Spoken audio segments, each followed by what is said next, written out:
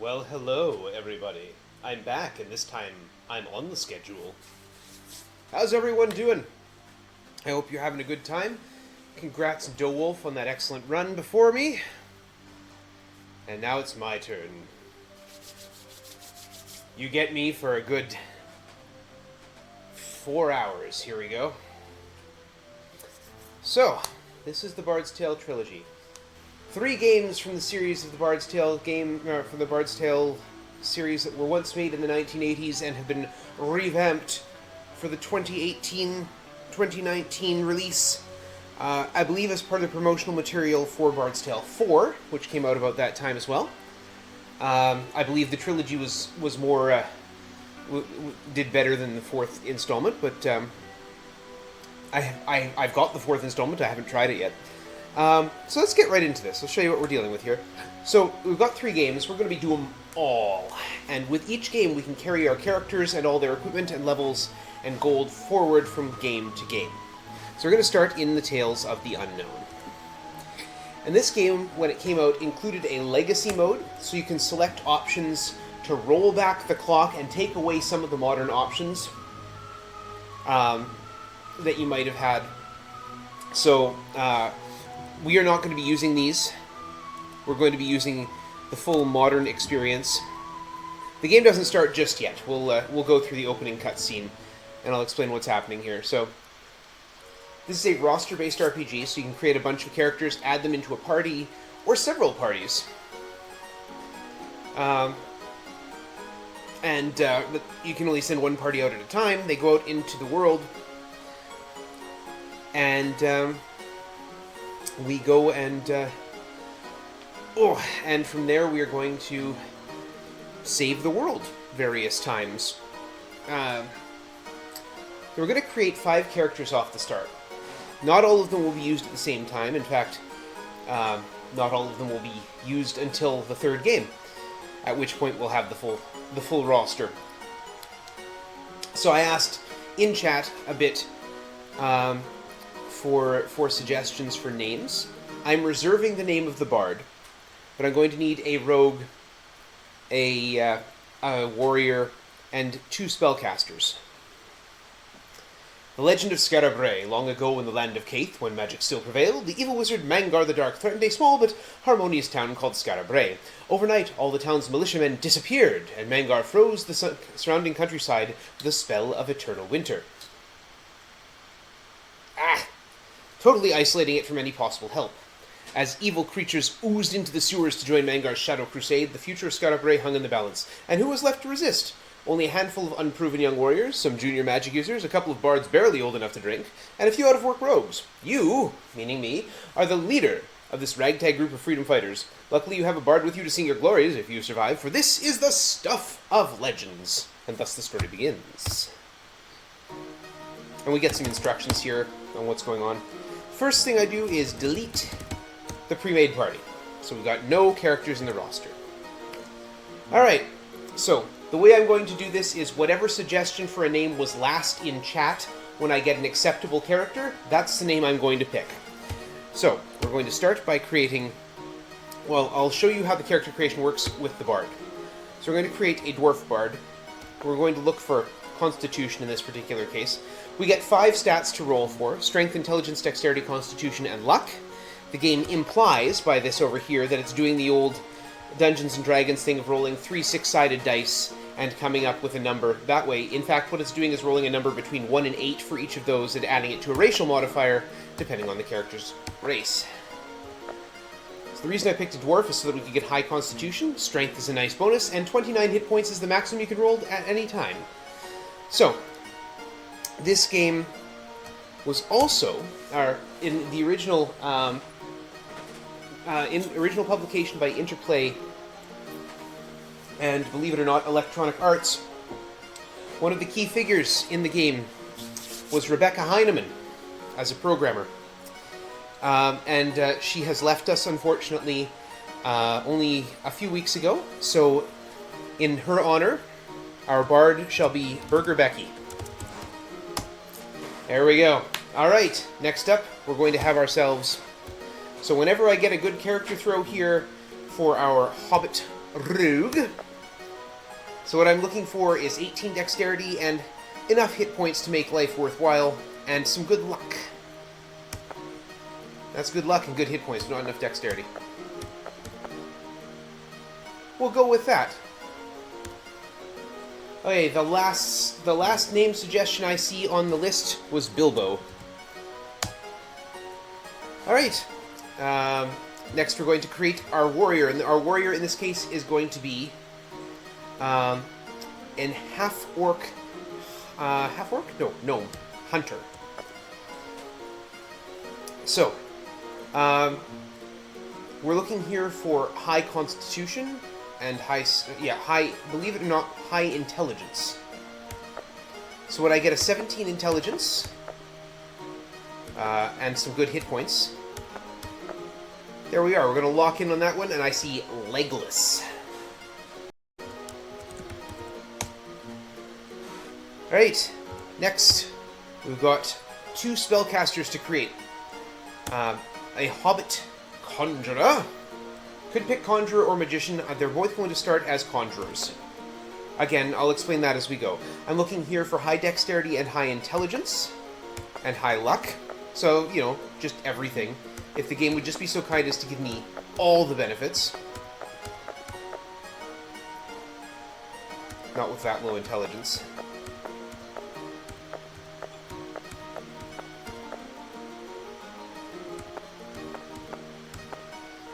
This might take a little bit. With only 12 spell points, yeah, you know what, we'll go with it. And I'm seeing Dink. A reference perhaps to the Wizardry games. Alright, finally, we are going to be making one more Conjurer. This one an Elf. Again, high intelligence and dexterity is what we're looking for here. 16 of each is the maximum possible for an elf. No, I want more than that. I want 16 in each.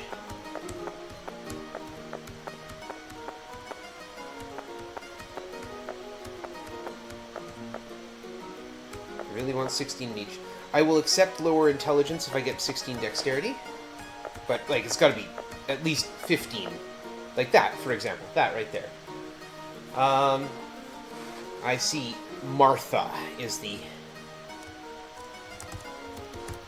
last name I see in chat. There is our lovely ensemble. The first thing we're going to do is remove them all from the team, and once we do that, the battle will begin. So, timer begins. So, if anyone really wants to change one of these names, you can change these names here in the inn. We can rename a party member, give them a new portrait if we want. Think of some fun way you could support something and get back to me. Anyway, we're going to remove this team, and we'll get Bilbo back in the party and start this thing going in 3, 2, 1. We roll. Alright, Bilbo comes back into the team. And we ignore this. We do not need the instructions. Thank you. Bilbo has nothing in the inventory. We're going to be using the quick saves, which is not a feature in the original. We're going to come over here, and we're going to commence what I call Operation Victoria. Hide in the shadows. 3 shots at it, missed all of them, 50-50 every time. I do love missing coin flips. Wow. 0 for 6. So, the deal is, there's these statues around town. Now, we're not sure why they're there. I mean, I know why they're there. But here's the point. Leaping out of the shadows punches a samurai and critically hits for 2 points of damage, killing him. So, the samurai had more hit points than that. Critical hit means instant kill. That's the special ability of the hunter as well. But when the rogue hides in shadows and then jumps out at a target... Yeah, Bilbo's kind of terrible at hiding in shadows without his ring. Alright, Stone Giant, hide in shadows. Wow. 8 times we've managed it once. 9 times we've managed it once. 10. 1 for 10. There we go. See, critically hits for 1 point of damage on a kick. So again, because Bilbo is traveling alone, It's a significant amount of experience points that are being earned here. And because we're playing in modern mode, all of these particular things are flagged, and thus I don't have to fight them ever again. Specifically that dragon that's standing in the way of a dungeon. Boom. Oh, good, we found a lamp. Here we go. Boop. Boop. And if you're wondering why we don't just leave Scotterbray, yeah, gigantic snowdrift. And here's the stable master. All the horses have been eaten by creatures.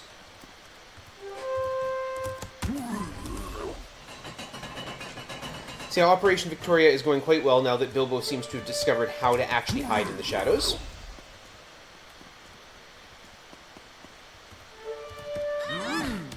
I had to say something.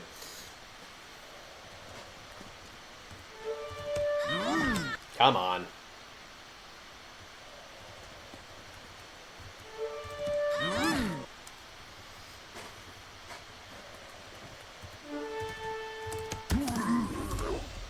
So if you're wondering where the background music has gone, all the music in this game, every sound you hear, except for that trumpet that plays when combat starts, and the trumpet that plays if you run away from a fight, all of that is integrated as diegetic to the game.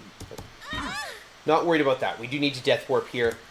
So, alas, your party has expired and gone to Adventurer Heaven. So Burger Becky, our savior, is going to come into the game at the moment. Along with...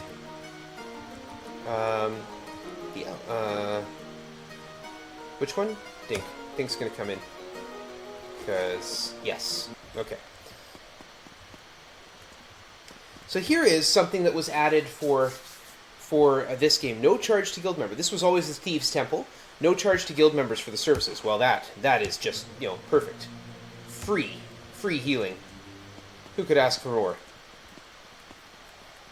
Support Medicare for all. Anyway, so we're going to just quick save here. We're going to look for some good boosts to hide in shadows and disarm traps here. I saw a couple of really low ones in there. No, we're not going to take that 5.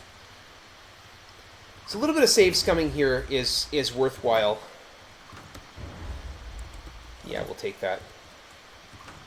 Definitely not that. So just a touch. Free healing, but check your pockets and bags afterward, yeah.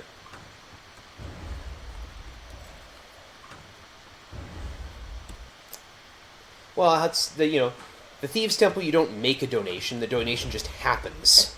You walk out of there and your purse is a little lighter, that's all. So yeah, for whatever reason, they decided to add that little piece of flavor that your rogues don't have to pay at the Thieves' Temple. And it works out very nicely in my favor.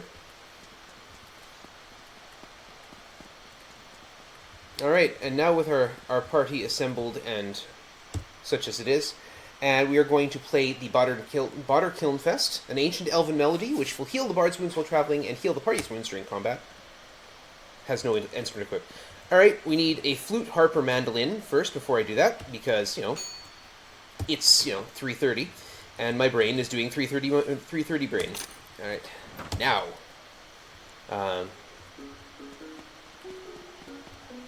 the Bodder Kiln Fest will heal the party during combat. Thank you. 8 gnomes, we can't take that, despite the fact that I tried to run away. Okay, maybe we can. Nope, never mind.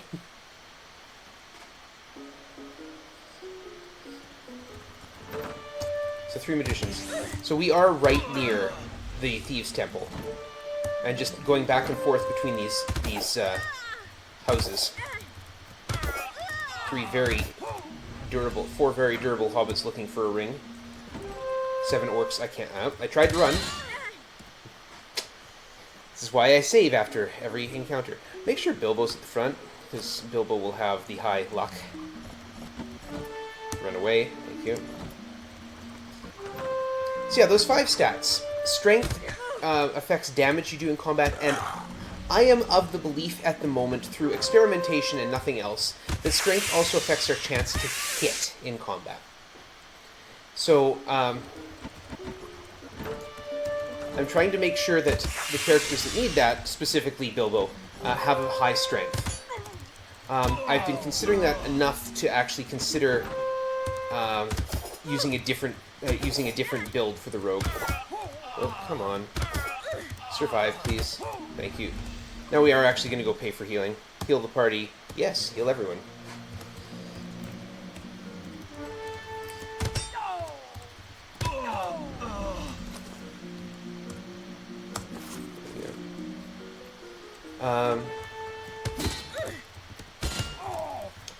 So strength does that. Intelligence affects the amount of spell points you get at level, and as far as I can tell, nothing else. So for your spellcasters, it's important to get that intelligence rolling really quickly and get it up as high as we can, which is why I've taken Dink, who has a low intelligence, and I'm going to start pushing her intelligence as quick as possible. Run away. 3 barbarians would slice me up rather nastily. Okay, and again, we will save Scum for some intelligence, because Dink has such low intelligence. Constitution does the same thing as intelligence does for spell points, but Constitution does it for hit points. And we will really take that rather pathetic level, despite the fact that it was a rather pathetic level, because it has the high intelligence. Or it has the boost of intelligence. So Constitution and Intelligence, they're important. They serve their purpose if you get them early. Which is part of the reason that our Hunter has high intelligence. Foreshadowing for a future... well, for a future game, in fact. Nope. So the first Bard's Tale is fairly linear, but it is in an open-ish world. We're stuck in Skara. There's a series of dungeons below and above and around it, but we really can't leave Skara itself. So, this game, the speedrun is, okay, grind until you have a better place to grind from. And then grind there until you have the next better place to grind from. And then grind there until you have the next better place to grind from. Run away. Those hobbits are vicious. Uh-oh. Lemon Kitsune has a dad joke for me in chat. What's up?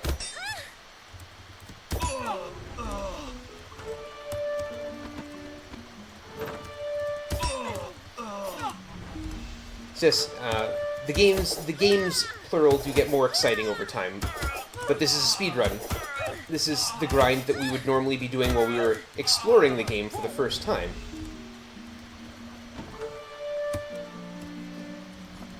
A priest, a monk, and a rabbit walk into a blood bank. The rabbit tells the nurse, "I think I'm a typo." I like it.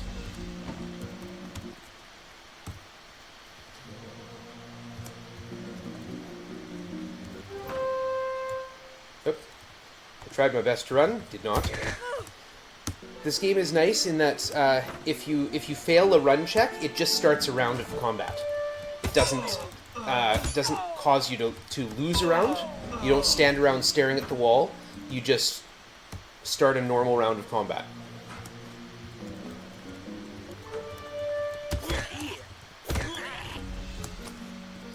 We're almost at level for Dink, which is what we want here. Nope. Nope. Nope. Yep. Maybe not.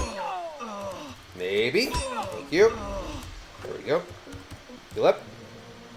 Do nice requiem.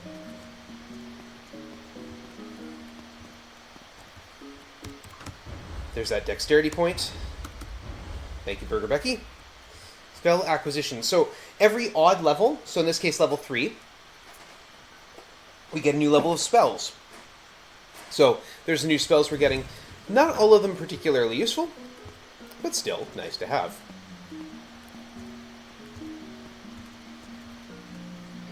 We're going to kick indoors again for a bit. Okay. Just to make sure we get through this.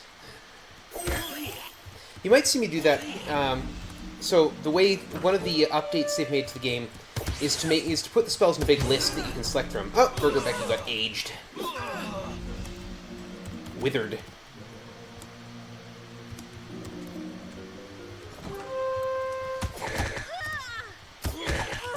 But in the original, as a form of copy protection, you had to type in a 4-letter code.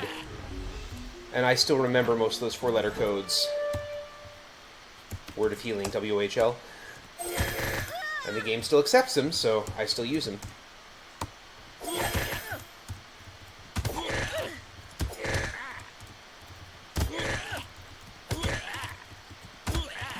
Yeah, HP equals old. Yeah, I feel that. That's how I feel most days. Let's see if we've got some stuff here. I don't know. Yeah, the war axe is fine.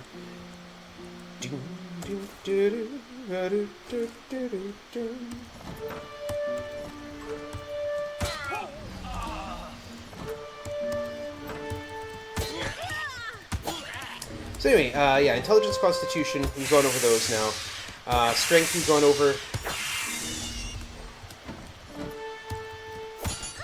There's also luck and dexterity.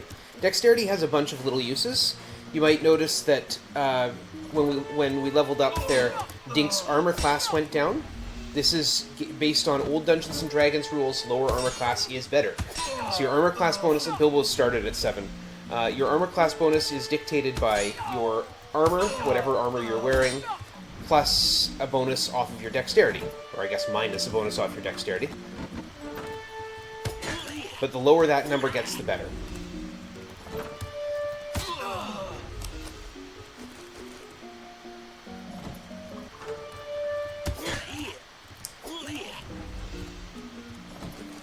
Yeah, so we are going for 5,000. Whoa. Yeah.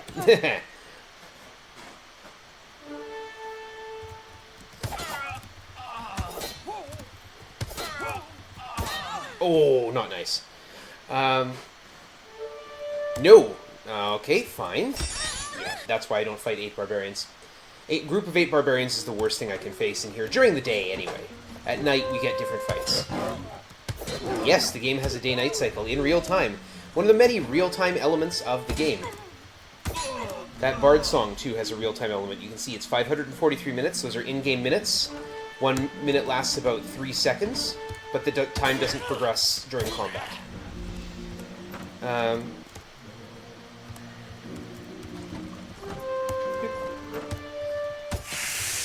So yes, luck and dexterity are left, and they're the most complicated of the tools. So dexterity increases, obviously, or decreases your armor class, which means that it's easier for you to avoid getting hit. Get about 1,000 more.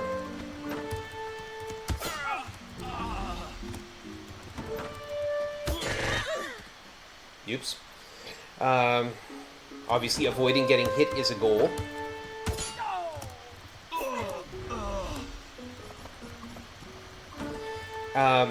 Dexterity also, high dexterity means you go first in combat. Yikes. Or are more likely to go first in combat. There is some random chance associated with it still. And at levels, high dexterity affects your thief skills if you're a rogue.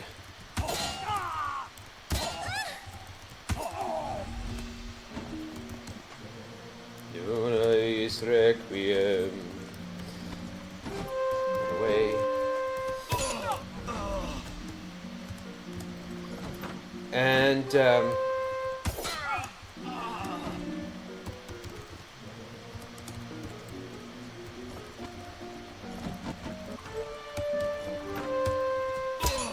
that leaves luck. Now, luck is largely spell resistance and spell efficacy. So the higher your luck, the more likely you are to hit enemies with spells, and the more likely you are to resist enemy magic. As well as things like traps. Run away. Okay, don't run away, that's fine. And now I'm committed. Yeah, I was worried about that. Worried about being committed. For magicians, you might notice here it says 20 feet, and here it says advance ahead. Enemies don't always appear at Melee range, sometimes they appear at a distance. The battlefield, no matter where the battlefield is 90 feet long, so enemies can be 90 feet away. 10 feet is melee range. Which I guess makes for a very long sword, I'm not sure. 6 gnomes. No, they'll beat us up right now. Definitely not. 1 hobgoblin. Definitely killable, thank you. Nope, the bad habits there. No!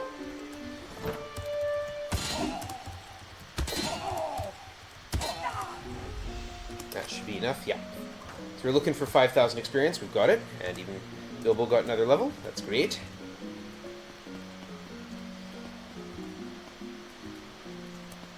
Here, oh, sure, the spider can be around to take the first hit, that's fine.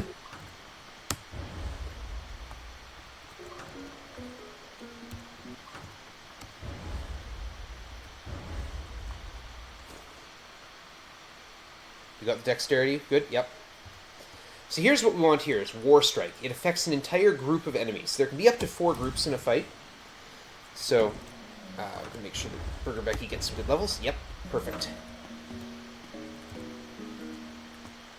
And now, we are going to remove some characters. Oops, sell.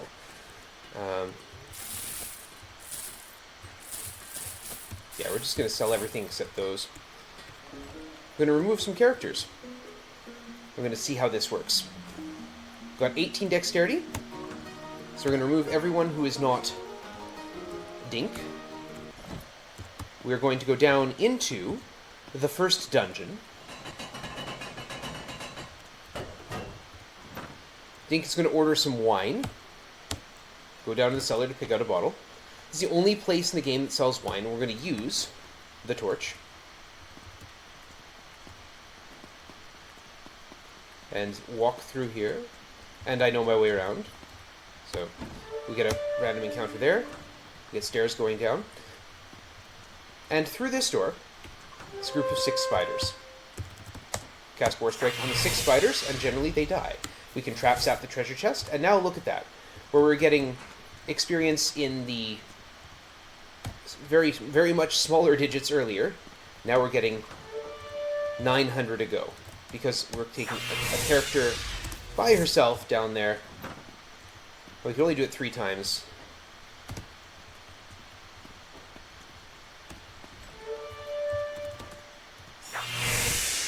Oh, and there goes our associate spider.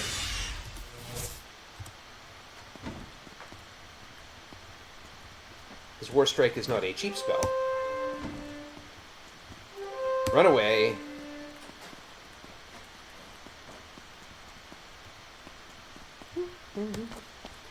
There we go. Exit the tavern. Go get a level up.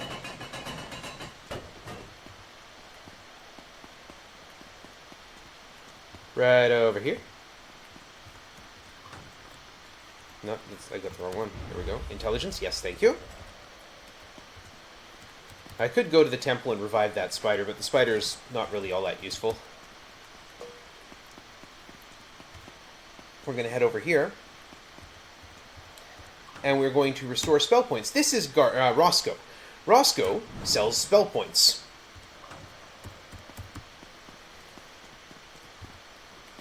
He doesn't quite charge a whole arm and a leg for them, but it's close. This is a locked iron gate.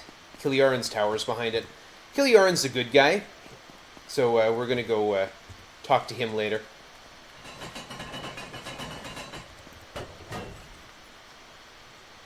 Order wine. I never drink wine. Run away. Still only have enough magic points for 3 spider killing expeditions. Run away.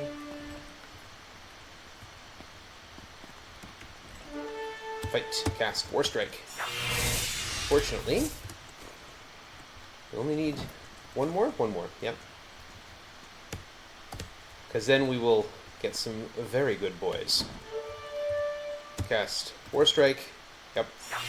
Boom. At level 7, we get 4th level spells.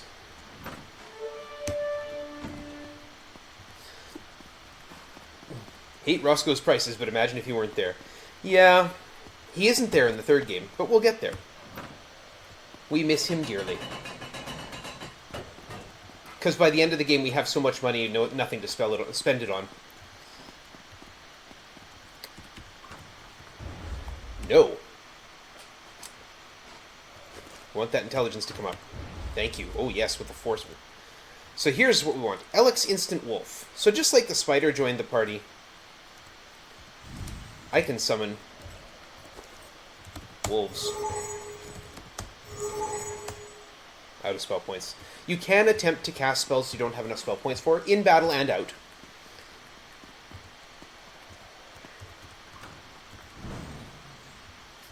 So, okay, here's where the game's... Oops. Here's where the game's mechanics come into play. Because it's only the first 4 characters in the fight that are in melee range. So the remainder, sitting out of melee range, like, say, Dink, well,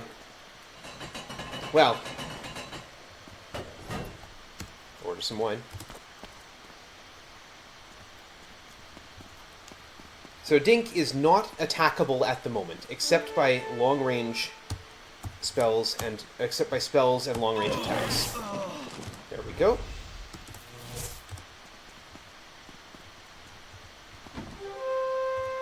Death itself in the form of 2 magicians.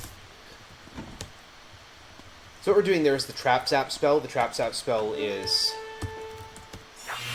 important for opening treasure chests that might have traps on them.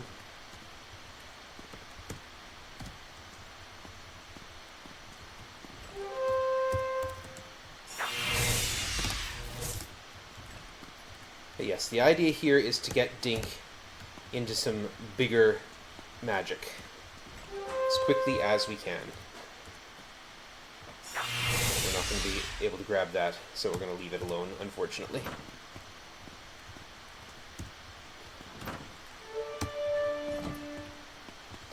I could open it, but if it's something like a poison cloud, it will kill all my wolves and doom Dink to a very, very quick run back to the temple. Not anyone's ideal situation. That's okay. We'll be done killing spiders very soon.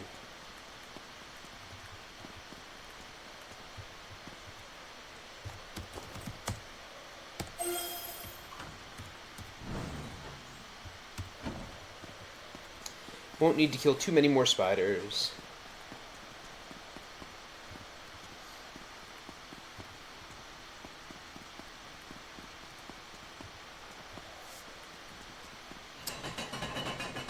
I'm realizing I'm building my mages up backwards. Oops, that's okay.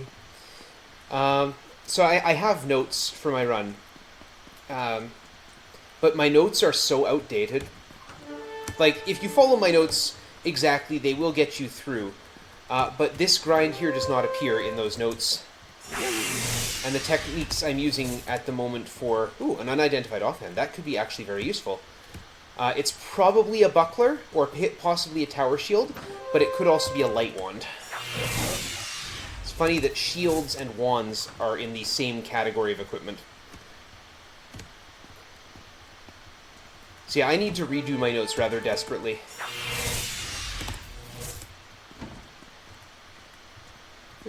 One more.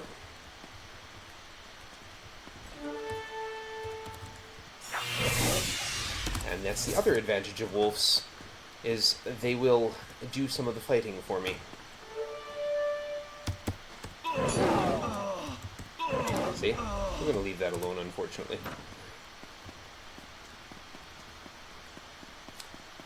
Well, we will thank this good pupper for his services. Climb up the stairs, exit the tavern. It's level... Where are we at? 7, yeah. Over here. Thank you, yes. Maximum spell point roll and intelligence. Good. Conjurer is growing as hoped. So Dink is going to be our main caster through this and the next game.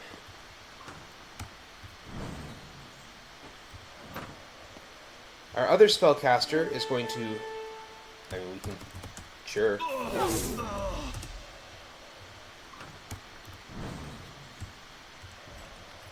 Our other caster is going to come up behind. Or I could reverse him. The point is I wanted one who was fast and one who was smart, and I've mixed up the two. Because I am neither. Yes, wolves, that is correct, Lemon Kitsune. The wolves do not gain experience. Summoned monsters and recruited monsters do not gain experience. So this grind is faster for not having to deal with, for not having to split the experience. So every one of these fights gives me the 900 experience that I would normally get across the entire team, delivered unto a single person. And you can tell I'm classy because I said unto.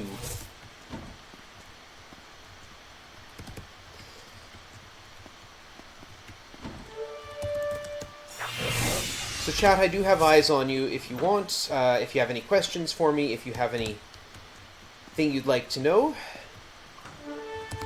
I am quite willing to converse. Oh, I am out of magic points. Okay, fine. Out of hobbits. It's a terrible thing when the hobbits turn on you, and it's important to break bad hobbits when the time comes.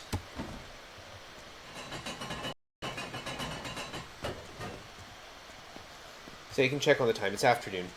You can actually see it getting darker.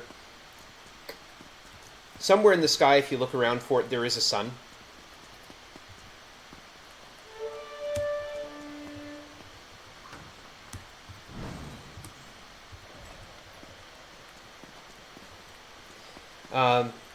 And of course, at nighttime, there's a moon. At nighttime, the game world changes. You get more interesting encounters on the surface.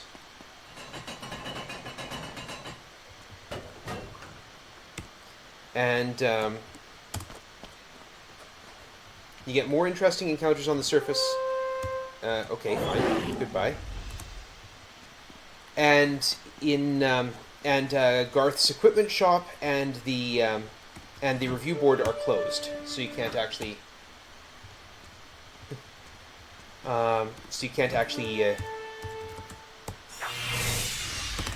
do much in town. Question in chat from Dana Chrysalis. Is this a rush to Mibble? M-I-B-L. Mindblade. Mangar's Mindblade. Not exactly, no. This is really... The rush is to dispossess. It is a rush to a spell, but also because I'm setting up characters for the next two games. So there's a little bit of the long game going on here. Party finds on a harp. And there's our level. Run away. Yeah, that is level 9. Now we can step up the game a bit.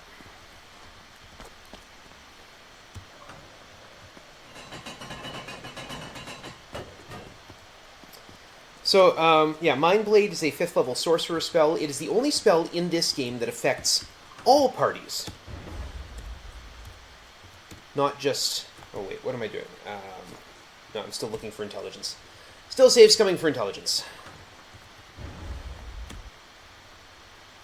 Not just one group, but all of them.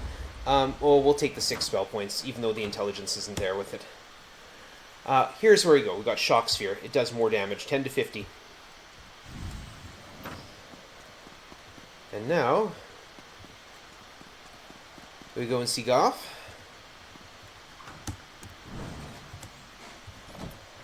And we can step up the grind a bit. I happen to know what to say to get in here. It's the Temple of the Mad God. And we're going to turn it around here, and we're going to cast a trap zap right here. It goes 30 feet forward, takes out this trap. It zaps that trap, as a matter of fact. But yes, it is a spell rush to see like what to get to the spells I need.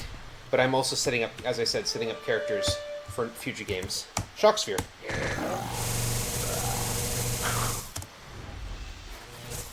So you're getting 900 a fight. Now here's 23,000.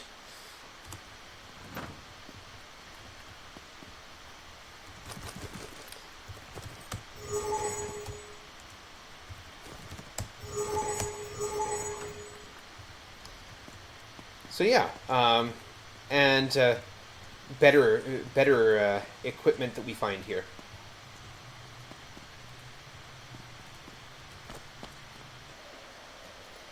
Except now it's dusk. So review board's closed. So they won't level me up.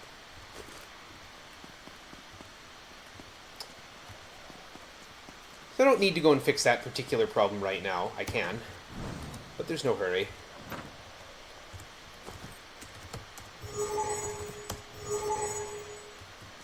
We'll just set myself up and go back down.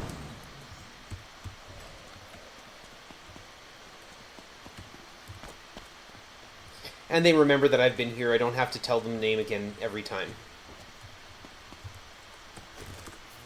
Damn.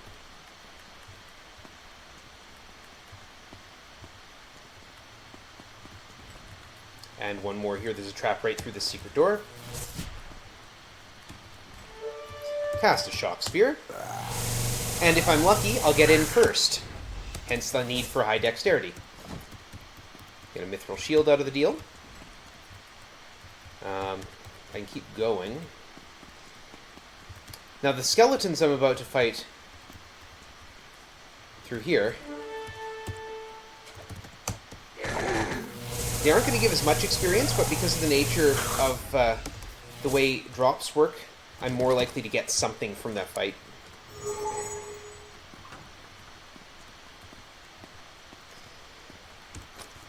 So, after battle rewards. Experience, of course, is based on whatever you're fighting. Oh. There we go. Another unidentified offhand. That could be the light wand I'm always looking for.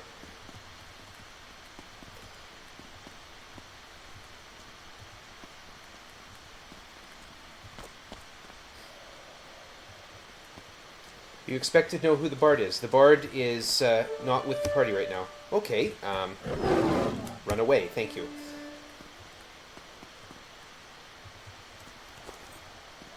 I should have just gone to go see Roscoe. So yeah, traveling at night means you're getting bigger fights, or you can get bigger fights in the main town. So yeah, I went completely the wrong way. So yeah, here's the Temple of the Greatest Gods. Perform the healing. Summon up our very good boys.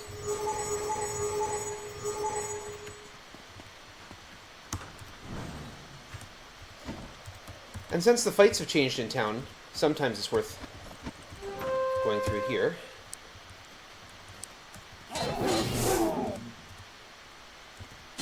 Letting the wolves do a lot of the work. Now we're actually finding whoops, War Strike. Actually finding multi-team groups up here. Cast a Shock Sphere at the Conjurers. And a War Strike the Wolves.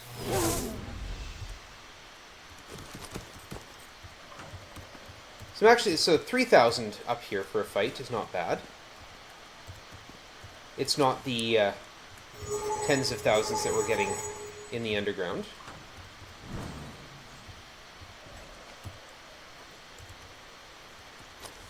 But especially being right near Roscoe's, it is slightly safer. And we're getting fairly close to our target. 4 Jade Monks. Those are things that we find in the underground. They are also very shockable. Also, enemies up here don't tend to carry treasure chests. We just got war striked back.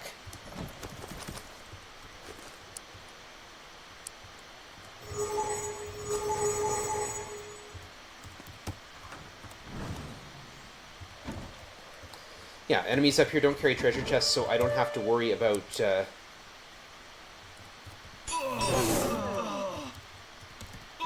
Thank you, wolves. I don't have to worry about trap sap spells. Shock Sphere the Magicians. We are looking for 115.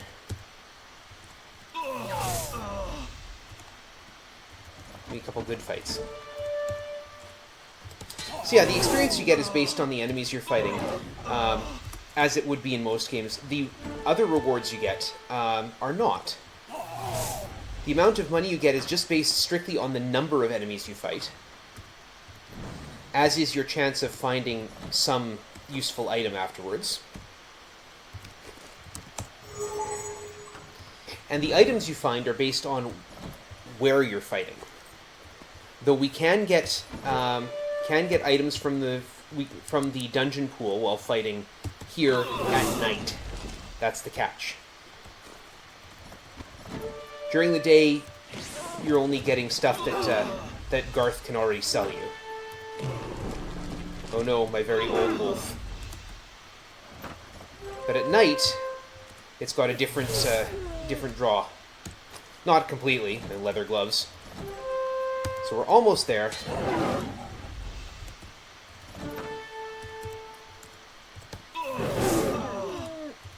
Wolf on wolf combat here.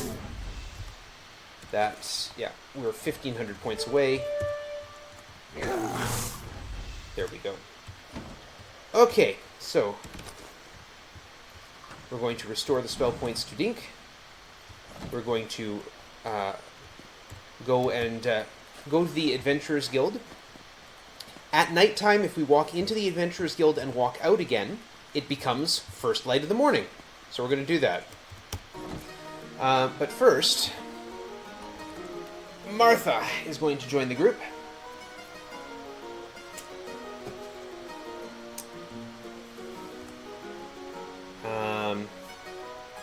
Yes, that's it for now. There's the crowing of the crow. We're going to identify tower shields and chainmail. Okay, nothing special there. And we're going to sell off basically everything.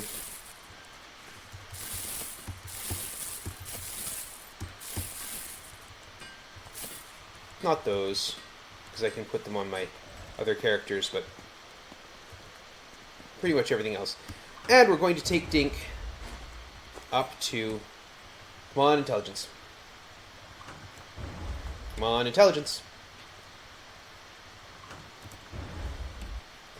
Hearing you say War Strike reminds me of Coneheads. Sure.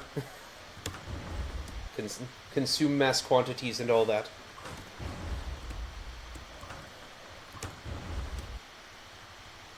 I mean, Dan Aykroyd, Jane Curtin, like, you can't really go wrong with that pairing. So here's our level 6 spells, and finally our level 7 spells. Here's one that we will need: Apport Arcane, teleport anywhere within a dungeon. This will kind of trivialize a lot of dungeons. And then Elix Instant Slayer materializes a Slayer to join the party. What's a Slayer? Well, the name speaks for itself. Yeah, we'll take those. So we will set our good boys free, and we will instead replace them with Slayers. Remember how I said lower armor class is better? Yeah, those are minus 15. The game is not built to deal with minus 15 armor class. Slayers do not get summoned until the second game, but they harmonized the spell lists between the 3 games. So, yeah, we have some beasts of ultimate combat capacity here. So we're going to Apport Arcane. So this is what you get when you do Apport Arcane. You have to put in some coordinates. So in this case, 8, 11, and minus 1. There are stairs here going down. So we're now on the 2nd floor, and now we're on the 3rd. I'm going to use my last lamp. because we are going to do some killing of ghouls. And Martha's just going to watch. We're going to let the Slayers do the work, because the ghouls cannot hit minus 15 armor class. And there's 40,000 experience. Ooh, and an unidentified instrument. That might change things very quickly. Run away. And here's 69 whites. It's 69. It's the funny number.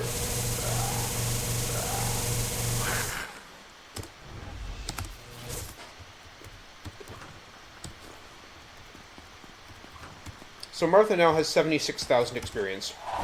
What? No. Okay. One of the other things I can do is point and click my way out of here.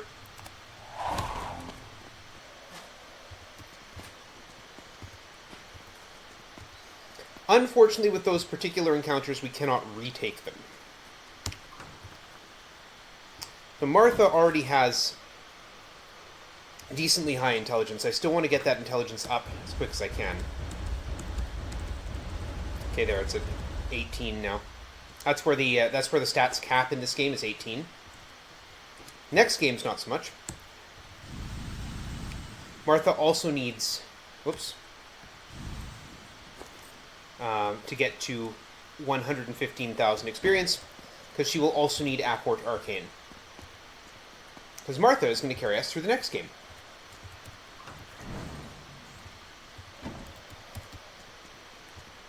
Yeah, you'll see wall bonks once in a while. 8, 11, -1. Take the stairs. Unfortunately, they're not back. There's some other things in here we can fight, like, say, 99 skeletons. 99 old bags of bones on the wall, 99 old bags of bones. Another unidentified instrument.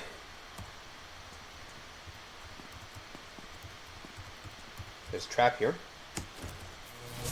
You can hear it go.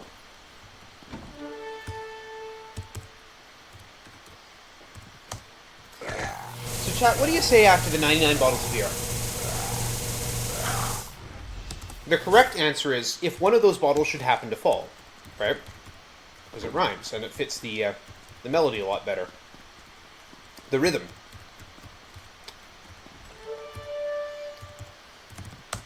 We'll just electrocute some zombies. Scale. Okay, we're almost done. Almost done grind.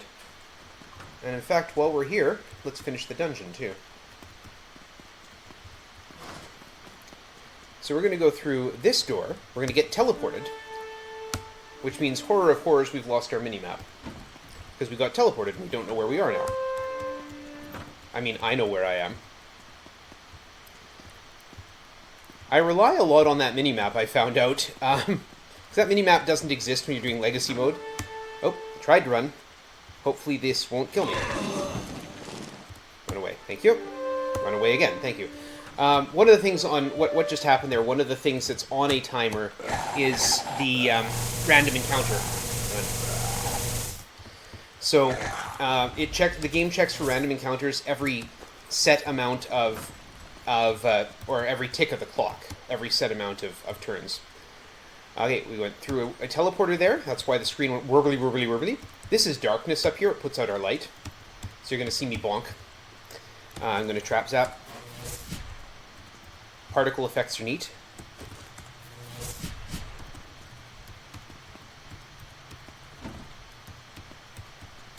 Step over here. And this is... Before you lies in the ancient burial chamber of King Eldrick, now a creature of darkness. Now, mortal men, I will drink of your souls, he hisses. You face death itself in the form of one specter. Okay, so the game, again, was not set up to deal with, slayers. Just instantly killing it. So, yeah, there we go. The eye has been added to the party inventory, and that's what we're here for. So we're going to Apport Arcane ourselves out.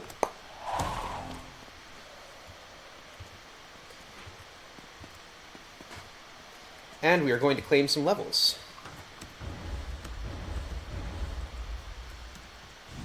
Martha has Apport Arcane, and we're going to class change Martha. Class change into... Sorcerer? Sorcerer, yeah. Boom. So there are four classes of spellcaster in this game. Fire Mandolin, Fire Horn. Brilliant. Brilliant, brilliant. I can sell the eye. I'd have to buy it back. Alright, now comes the time. I'm going to put our team back together. We're getting the band back together. Add Burger Becky and Legless the Hunter. No. Not Legless the Hunter. Legless the Hunter doesn't play into this for a while. We want Bilbo the Rogue, that's what I want. Okay, Burger Becky, we equip you with a fire horn. Please, thank you. Mithril gloves, mithril scale, mithril shield. And Bilbo. Mithril shield, leather armor. I might as well give you the eye. Someone's giving Bilbo the eye. Okay, we're just going to sell everything else. No one else can use it. And we do need the money. We're going to put Bilbo the Rogue at the front, because hiding in shadows is a beautiful thing. And finally, we're on to the next grind. So that's how this works.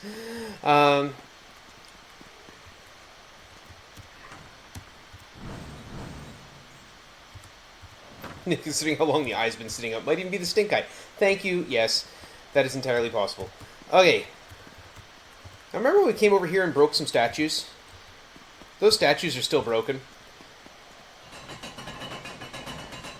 So yeah.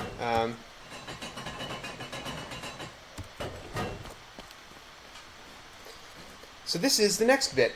This is Baron Harkon's domain. We're going to start with an Apport Arcane 3... sorry, no. 3 to the west. There's a magical glowing crystal sword here. The crystal sword has been added to the inventory. So that just skips, like, all of this floor. And then we can cast our way back. 3 to the east, and 3 to the south. Stairs going up. Yeah, let's take them. And Burger Becky's going to sing the Seeker's Ballad. It gives us light.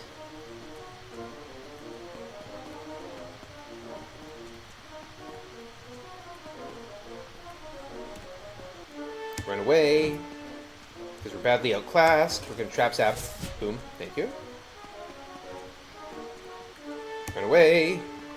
Run away. Uh-oh. Sometimes you don't get the chance to run away. Use that fire horn. It gives us a breath weapon, is what it does. Well, now I'm kind of plot committed, so let my slayers do their work. Ag's arrows, nice. Except we don't actually ever use arrows. And finally, we've got a mystery here. Once man alive, now living death that drinketh blood and stealeth breath. Any guesses, chat? I assume Fire Mandolin is just fire horn with a different instrument for the sound of bard songs. Yeah, it's the same. I believe it's the same damage. But yes, it does give me a breath weapon. So, the answer to this riddle, it's vampire. We get teleported. We get a silver square. And from here, we're going to go straight on. Tip. Am I ready to continue on? What do I need? I need the crystal sword. I've got the crystal sword. Yeah. So we go one north and one west from here, and up one. Now look, Mr. Angry Skull here is telling us that there are area curses. You can't target an Apport Arcane spell onto the second floor of this dungeon. I'm going to save, though, before I do something rash and ridiculous. A gold statue of a 15-foot-tall warrior stands before you. Will you approach it? Yeah, sure. An eye levitates from the party and goes to the statue's empty eye socket, represented here by an empty eye socket. And then, I hunger. The walls shake as the statue stands suddenly, flinging marble everywhere. Gaze at the awesomeness of one mad god. Yeah, again, game not built to deal with slayers. Then we get teleported. This is Kiliaran's tower. This iron gate we checked earlier, it was locked, right? So is that one. But we're on the inside of them. So we head up to Kiliaran's tower. We still don't have very good light here. That's okay. We got smoke in our eyes. We go through here, we get teleported. Anti-magic square here. Step here, we get teleported again. Now we're standing on a spinner. Angry Skull confirms it. But the spinner doesn't spin us until we walk off the square. Or till we try and turn. So I'm going to step off the square and not get spun, so I know exactly where I am. We just answer this question. Get teleported again. The question, could barbarians hit the slayers? As such, as of right now, yes, they can. And I know why you're asking. At least I think I do. The barbarians in town can't. The berserkers up ahead, or the berserkers that we skipped past, they can't. But that is where we need Mind Blade. Run away! through the secret door, and I need to go. Let me get my magic compass up. Here's my magic compass. It tells me what direction I'm pointing in. We go north 1, 1, 2, 3, hit the wall. 1, 2, 3 north, hit the wall, and then go through here. Get the silver triangle. Every time we're out of darkness, the bard song will once more give us light. Hit the wall, hit the wall, hit the wall. And now we will see if I have done something incredibly dumb. Or not. This is a secret door. No. This is, yeah. Run away. So through this door is the crystal golem. Burger Becky has the crystal sword on. In order to beat the crystal golem, you must destroy it with the crystal sword. So we're going to put some wolves up in front of us. Hide in shadows. And we're going to start buffing up. So Falconton's Fury. Battle Skill, increasing chance to hit. Wrath of Valhalla, also increasing chance to hit. Defend. Attack. And cross fingers and hope. There we go. 47 points damage, killing it. Good. Had a low roll of damage, or low hit point roll. For whatever reason, the Crystal Golem always drops... I'm going to renew my song just so you can see what's going on here. The Crystal Golem always drops an item, and I don't know why. I used to item grind there, but I found a better spot to item grind. Because the Crystal Golem comes back to life if you don't kill it with the Crystal Sword, you can just sit there and fight it over and over and over and over and over and over and over again. Yeah, since this isn't Legacy, the Berserkers do not respawn. That is accurate.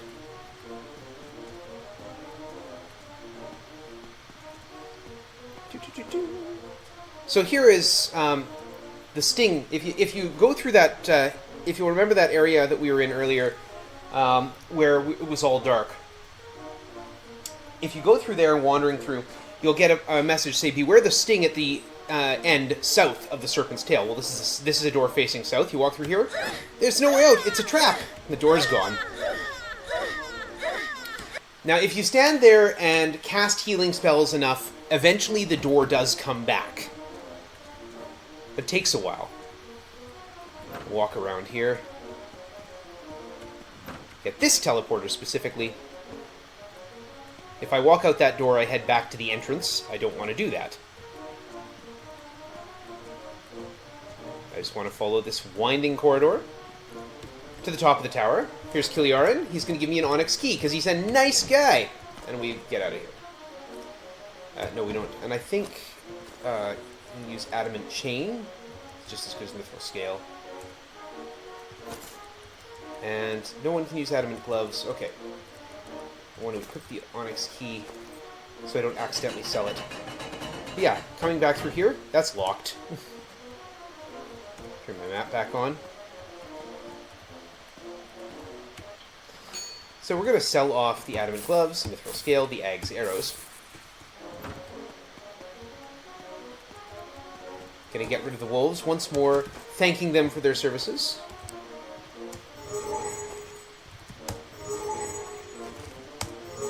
And recover some slayers.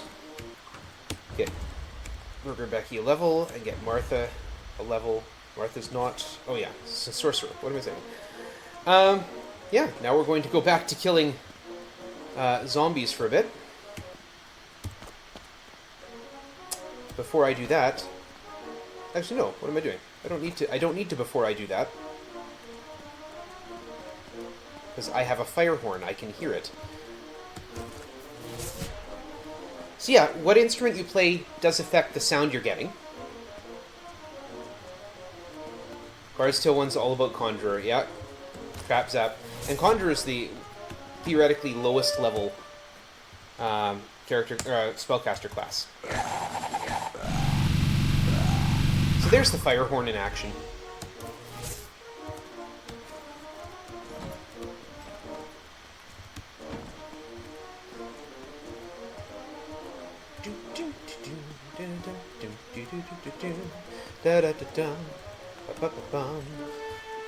Hide, use, defend.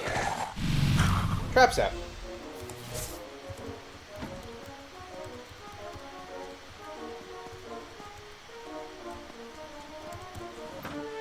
Hide, use, defend.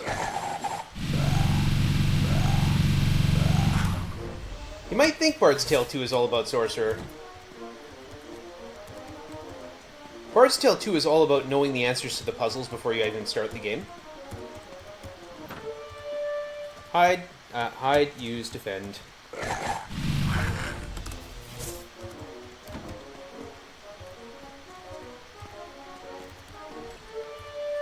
Hide, use, defend.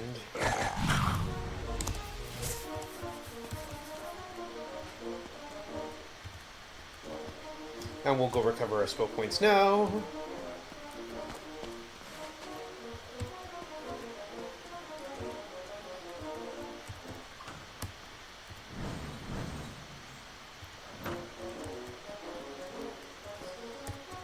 But believe it or not, what I'm actually in for here... We'll speed this up a bit by apporting arcane. I don't know what the form of that would be. Right to there. Hide, use, defend. Bard's Tale 3 is all about your rainbow dragon friend. Yeah. Cold harp. Also a breath weapon.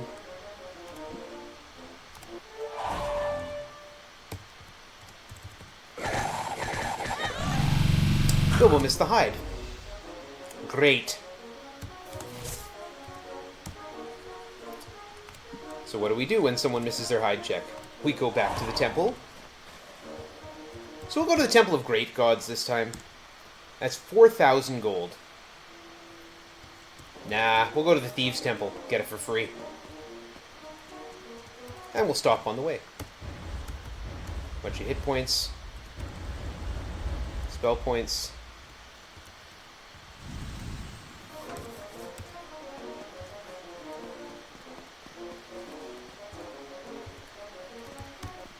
Heal the party. 55 gold for the damage that Burger Becky has taken.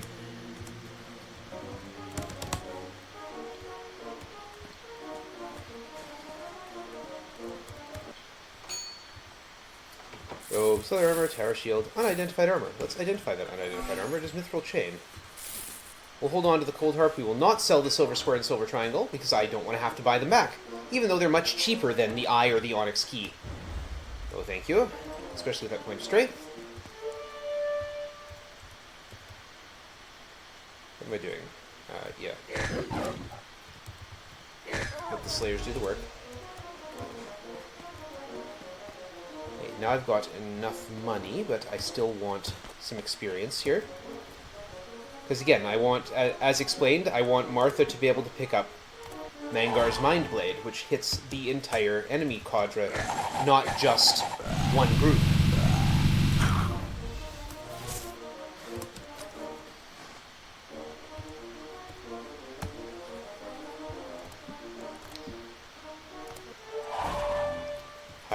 Hide, use, defend. Mithril plate.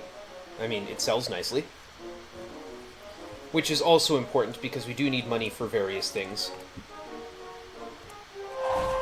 Hide, use, defend.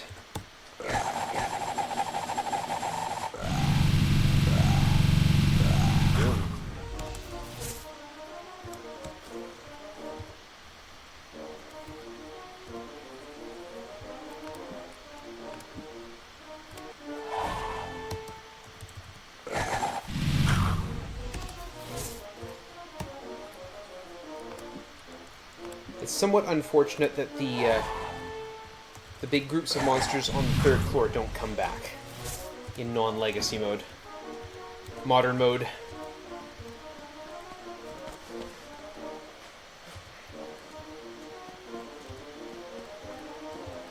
We'll go get our levels.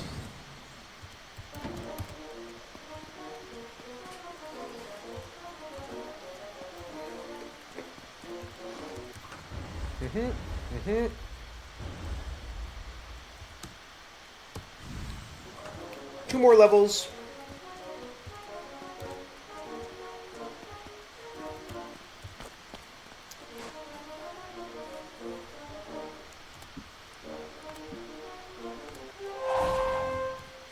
There is a separate reason to do all these fights, as opposed to just ditching my party. And, you know, getting these things under high efficiency circumstances.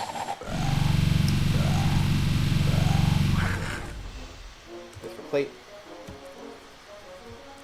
And that is the stuff we can find, but we're going to duck out for now.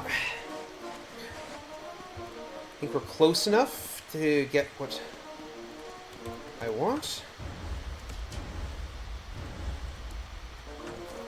65,000. Okay, we're almost there.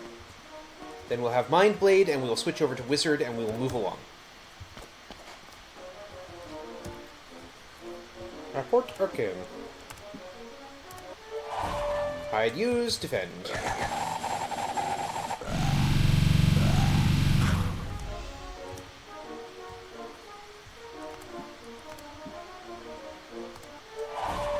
Hide, use, defend.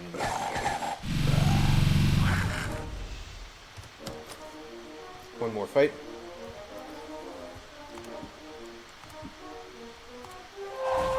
Hide, use, defend.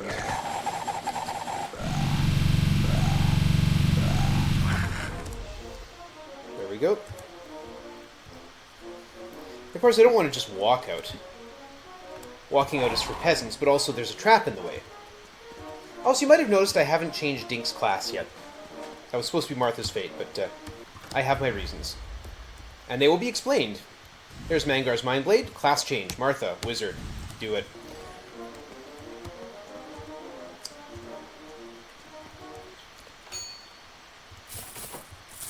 Identify the arrow. It's mithril. And a couple of mithril plates. Boom, boom. Okay. Moving right along. We are not ready to take on the end of the game just yet. We are very close. Yeah, we're going to order some wine. Go to the cellar and pick out a bottle. We're going to cast a spell. These cellars and sewer that we'd been in earlier, they are a massive multi-floor dungeon that we can just teleport right to the very end of. Don't have to go through it at all. This is Mangar's Tower. Again, iron gates in the corner lock us out. If we didn't have this, we wouldn't have the... if we didn't have the Onyx key, we wouldn't be able to see that. See those stairs. We're going to go...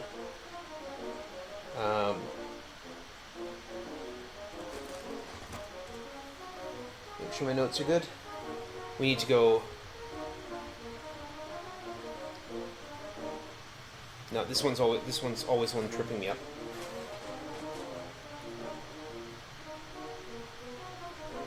Okay, so we are going to go north. I think that's the spot. Let me save first.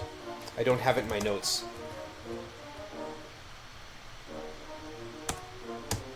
Nope, wrong spot. And I just get attacked.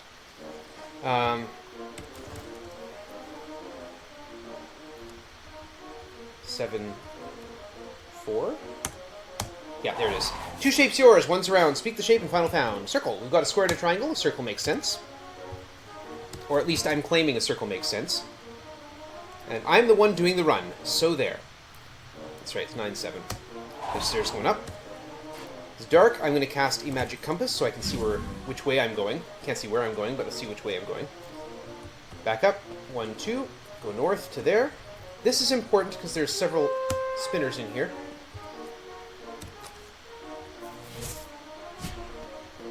We're going to turn this way, go 1, 2, 3. We're going to get a double message of darkness. And cast traps up. Oh good, we're facing south.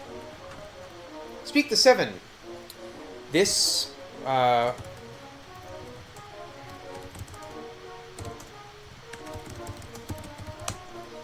gives us the stairs.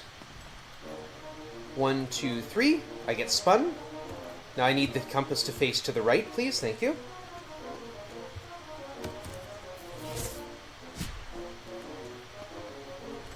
We'll walk around this corridor.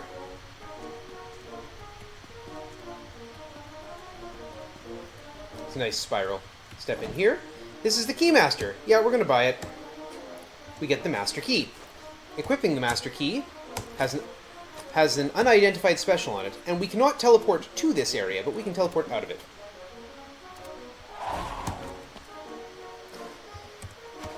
And now, we can go in these locked gates.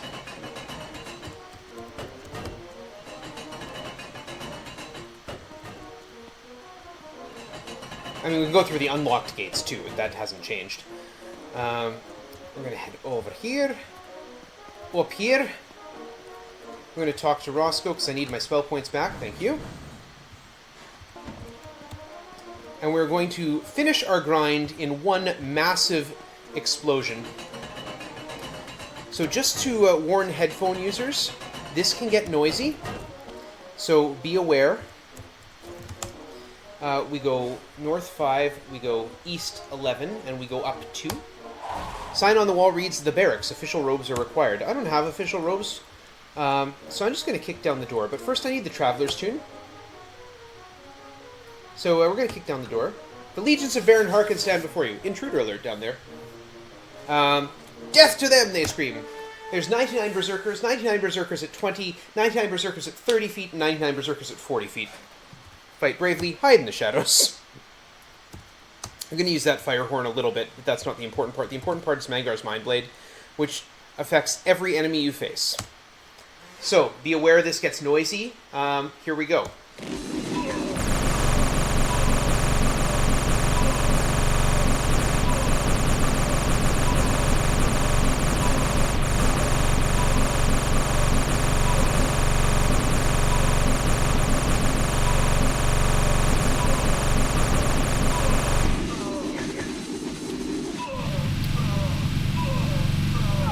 So yeah, the Berserkers can't hit. I mean, obviously can't hit Bilbo because Bilbo is hiding. But they can't hit minus 19 armor class.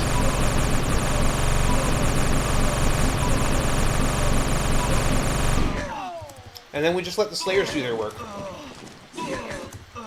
We'll move them. There we are. Trap zap ourselves open there. And there's 253,000 experience in one fell swoop. Split, yeah, and that's split.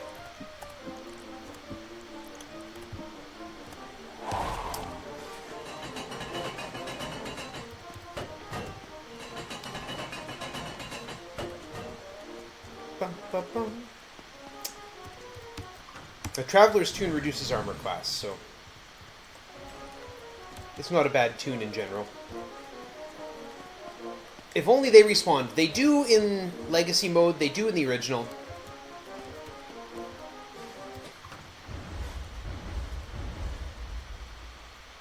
Oops. Get my experience. And Martha. Spell acquisition. Up to level 5. Class change! Magician. Magician is also a lowly starting class. Check my inventory. Anything I don't need. Yep, a couple things I don't need. Switch to the cold harp. Just for a change in the tune. We do not need Pin's flute or an ogre figurine. We'll hold on to the fire horn.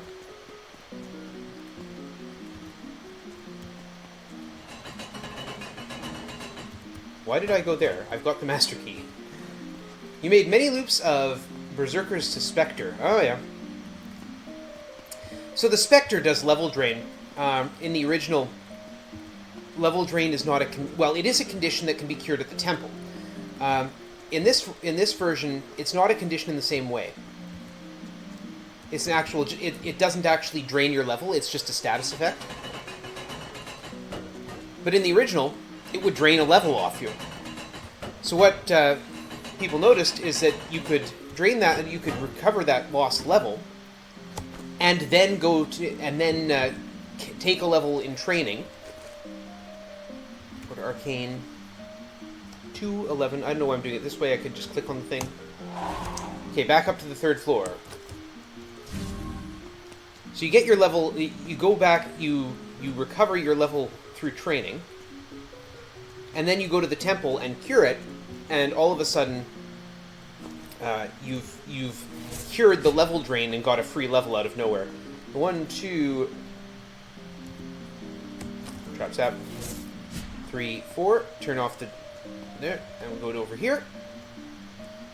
Save before we go through this door and get attacked. Save before we go through this door, get attacked.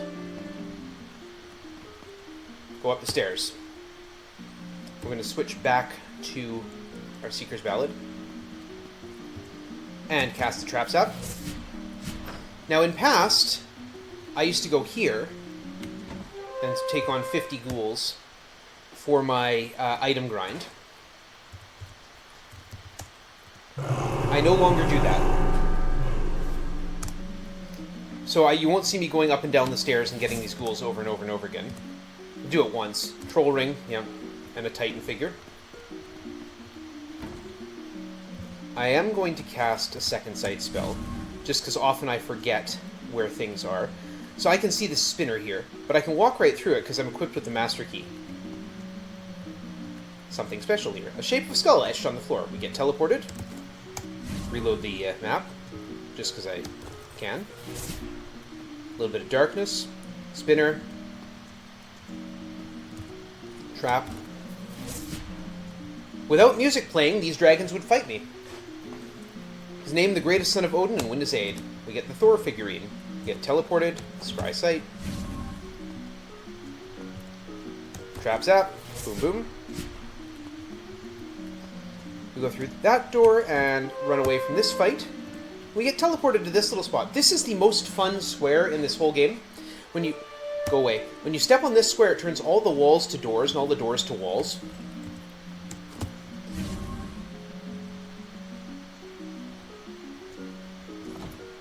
Just want to make sure I don't step in the wrong place. Yeah, this is where I fought the ghouls, right there. We need it to get down here and through this door. And in order to go up through this portal, we need a levitation spell. Whee! Get teleported. Get bonked here. Death to those who would attack the Mighty One. They don't like us. But I'm so lovable. We're going to get attacked here. Storm Giants, we can run away. Going to get attacked here. Run away from those guys too. Walk into the wall. And here is why we need 3rd level wizard spells, because we get a character who's possessed. And the spell, 3rd level wizard spell, is Dispossess. Curing the problem. Get attacked here. We get teleported. Scry.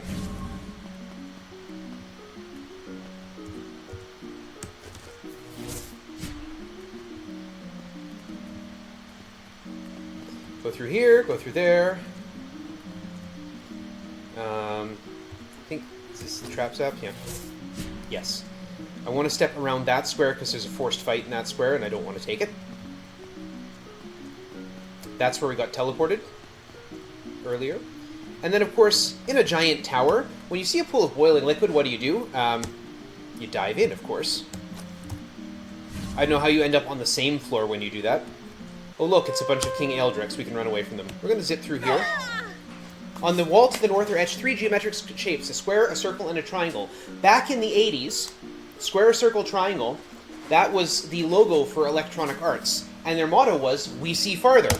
A voice whispers, "You see further. Path such has been granted." This is a forced encounter. Run away. Turn to the right. And we go 1, 2, 3, 4.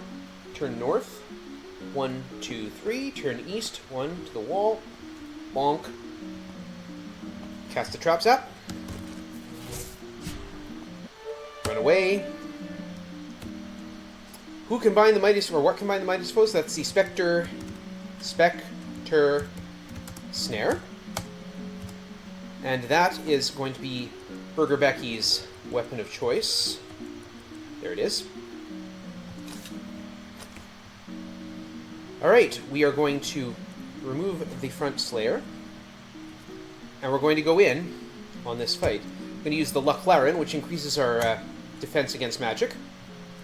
And this fight generally looks really rough, because it usually is. Demon Lords, Vampire Lords, and Mangar. We're going to hide in the shadows. We're going to use that Spectre Snare on a Demon Lord. We're going to do whatever we can here. There's not a lot we can do. We're just generally going to get annihilated very, very quickly. And Spellbind on Demon Lord. Case in point. So Bilbo's hidden. Oh, that's not going to work. Yeah, we can keep it for further games, and that's the idea. We're going to put Bilbo behind Burger Becky. Not that far behind, thank you. Here we go. So there is a glitch in this game, which I've noted a few times. Your bard is often... Oops.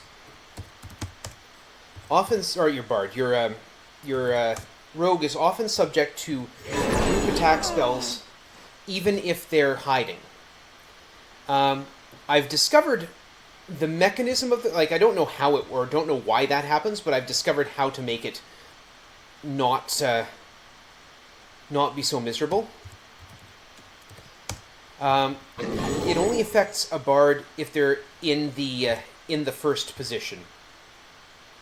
Or a bard. I keep saying bard. A rogue if they're in the first position.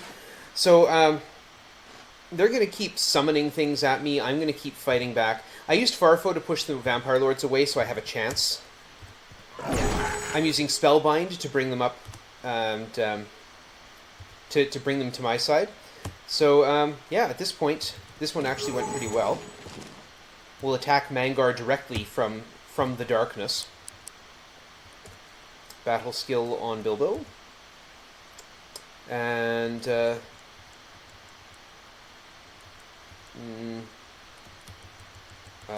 where's Wrath of Valhalla? There it is. Bilbo, that's why. Bilbo, leaping out of the shadows, swings at Mangar and critically hits for 3 points of damage, killing him. But there's still the vampires to take out. They're still summoning wraiths.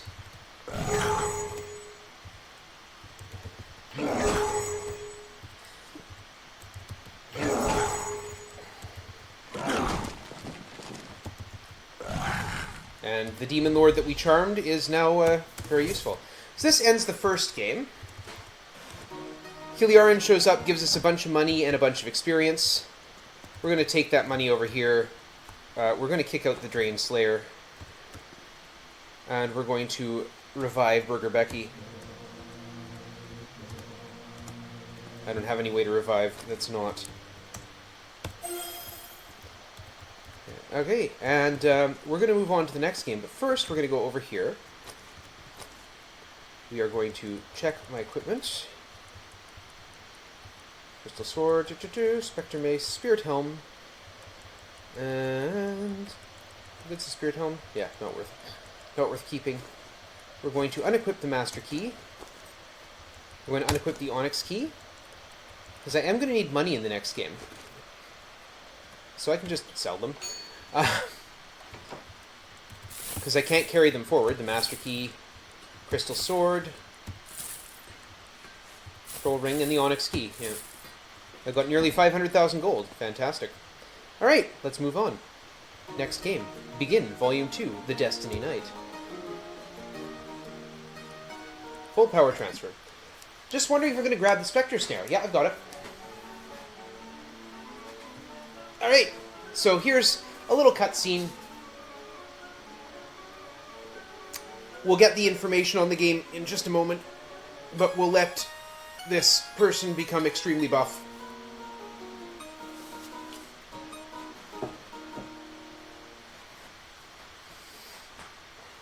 Volume 2, The Destiny Knight. The Destiny Knight is short in the Trilogy speedrun. Greetings, heroes! My name is Ceradon, a wizard of some fame and little fortune. Every bard in Case sings of your victory over Mangar and his vile horde in Scarabray. Thus, even though we have never met, I am seeking you out. Our land now faces danger even greater than Mangar, an evil that could leave it open to invasion and bloody conquest. The Destiny Wand, which has kept us safe for 700 years, has been shattered into 7 fragments by the Archmage Legoth Zanta, and those fragments hidden all across the realm. Until you recover them, reforge the wand, and defeat Legoth Zanta, Kaith is in great peril. Save her, I beg you. Now I must hurry, for while I was attempting to glean knowledge of Zanta, he sensed my prying magic, and even now his Lestrade mercenaries approach. I care not for my own safety, but I pray my magic will keep this letter safe until it reaches your hands. May fate smile upon you, and me. So, we're now in Tangermain, in 6 cities on the plains. We're going to remove the party. We're going to add back Bilbo the Rogue. Make sure I've got high enough hide and shadows. I do. And make sure I've got some sources of light, which I'm going to need.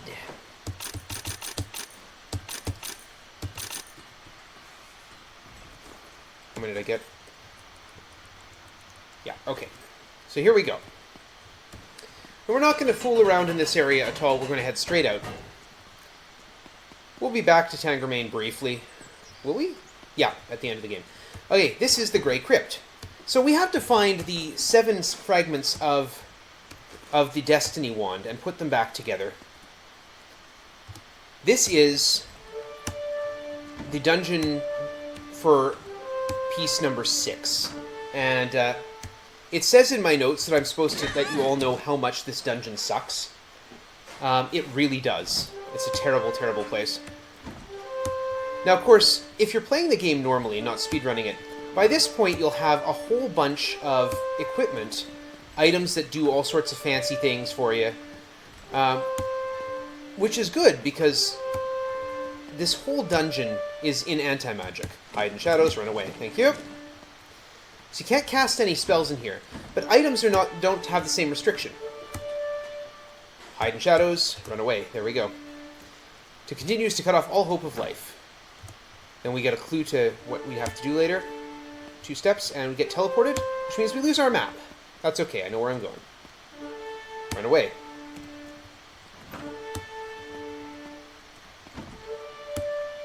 Hide in shadows. Run away. So yeah, why am I at number 6 first? Because the game allows you to take them in any order. And number 6... oops. There, that's where I wanted to go. Now. Through there. There we are. Through that wall. Number 6 not only is the closest one to where we start, but also provides a lot of power, and it can be handled by a single rogue alone. Not in the original, heavens no, but in this one, yeah.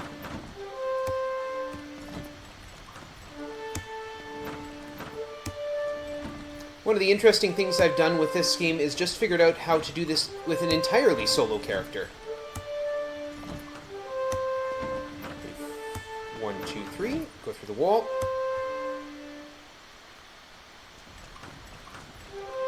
1, 2, and next step through the wall, run away. You're going to be hearing those trumpet calls for a bit. We need to answer this riddle. It is Wise 1. with a Z. Run away. Go through this door. We're back in the area where we started. Run away, 1, 2, and get teleported by the same teleporter that teleported us earlier. And go to the same door that we went in earlier. And now we go through the other side of the first floor. Don't step north, we get spun around. Here, run away, up through here, run away. And then there's these stairs here. They would not be here if we hadn't answered Wise One to the mysterious magic mouth, to the Sphinx. Hide, run. So we go over here, we head up here, and through this wall. Hide, run. There we are. Tomb of the Vampire Dragon, adventurers beware. Okay.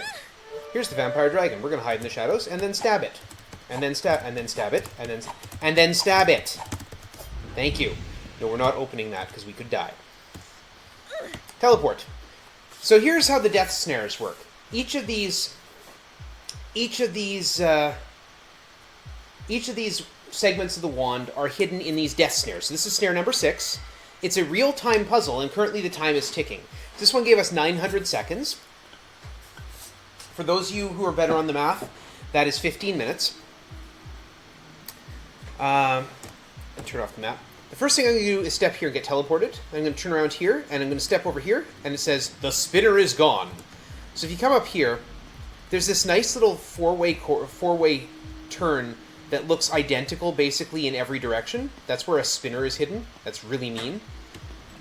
So a man in a grey robe appears and says, the game thrice you must commit. I'll see you in a bit. So we're going to go straight through. I'm going to go through this door. Yes, I think you've got it. If you don't have it, it says, mistake! Seek knowledge here to make it clear. Yes, I think you've got it. And if you get a mistake, you have to start all over again. A man in blue robe appears. A sequence lost must now be found. And now I think I'll see you around. We go up here, get that one, and head back to the man in grey. Can you imagine if every time I went through here, I'd have to go deal with a spinner? The funny thing is, you get the master key again in this game, and it does the same thing. It prevents you from getting spun, and by this point, like, you need it for the dungeon before this and the dungeon after it. So why you wouldn't have it here, I don't know. Man in grey, wears red cloak. Yeah, they have one picture. This one? Yeah. Maybe they're talking about his skin tone.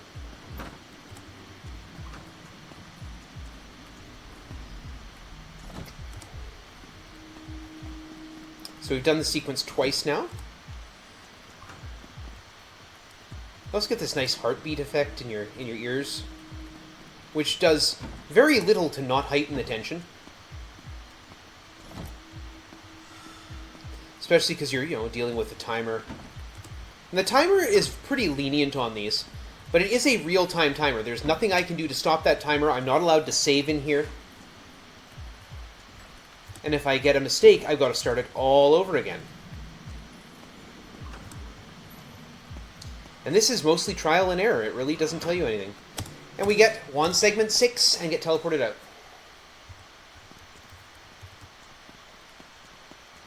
Head over here. This is the wrong city.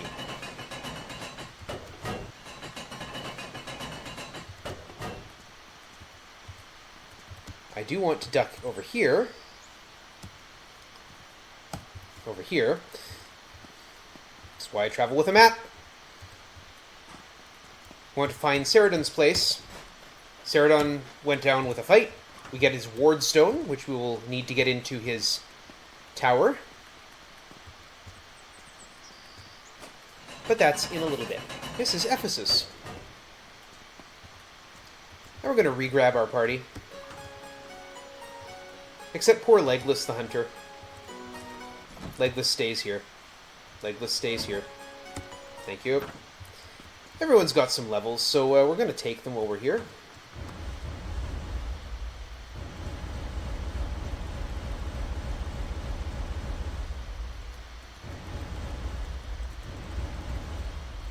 we go. And Martha. Get all the spells for Magician. And class change Martha. We now have Archmage as an option. Which is necessary. We need an Archmage in order to beat the game. It is a requirement. Restore our spell points. Roscoe seems to have lost his body in between the two games. Not sure how that happened, but, you know, these things happen, I suppose. And we're going to summon up...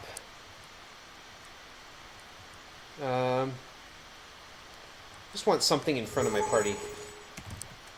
There we go.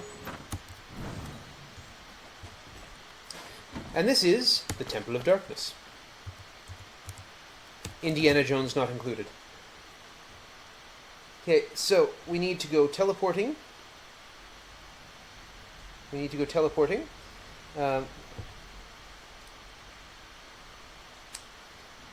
Tough to read my notes. 10, 8, minus 1. And here's where the Keymaster is in this game. We're going to purchase the Master Key. And Martha is going to equip the Master Key so that we don't lose it. 6-2. Bip. Take the stairs. Which way am I facing? Yeah, need to turn around. This is dark. And we're going to sing the Seeker's Ballad. Run away. Run away. Run away. I forgot to get the other songs. We'll stop by the bards. We'll stop by the tavern. The tavern. The place you drink.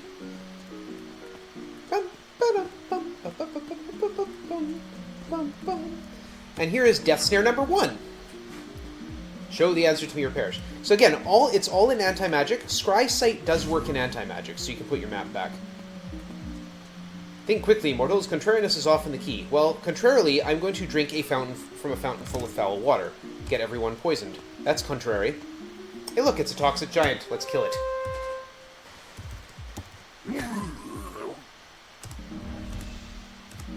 Since you're already sick, you tear into the toxic giant's body and pull out a torch! Exclamation point. Torch! Exclamation point has been added to the party inventory. We allow the old warrior to join. The old warrior can use the torch and nothing else. Oh yes, and Martha should be equipped with Wand Segment 6, which can be used to full heal the party. And even raise the dead. And thus endeth the lesson. We just need the old warrior with the torch at the front of the party. Step through here, we get Wand Segment number 1, and we just teleport ourselves the heck out of here. A zip-zoop. Yeah. We've got Wand Segment 1 and the Master Key. All of the Wand Segments cast a spell. Wand Segment 1 casts Wizard Wall, which is a summoning spell. It's not particularly useful. So the Scarlet Bard is here, and the Scarlet Bard is how we get songs from the second game into our Bard's repertoire. Each game has different songs. This one has these 7 songs. We're going to learn them all.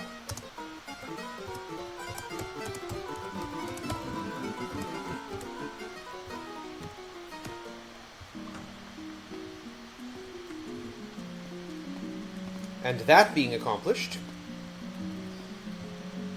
we're going to now leave that in... Oh, allow it to join, kick out the old warrior. There we go. We're going to now, since I accidentally ducked into Kolos, we're going to just teleport ourselves there. And ditch our party again. We're just going to bring in Burger Becky and Dink. Make sure I've got lamps, because I have no source of light. Yeah. We can't ditch the torch. It just sits there occupying space in our inventory.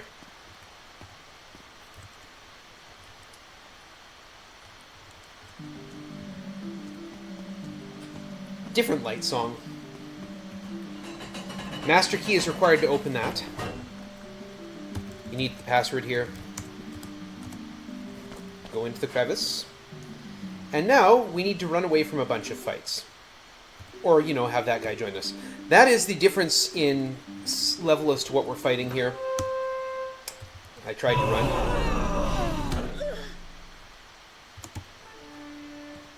And we lost our bard, so we lost our song.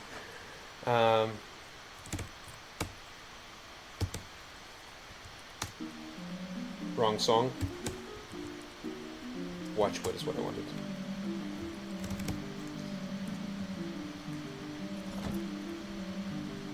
Okay, I'm disoriented for some reason. Yeah. Run away. Uh-oh. Gotta remember, if I don't run away, just use the... Okay, how am I disoriented? I've done this a dozen times. Use the 1 second. Oy, oy, oy.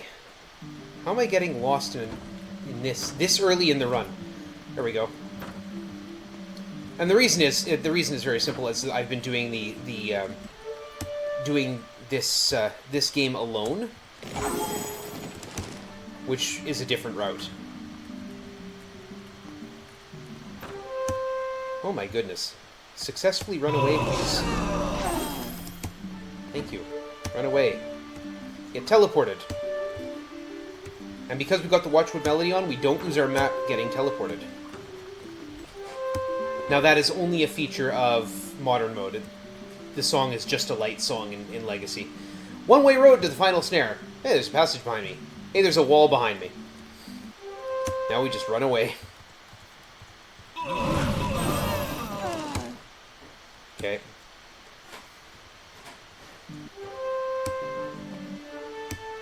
Oh my goodness. Use the Spectre Snare. There, we're going to grab a Jack of Spades. Run away.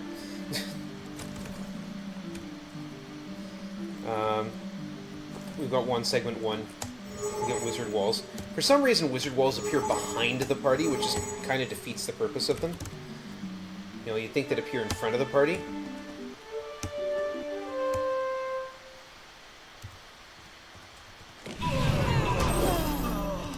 Run away. Run away. Yep. You should notice a pattern happening here. I run away from a lot. That's because this is the final Death Snare dungeon.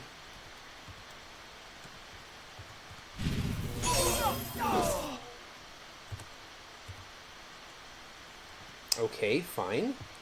What am I going to grab here? The Magic Dragon. Sure, we'll try that. Run away. Thank you.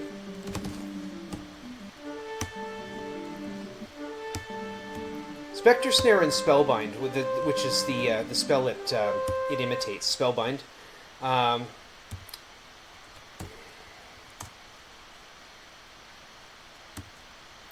Are fight enders.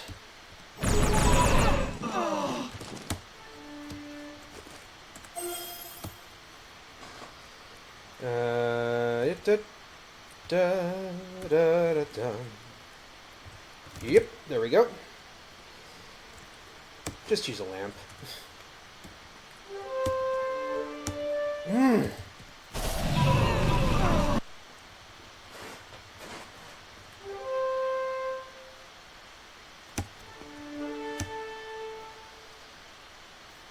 Alright, use the Spectre Snare. Let's get Vandrel.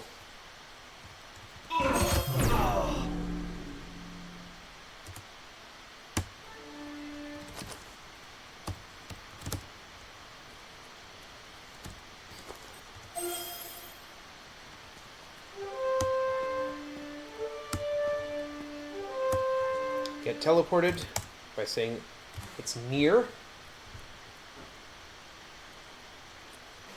And if I walk down here, you can see all this area now is in anti-music area here. Step into here, we take the stairs. And we got this statue. It comes to life when you look at it. Use the Spectre Snare and cast a Spellbind. Did I get 2 of them? Weird. I didn't know that worked that way. Okay. Apparently that's how that works. Ooh, a breath ring. Nice. I'll be keeping that. Yeah, alright. So we'll take the better D'Artagnan, I guess. Statue of a pale old man. It comes to life. This is Death Adron. We're going to Spectre Snare it. Like I said, the Spectre Snare and Spellbind are fight enders. This is Gandravalk. That's why I get the Spectre Snare. Okay.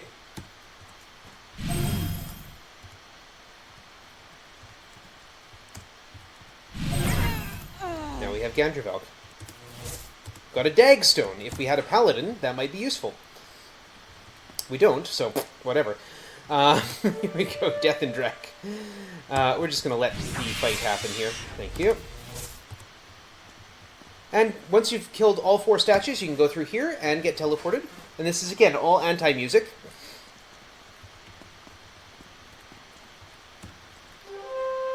We got a Corrupt Wizard and Elec the Great. This says the 7th.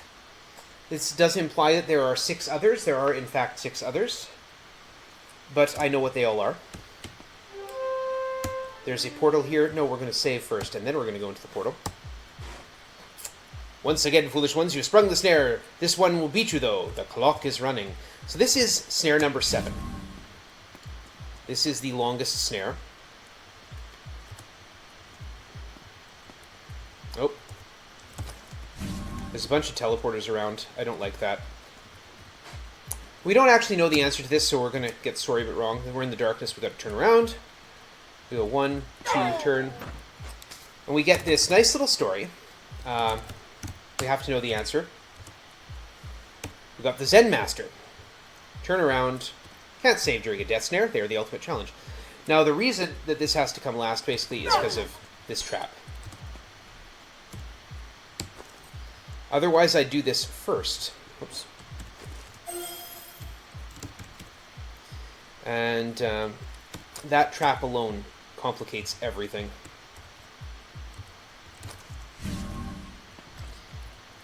Okay. In that big long thing, we learned that Evil's Call went into the Gale, and then the Zen Master gets a ring that the Zen Master can equip. And we go through here. Now we follow the paths that we learned in all those clues. So this is the first. Because the secret doors change every time. We get teleported back to the start.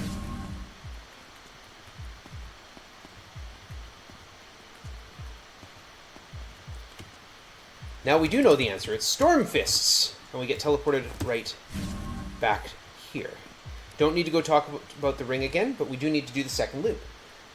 Which is south, south, south. 1, 2, 3, 4, 5, 6. Now, I think they made a mistake in this version of the game. I think these are all supposed to be secret doors, so you're not supposed to be able to see which way you can go. But still, it's annoying to try and do a door maze. Storm Fists. I've got to cast Scry Sight as soon as I get teleported. If I want that to stay up. We go west, south, east this time. South, south.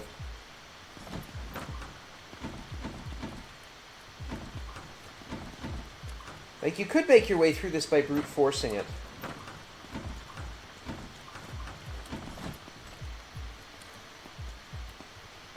But really, what you're supposed to do is collect all those clues. And the clues are actually collected at the back of the manual. The game book has all 7 of those printed out, just so you don't have to write them down, I guess. West, south, west, west. This is the short loop.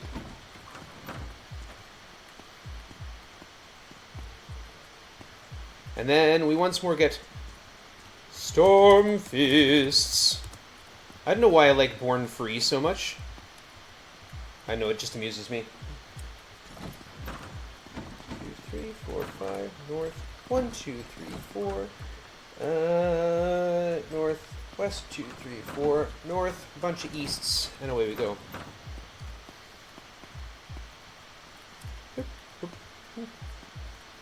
See, going Storm Fists, as fists as the storm blows. Just makes me laugh, so I'm amused. And I think, as we all know, in times like these, it is important to keep yourself amused.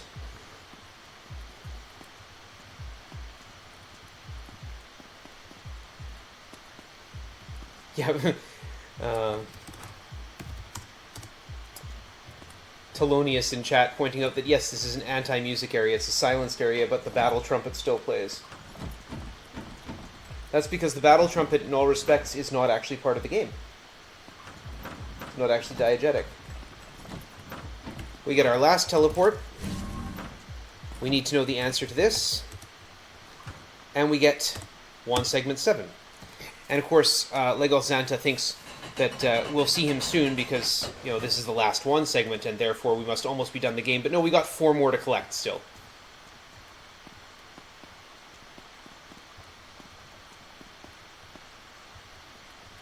You might notice a little blue flash over Martha's name. And that Martha's spell points are going up every time that blue flash happens. Mages in this game are solar powered. They're environmentally friendly. So they gain every time the clock ticks, they get a magic point when you're out in the sun. This is Fanscar's castle. This is the next one. This is the second snare, or the second dungeon. I guess that actually makes it the 3rd dungeon, and it's the second. It's the second one. There's a starter dungeon in Tangermain. I tried to run. Now you're stuck with it. There we go. Dang. Can't trap zap anti-magic. We're gonna leave that alone because I don't want to get destroyed. Run away.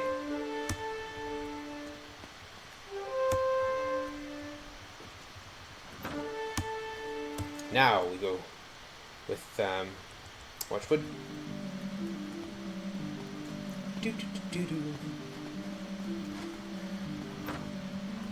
Run away. Bunch of running away. Even more running away. Teleporting. Running away some more. Stepping up through here. Walking through the spell point draining area. Trap zapping. Doing some more trap zapping. Run away. Manuals had... that's the hint book that had the interpretation of the party going through the game. The hint book was told in narrative fashion. Now, I do have to ditch my summoned monsters here, unfortunately. Even Puff the Magic Dragon. Because here we have an aura of malevolence, a feeling of malevolence. Which means that if I had any summoned monsters or other allied monsters, they would turn on me and start inter-party combat. Fortunately, 1 segment 7 summons Kringle Brothers. And Kringle Brothers, while not as good as some of those things that I had, are the best summon in the game, and I tried to run, and it didn't work. And you know what? Now there's 3 brass dragons here, and I just want them dead. Thank you. A blood axe, nice. I mean, I can't use it, but nice, all the same. So here's Fanscar. Fanscar, he and a friend are rather surprised to see you. Kill them! Fanscar screams. Normally, I would think and remove the Kringle Brothers, or remove 2 Kringle Brothers. Come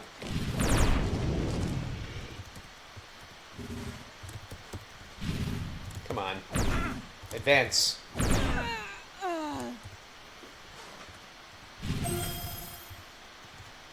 If Fanscar advances, he'll step right up into the front line.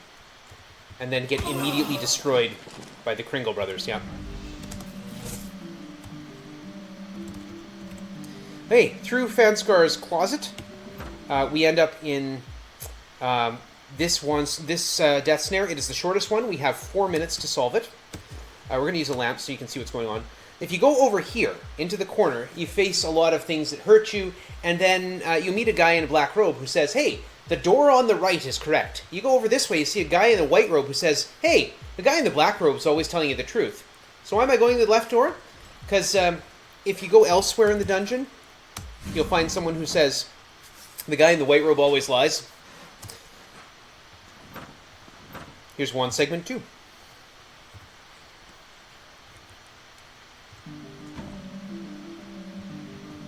There's the wall.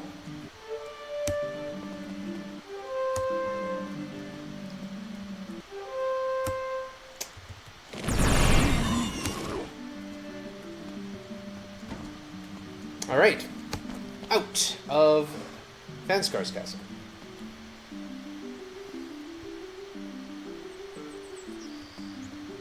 Now, when doing this game by itself,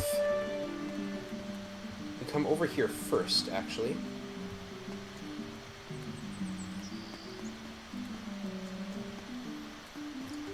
We need to know this guy's name. It's Kazdek. So we get the item of Kazdek. The first place we go, get the item of Kazdek, and we come into here. This is Thessalonica.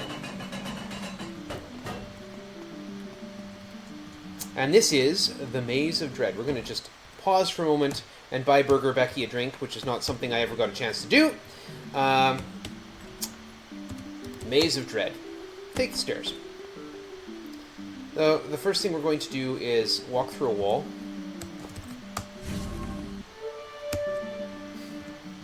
So, thus circumventing basically the entire first floor. We can't teleport down here, unfortunately, and can't go through walls here. But, skipped 2 fights doing that. Now, this is the 4th one, so this is sort of the second half of the game. And normally, when I'm doing this, when I do this game alone, I do this one first. Which means running away from 12 fights, doing a lot of save scumming to actually get away from those fights. I mean, I don't need to right now, I can just take them. Because, you know, you come here, before even doing any building up, you are level 1, it's your first mission, fresh out of the Adventurers Guild. So here's the puzzle snare. Greetings again, you potential corpses. Even as you listen to me, your time grows short. Someone pointed out to me once that potential corpses is actually a really good non-binary greeting.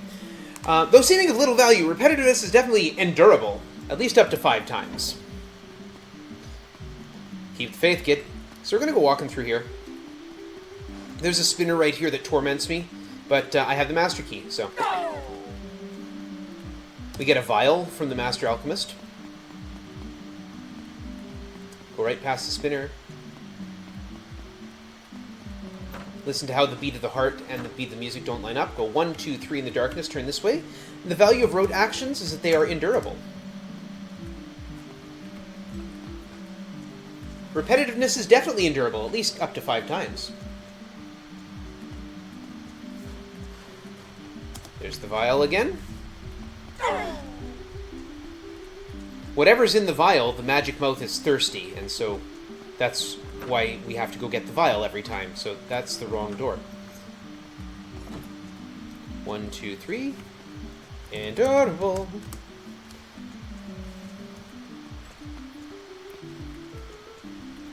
The main reason I keep the bard around is because of the songs. Oh! But yeah, now I have to do some testing because it looks like doing this game solo with just a spellcaster, 3rd time, is actually faster than my usual any % route. That's applying only to when doing this game by itself, not when doing the whole trilogy.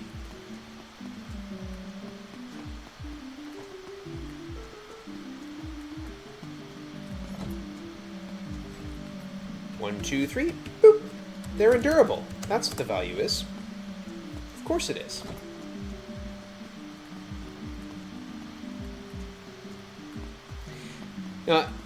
It's interesting how many of these puzzles are just do a thing over and over again. I mean, 2 of them, but still, that's... You know, or 3, I guess, if you count number 7. Do a thing over and over and over again. Endurable. Endurable, not endurable. There we go. Once again, you defeated my snare, and yet you see you're but halfway there. Proceed, small ones, and meet my dare. We get 1 segment number 4, which summons illusionary master mages, which we'll be making use of. I mean, not the actual 1 segment, by the time we're making use of it later.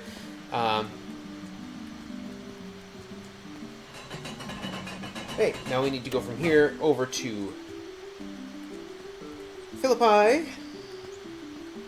By the time we're making use of illusionary master mages later, we'll have the spell that casts them up. We're going to stop in Garth's here. We're going to sell off the torch and the ring. We'll identify those unidentified things.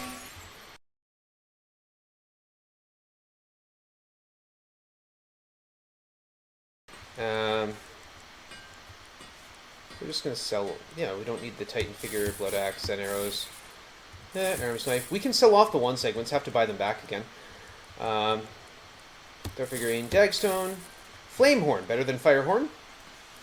I didn't see where we picked that up. Probably from...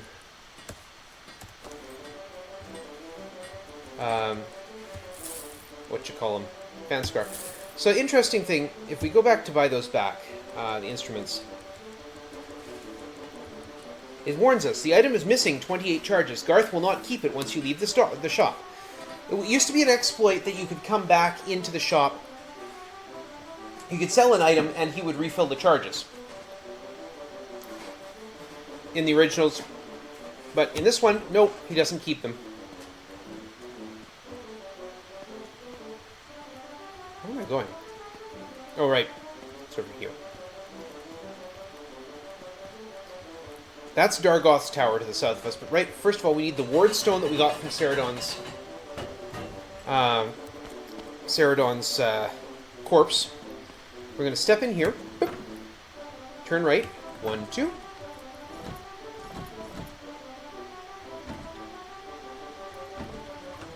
And that's how you get through that maze. Took me a while. And we get the Harmonic Staff. The Harmonic Staff is a spellcaster weapon. It has 20 charges. Every time you use up one of those charges, it refills your magic points. That's the only reason we need to come in here. Now we come to Dargoth's lair over here. And once more, we're going to completely ignore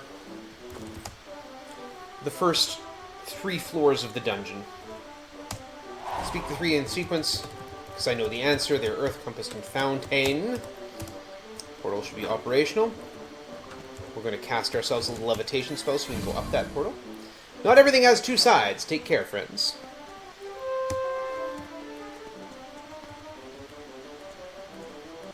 Run away.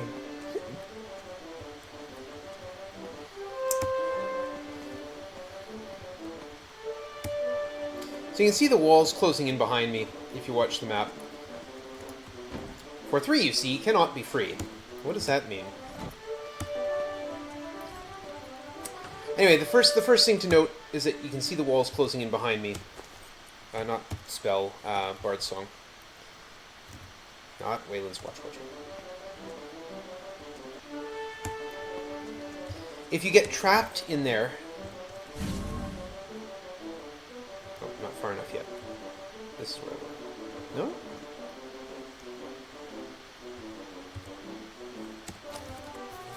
No? Okay, yeah, I went too far. That's the problem. There it is. If you get trapped in there, you will get teleported to an area. After a small amount of time, you'll get teleported to an area where there's lots of forced fights. It's really not a good spot, especially if you're trying to speedrun. So I avoid that. Anyway, we got that little clue. For 3, you see, cannot be free. So there's a bunch of those clues. 5 below and 5 above, and 5th, of course, cannot be love. That's actually one of the clues. 5 are here and 5 above. And the 5th, of course, cannot be love.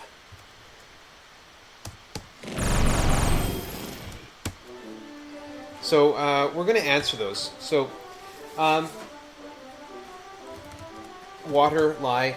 For 3, you see, cannot be free. That's a slave. 5 here and 5 above, and the 5th, of course, cannot be love. It's hate. For 7 and 8, reverse small and late, large and early. And number 9, he drinks his wine.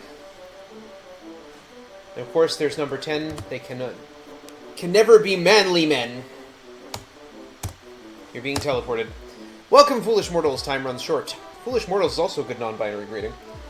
Alright. I need to go through here. I need to go over here. You have voices heard laughing. That is what we want. We want a voice to be heard laughing.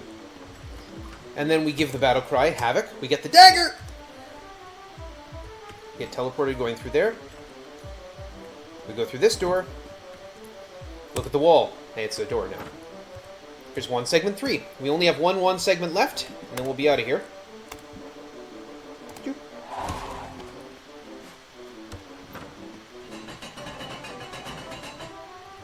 The last one segment is in the only town we haven't been to. Which is... We'll be going there after. That's the Temple of Narn. Narn. And here we are at Corinth. Run away. Or don't. I tried to save your lives, but okay. Need the master key to get through there, and we need the item of Kazdek, or it wouldn't have the stairs. And of course, we're going to open with an Apport Arcane, which is going to completely skip the first 2 floors of the dungeon. Now, Oscon's lair has these interesting things, these tripwires. So when you step in here, it says, Tripwire! And we got this little timer that goes off. And if you're wondering what happens when the timer runs out, it's the same thing that happens if the Death Snare timer gets out. It's this.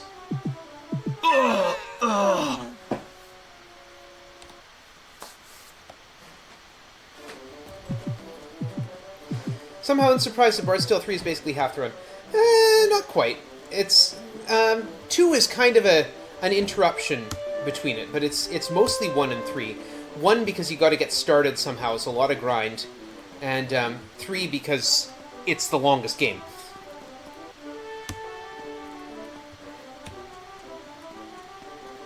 We're going to go through here, we're going to go right through the bottom here of this room.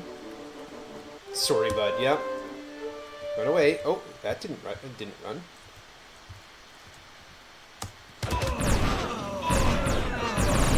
Thank you. We go to Weebonk, go north 2, and then turn in here. Answer the question, turn around, go to the north, 2 fights. Go 1 step forward, turn left, and 1 step through, and we're here. Run away. Run away. Run away. Run away. And once more, we do not get through here unless we answered the question. Now we come in here to this corridor, go north up here, and you'll see little indicators appearing on the map. There are spinners with anti-magic sections. But again, we needed the master key to get in here, so you have the means always to get past spinners.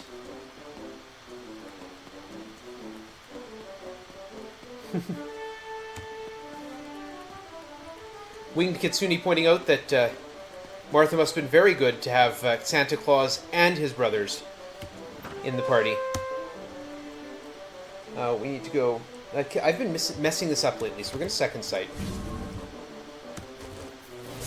1, 2, 3.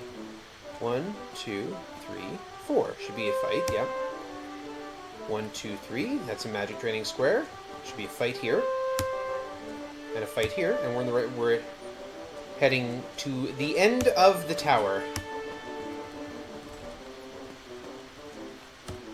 And this is Death Snare number 5. Once again, I greet you, oh ye soon to die. So this dude here, he's got an interesting name. His name is Rock. So I don't know how Mega Man wound up in a Bard's Tale game, but here we are. And this is Scissor. We got to get one more. I don't know if anyone has figured out what the third one will be. It's this guy here. This is Paper.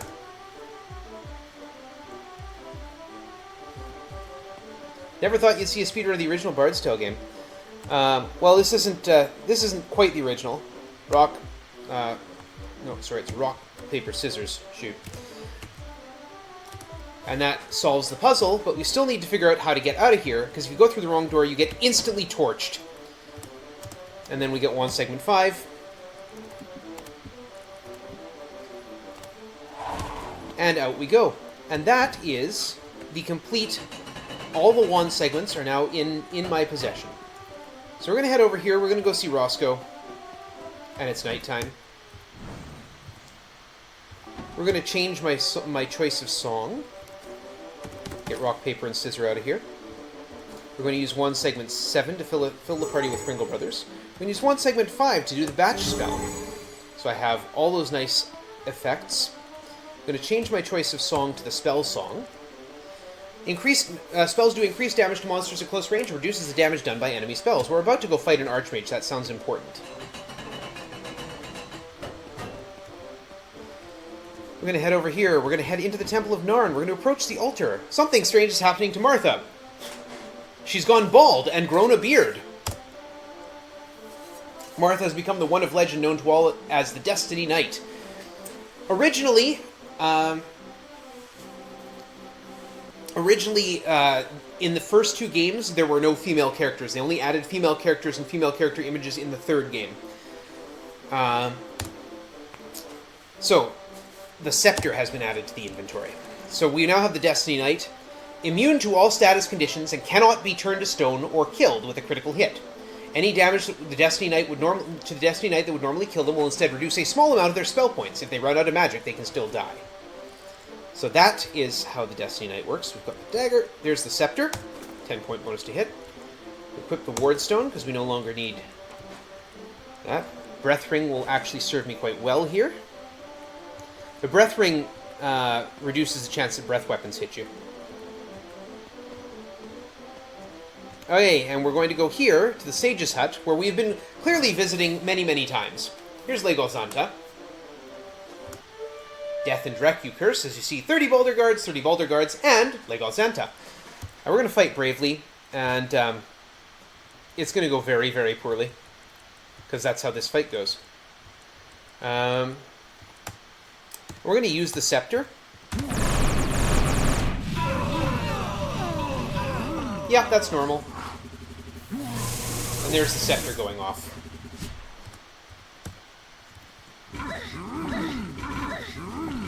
And thanks to the spell song, which continues to have an effect, it does thousands of damage.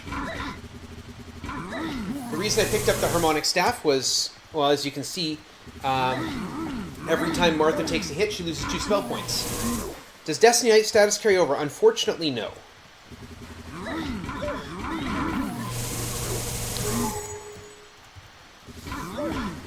Now, normally where I would do an item grind in the first game, I'm going to do an item grind here.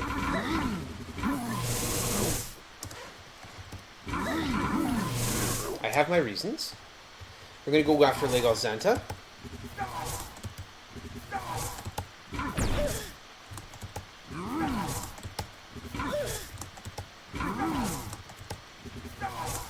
Yep.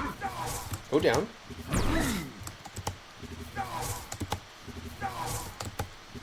This is kind of a victory lap. There we go. There goes Zanta. There goes his last Boulder Guards, and here goes the Kringle Brother. And that is the end of the second game with 1.6 million experience for the fight. Here comes the king. But we're not done here. Kick out the Kringle Brothers. Don't kick out Burger Becky. Clear off. Item of Kazdak, dagger, all those lamps, the chainmail, and the Master Key. We are going to go and get some levels for Martha.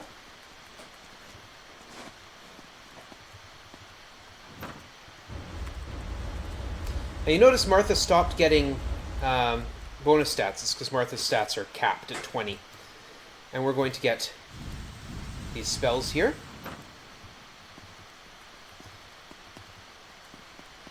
Now we're going to head over here. We're going to remove Burger Becky from the party. We're going to add in Dink. And we're going to teleport ourselves to Thessalonica. We're going to cast Wind Mage a bunch of times.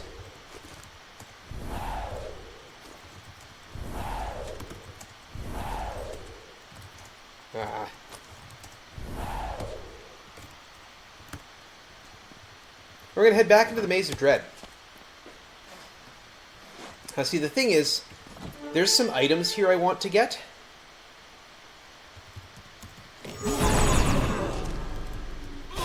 And the Wind Mages have some real power behind them. The Knurr Drones are a problem.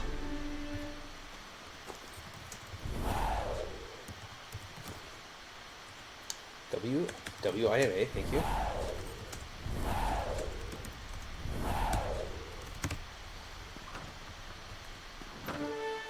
Nerd drones are a problem, so we push button 3 to get to the bottom floor, as we did before. Push button 1, and there's a fight here again.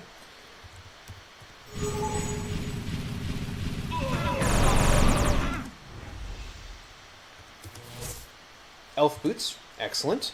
Not necessary, but excellent.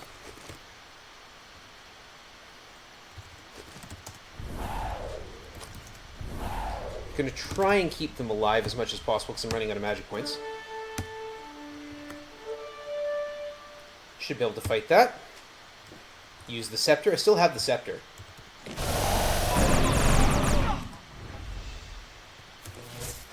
Soul Mace and Heal Harp. Neither of those are useful. That's alright. Yep. Doable. The scepter. Pickpockets. Just ruin them. Thank you. Adamant Shield. Ali's Carpet. Ali's Carpet useful, but not necessary.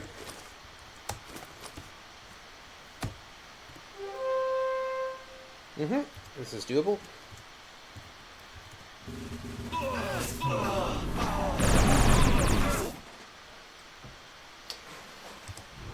Yeah, you do a full run, you do end up with a lot of levels. Especially if you don't use the safety song. The safety song in the next game completely eliminates all random encounters. Can't do Knur drones, they'll kill no wind mages. Oh, a shady doppelganger. That's what made me avoid that. The shady doppelganger made me say, no, we're not doing that. Doppelganger will jump into the party and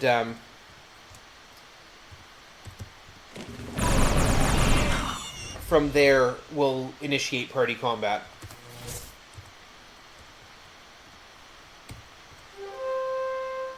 But if I have a full team, he can't.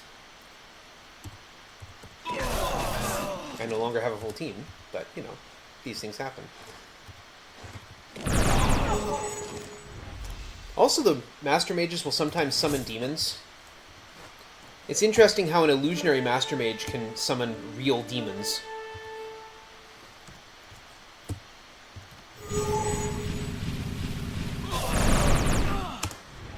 Mind you, the illusionary Master Mages are also casting Mangar's Mallet and just destroying whole teams of enemies. Knur drones are too fast. Scarbladers should be doable. So why did I put Dink in? Well, I want to... Oh, hello, thank you very much. That is one of the things I'm absolutely looking for. Conjure Staff.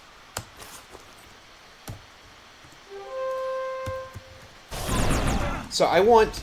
Essentially, I want Dink... Blast Harp is good for money. I want Dink to overlevel in Conjurer. Without changing class. Still get a lot of levels in Conjurer. That's the idea here. You know, along with picking up a lot of really awesome equipment.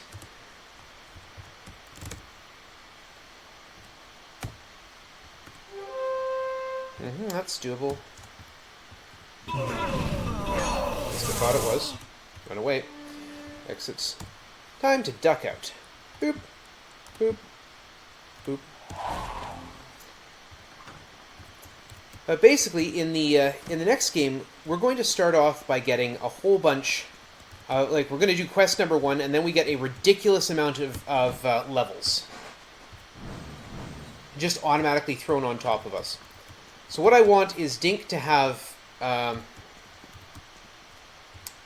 Dink to have her stats maxed out.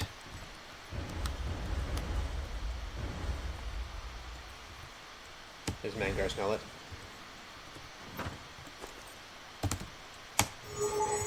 We're going to do Kringle Brothers. Kick out Kringle Brother number 2 and cast a Wind Mage up. There we go. That should be okay. That should do alright.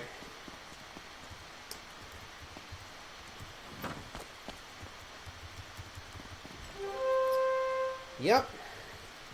Use that scepter.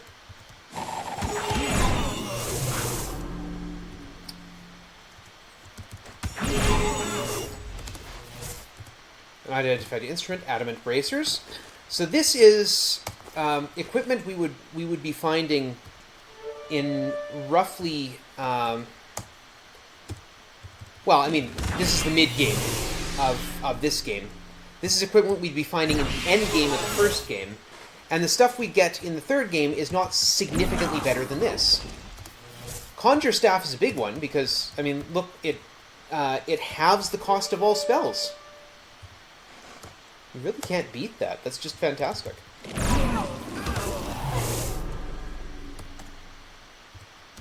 we go. Magic Mouth and Death Stars. Dun, dun, dun, dun, dun, dun. So yeah, we're deliberately over-leveling Dink right now.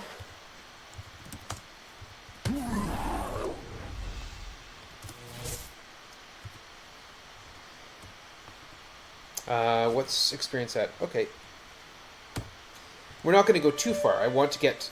I'm looking for some specific stuff. But this is still a speedrun in a marathon. So I don't want to spend too long item grinding.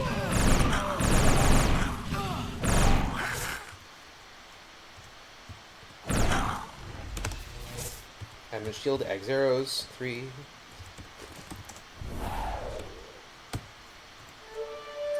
Pickpockets, Scarbladers, and Krill Mages. The Scepter, Scarbladers. I might as well cast... Oh, that's right, you don't have Restoration. You don't have any useful spells other than the ones that are extremely useful. There we go. Sorcerer Staff. You might think, you know, Sorcerer's a higher level than Conjurer, so Sorcerer Staff must be better. No, it's not. Sorcerer Staff casts Disrupt Illusion, whereas a Conjure Staff halves the cost of all spells. Like... Oh, a Frosthorn, okay. The blast stuff is better, but...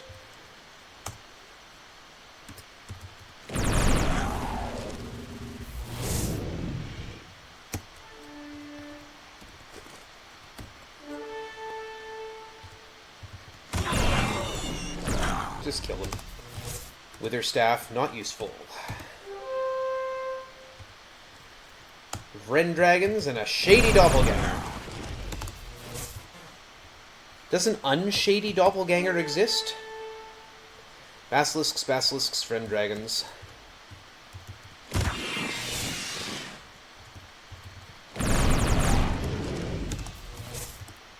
Galt's Flute just summons wolves.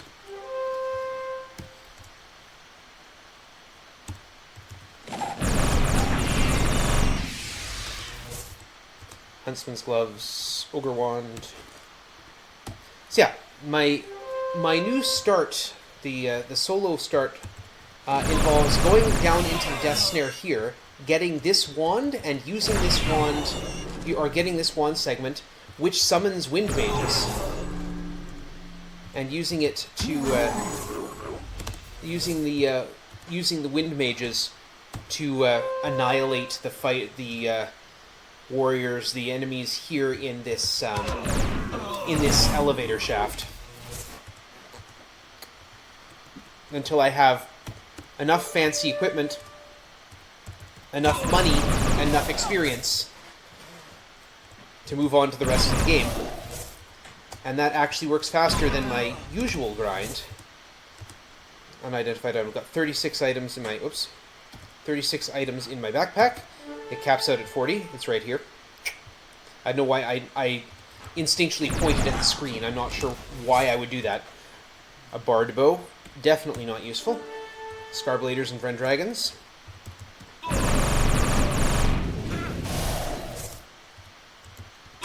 Just stab him, thank you. Adamant Gloves and Diamond Helm. Alright, let's go through the inventory. Actually, let's take it back to Garth. Doop.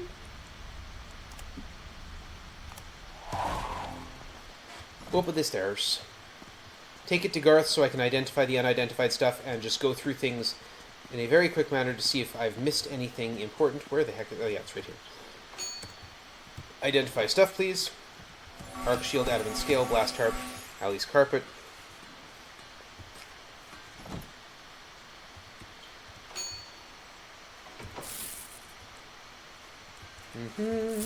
Hawkblade. Yeah, we need some room. Pure Shield, Cult's Flutes, Adamant Scale, no one can use that. Magic Mouth. Frost Horn. War Staff, not useful. Arc Shield has a nice bonus to hit. Ogre Wand. Soul Mace, Bard Bow. Bunch of arrows. Wither Staff, Sorcerer Staff. Diamond Helm. Hunter can use that, yep. Heal Harp. Huntsman's Gloves. Blast Harp. Blast Mandolin. The Frost Horn isn't as good as the Blast Harp. And Adamant Shield, yeah, Rogue and Bard can both use that. Right, levels. Get those points up.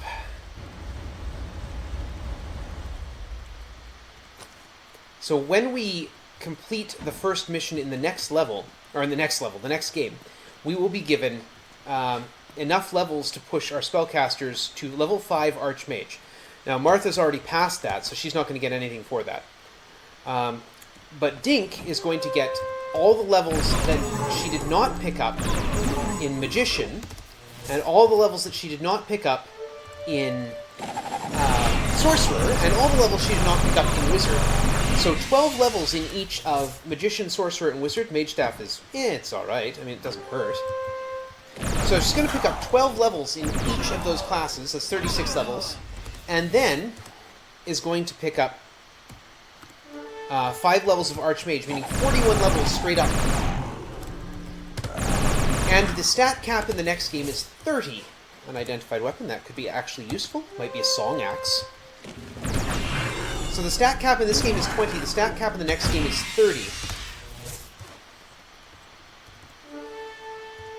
Doop, doop, doo.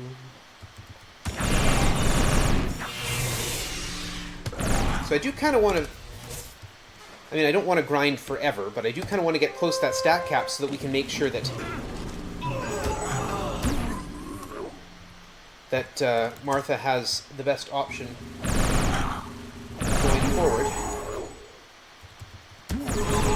Go my brother Skringle. And also, I would really, really like to find a Thief Dagger. And another Conjure Staff. 2 more Conjure Staffs would be nice, actually. I mean, I'm finding unidentified weapons. Any one of them could be Thief Dagger or Conjure Staff.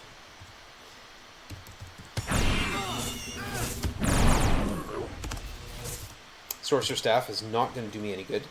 Disrupt Illusion is a fine spell, don't get me wrong, but not as good as all the other stuff I can do.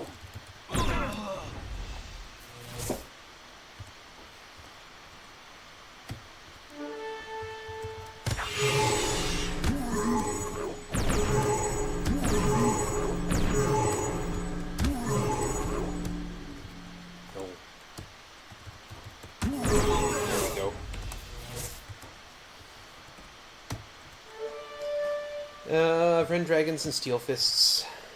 Friend Dragons. There's another Conjure Staff. Brilliant. Equip that, would you? Yeah, Broom allows you to fly, by the way, in case it wasn't clear.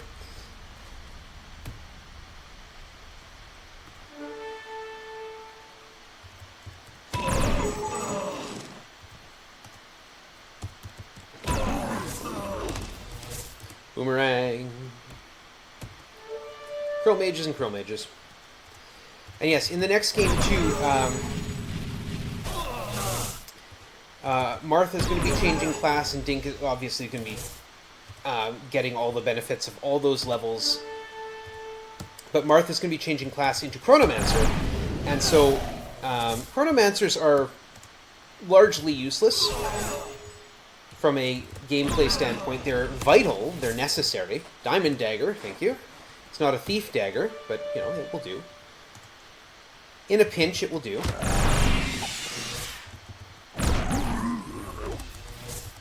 Adamant Shield. Doo-doo.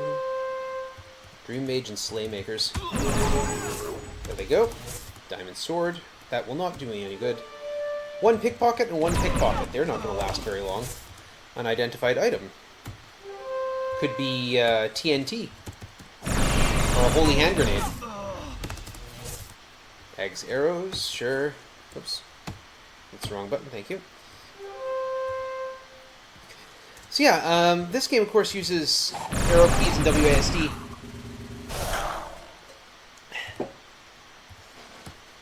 Anyone have a guess at what the, when I played it on the Commodore, what the actual controls were for moving around? Or someone who did play it on the Commodore, and you remember that at all?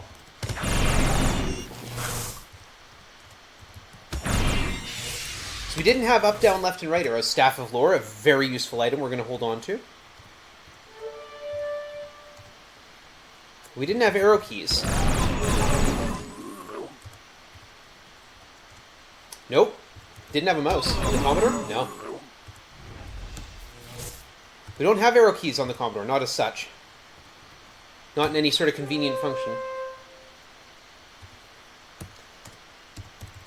Data Chrysalis, do you remember? It was IJKL. That's absolutely right.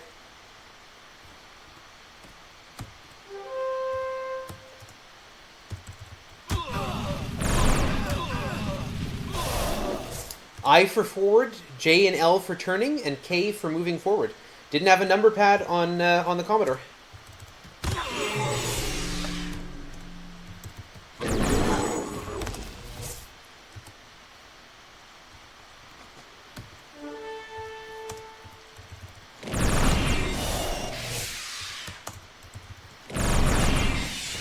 Hopefully this grind will have successfully got me where I was going. Yeah, IJKL was the WASD of the old days. Okay, hopefully some of those unidentified items are what I'm looking for.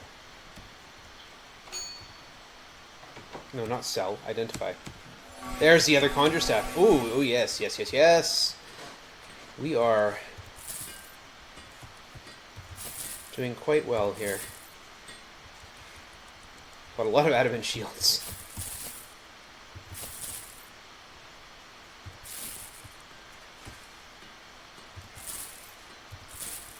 Now hold on to Staff of Lore. Do not sell the Conjure Staff. The Conjure Staff is deeply underpriced. Adamant Shield is +4, yeah. Ring of Accuracy, which will be helpful. And yeah. Alright, we've got everything I want. Except a Thief Dagger.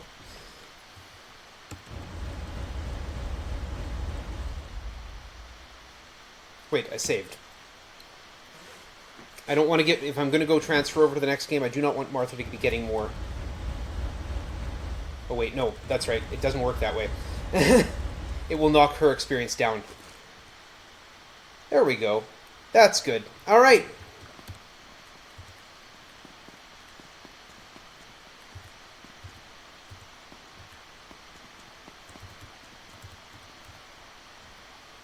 Okay, everybody, say goodbye to Bard's Tale 2. We're going on. Full power transfer. After doing all that, you better believe I'm getting full power transfer.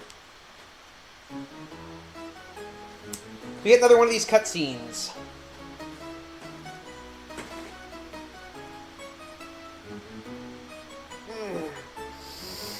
My turn to stretch.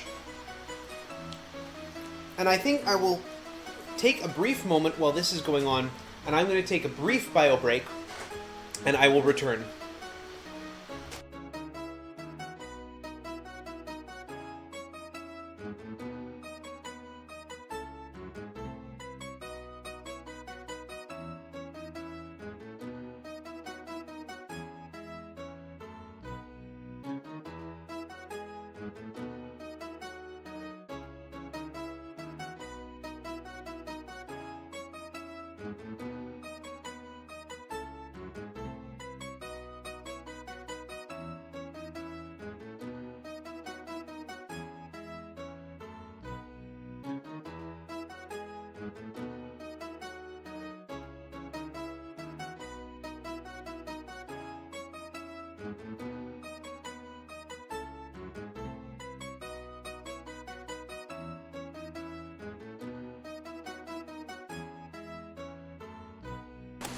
As I lay dying, I leave this record so those who come after will know what horrors the mad god Tarjan has perpetrated, so that they will not be lulled into believing that Skara Brae was his sole target. We held a great festival to celebrate the victory over Mangar. Then Mangar's master, the mad god Tarjan, arrived. His shadow ravaged the city, and fell creatures burst forth to assault fair Skara Brae. How can you tell it's 6 o'clock in the morning? People ran, but Tarjan's minions left none unchecked. Tarjan gloated that Skara Brae was merely one in a series of conquests that would complete his revenge. He laughed when I promised that the legendary Hawkslayer and those who defeated Mangar would return to triumph. As payment for my threat, he gave a swift twist of his jeweled sword into my belly. Tarjan must be stopped, for upon this rests the fate of more than Skara Brae, more than Kaith. Failure will mean the extinction of all life save for the wretched Tarjan and his servile parasites. Pray for success and life renewed.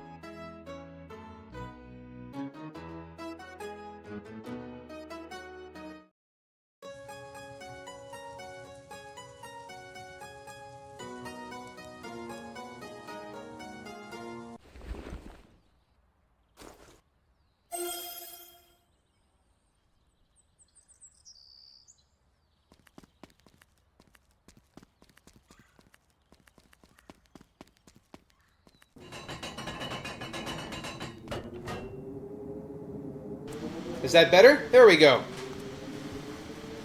We're putting the party back together. Nope. I'm good. We're going to grab all this stuff. We're going to equip up.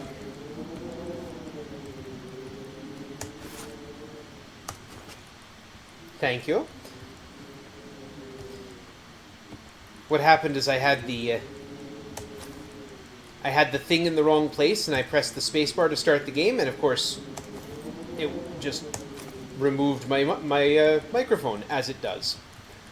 We're going to need that conjure staff later. Staff of lore, yep, okay. Equip up. Now, there's nowhere to sell things in this game, so anything that's not usable gets ditched.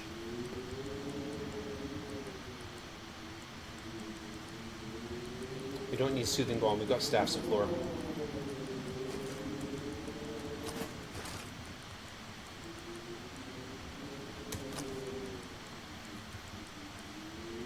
That Fire Horn is not usable. And it's got to be ditched, because we still have a limited amount of space in our backpack. So okay, Legless, congratulations, it's your first day. So our first goal here. So Skara Brae is in a bit of a wreck, much more than the last time we saw her. There's the old review board, one of the few places left. So we are given a quest to destroy Brilhasti ap Tarj, Tarjan's lieutenant. We can find the Scarlet Bard hanging out here. And he taught us songs in the last one, so he'll teach us the 3 more songs that we can get here. The Bring Around Ballad, the Safety Song, and of course, Sir Robin's tune. Yeah. So, Sir Robin's tune is actually the one you're thinking. Ran forth from Camelot. He was not at all afraid to be killed in nasty ways. Okay.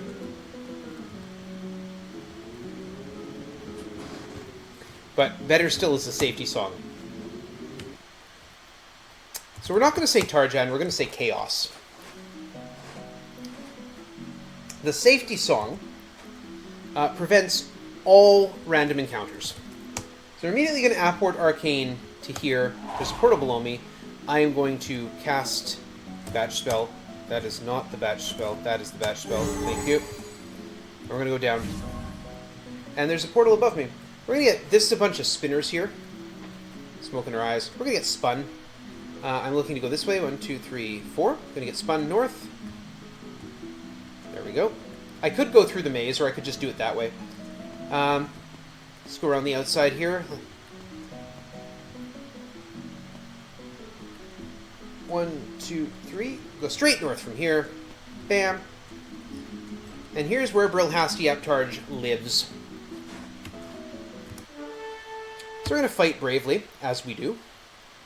I guess we'll attack.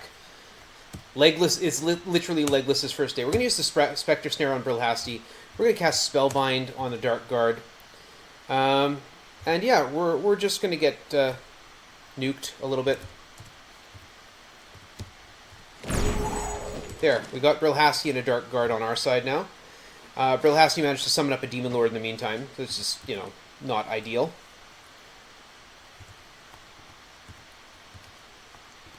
Attack the Dark Guards.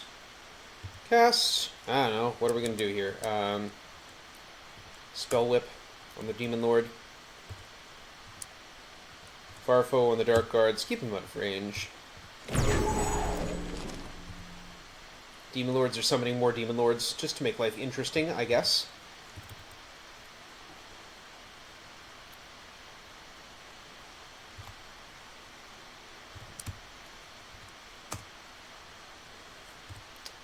And hide. And Legless finally survived longer than I expected that she would, but yeah, we just continue the fight. The main point here being, whoops. No, we don't need to hide in the shadows any more than that. Attack, Dark Guard. Attack, cast. Force focus. Force focus. Cast. No, you don't have a big spell. You've got Shock Sphere. Attack the Demon Lord. Attack. Fofo. Actually, we've got Mangar's Mallet. Use it.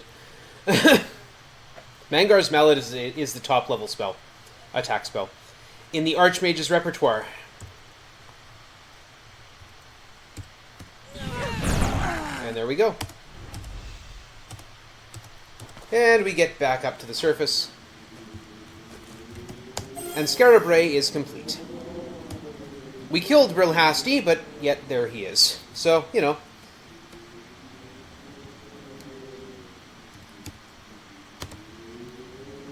Okay. So what I'm looking for here is a lot of intelligence to be passed on to Legless right now. Boom! So everyone's put to level 35. Dink just picked up 41 levels.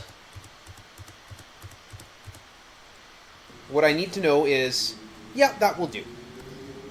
Yes, Dink went to intelligence 30. Unfortunately, Martha's going to lag behind for the rest of the game because capped at 20 and did not get any experience for that fight. Everyone else went to 2.3 million experience.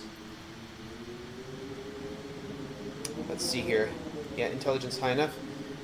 Yep, we will run with those. All right, class change. Martha, Chronomancer. Boom. You lose all your previous spells, but it is necessary to have a Chronomancer. You cannot beat the game without one. In fact, you can't get out of Scarab Ray. Please play the safety song. Everybody look at your hands. Did I get a wineskin from here? Did I ditch the wineskin? There it is. Thank you. Want to make sure I've got at least one of those. I've got 30 songs remaining. You get one song per level, and then you got to take a drink. Okay, so the idea of this is Tarjan is ravaging the worlds across time and space. We have to go to those worlds to go and get him, so we apport to them. There's Apport Arborea. Here's Hawkslayer, the legendary Hawkslayer. Nah, we're good. He wants to join up. He ain't that great. But he is legendary, so, you know. You see a building. Yeah, sure. We'll go under the waves of the lake. You're supposed to figure out a way to breathe in the water. I don't. I don't bother. I just teleport to the goal, which is here. And we're going to go and fill this Nope, Bard. Fill this wineskin with water of life. And teleport out of here. Told you Upward Arcane trivializes everything. Mind you, drowning is not such a big deal either. It's 1 point per turn. Might be a problem for Bilbo if we're slow. Anyway, we've got to go over here. There's a nice big tree. We get an acorn. An acorn from the oak tree. And then pop ourselves up here. Climb up the tower. Immediately teleport ourselves up 2 floors. Now we're good, thanks. Which way am I facing? Here's the problem. So there's a round portal blocking away into the central core. On the massive stone disc, you see a carving of an oak tree holding a similar disc up. Well, we have an acorn. And there's an acorn-sized hole. And we've got some water of life. And then suddenly we get a seedling lifting the disc. And we just need to go through this. There's a spot here where we can heal our magic points. There's a fight here. It's irrelevant because we have the safety song going. There's a spinner here. It spun me the right direction. Renew my safety song. This is explosive gas. If I have a light on, it blows up. I can also trap zap it. Like that. And this is what we're here for, the Night Spear. The Night Spear is going into Legolas's hands.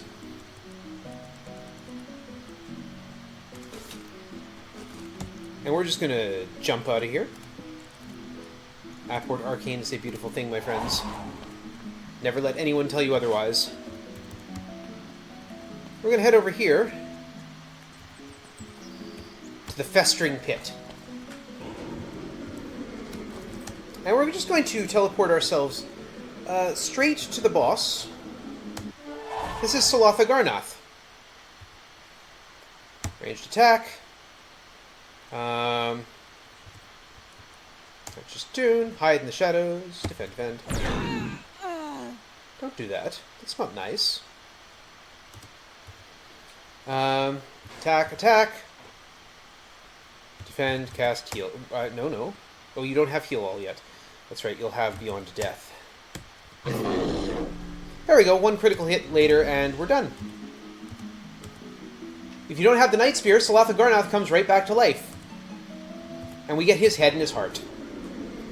The carcass of Salatha Garnath is here, and it sure smells pretty bad. For whatever reason, that becomes something of a running joke. That dead bodies are still around, and they aren't particularly pleasant.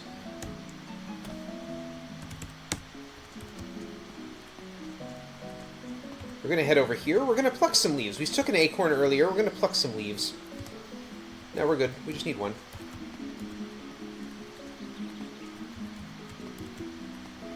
And this is Sierra Brunaya. Now we need to get Valerian stuff. That's what we got sent for. There's a sign nearby that says, "By proclamation of king, only those who prove themselves worthy may enter the sacred grove." Like, how are they going to stop me? Really? But, you know. So the king sends us on a quest to get Salatha Garnath's head. We've already got it. Hail Victors. None of our names are Victor. But yeah, he says, okay, you can go in there. And we are going to use a lamp. We're going to go the proper way, thank you.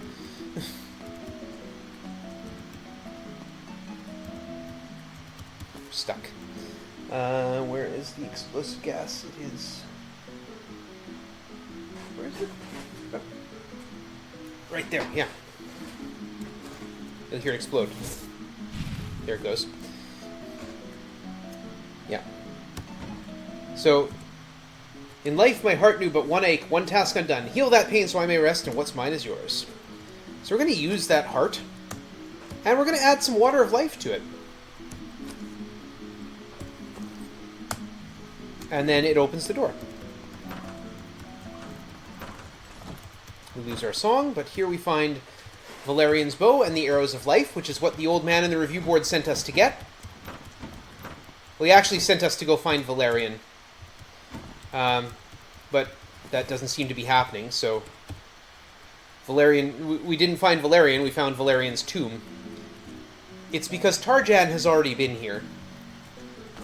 I have some headcanon about this. I have a feeling... I feel like we're going further and further back through time. So this is probably the most recent place that Tarjan has been. That's why Hawkslayer is here and looking old. Yeah, we're good. Reditus Arborea sends us back. And then with each step further, we go a little bit further back in time. Until you get to, you know, the cause of the problem. Right. So, here we go. It's windy.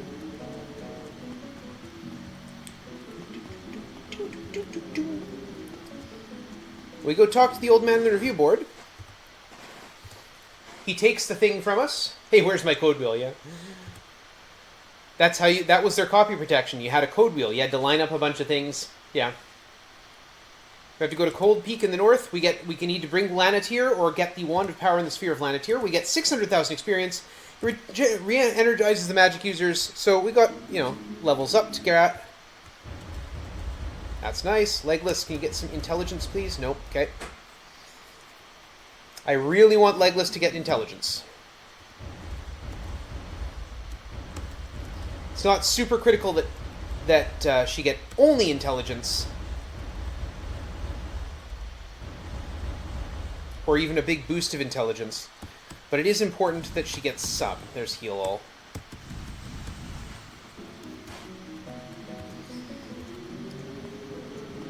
I've got mine. I've got my code wheel.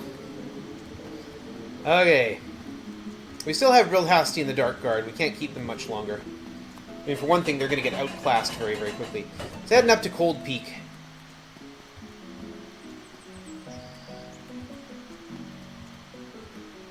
Whee! And we're going to cast Apport Jalidia and head to Jalidia. Turn south. Jalidia is not very big. Here's the Ice Keep. First thing we're going to do is go through here. We're going to cast Phase Door, walk through the wall. We're going to ditch Brilhasti, because he's not very useful in here. And we have to cast a few spells. So Wolf to sate hunger, a hero true but not one at all, so Wind Hero, an illusion. Focus its attention, so Fanscar's Focus. But better not to be seen at all, so Calirian's invisibility spell. Boom. Passageway. Yeah, we'll take it. And we're just going to apport ourselves directly to the end of this. Oops. 3 and -2 there. We're going to Trap Zap to deal with that explosion. We're going to change our song. And our song is going to be the Spell Song. And we're going to take on the Grey Wizards. We're going to take them on with that Spectre Snare. Ranged attack. Hide. Luck Chant. We actually have some spells that are useful. The Chronomancer is kind of one of the disappointments of the game. There's a lot of things that the Chronomancer could have done thematically. Hey, we got a Grey Wizard. Awesome. But unfortunately doesn't. The Chronomancer is basically a very fancy damage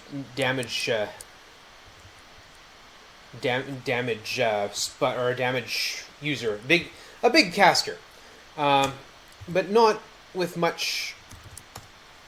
Like, considering the theme of being a time mage, there's lots of things that the Chronomancer could have been, but isn't.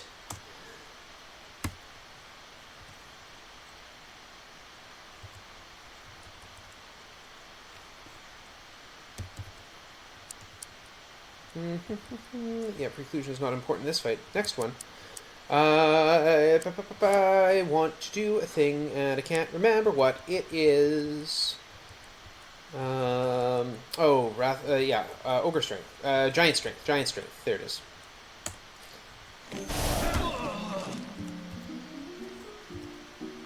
So remember very early on I said that I'm convinced that Strength plays a part in your chance to hit. Well, boosting strength of my characters who are going to be throwing attacks seems to be how I get them to hit. I quite often end up, or I was quite often ending up in situations where I couldn't continue. Seeker's Ballad just happened. Archer's Tune, ranged attack, hide in shadows.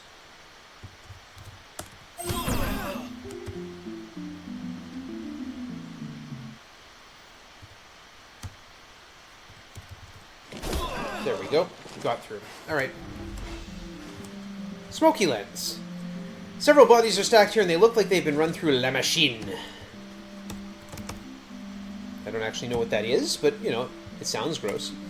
Anyway, we're going to apport Arcane out of here.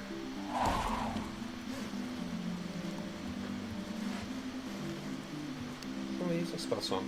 Okay, we're going to teleport. We've got to apport Arcane -1. Lift the veil, then counter it. False door, freeze true door. Lift the veil, then counter it. Anti-magic. False door, phase door, freeze true door. And off we go. And we're going to cast ourselves and apport Arcane and end up straight at the White Wizards. Save first before I do that. 4 and 3. Boom! These guys start very close. Like right up in my face. Luck Chant to try and protect me. Spellbind to try and take one. There we go. We got ourselves a White Wizard. And they summon Herb. Herb is kind of cool. He's a nice guy.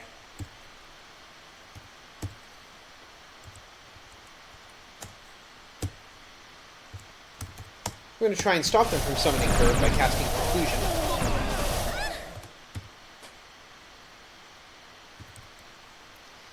Hide in the shadows. We lost... Okay, yeah.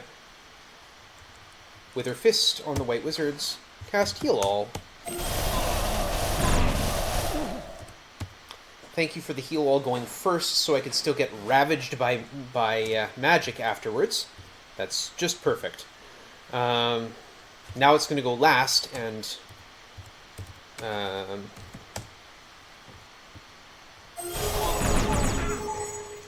there we go. Attack, hide, defend, defend, range. There we go. Willow Flute and a Nut. Crystal Lens. They look like they've been run through a food processor. La Machine is the fancy electric chopper. Neat. I did not know that.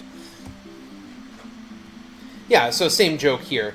Several bodies here that look like they've been run through a food processor, right?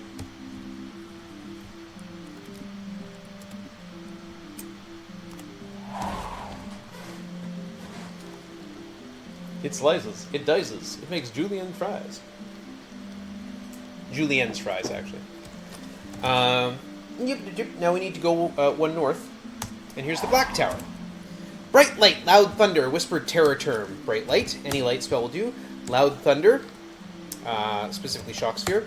Whispered Terror Term, Word of Fear. Flaming Guide to lead the way, Summon Elemental. Join the wall, then no one will be the wall. Join! Yeah, so Spellbind. And up they come. And we're going to save. And we're going to apport Arcane. And we're going to go straight to the final fight area. We're going to run away from that. In the deepest part of the room, the party comes face to face with the Keepers of the Black Tower. You see 5 Black Wizards. Run away! Chickens! Fight like men! Shouts a Black Wizard. Yeah, you can run away from boss fights in this game. You have to do them again. So the Black Wizards are difficult.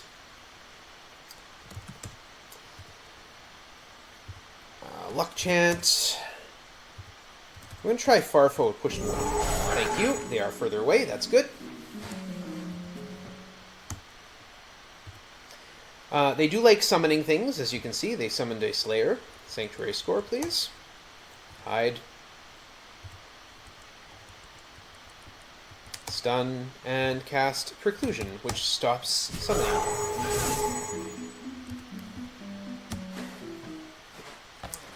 And we're going to still go with protective things. We've got Spell Song in effect.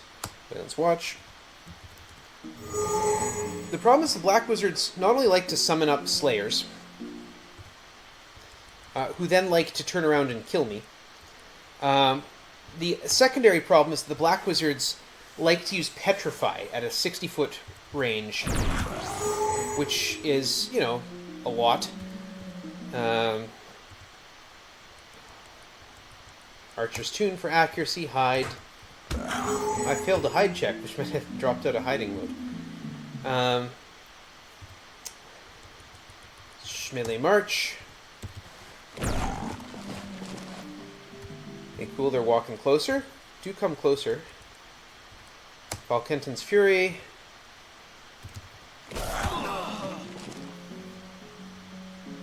There we go. Ranged attack. They're within range of my thrown weapons. 67 century score, Ram of Duo Time. Hide, defend.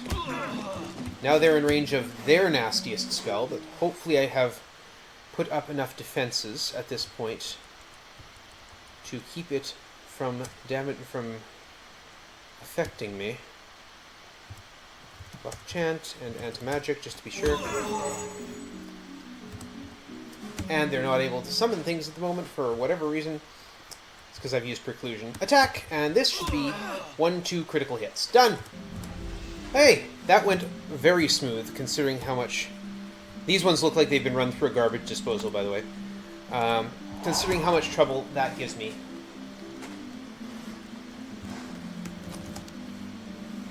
And we need to go -1, -6.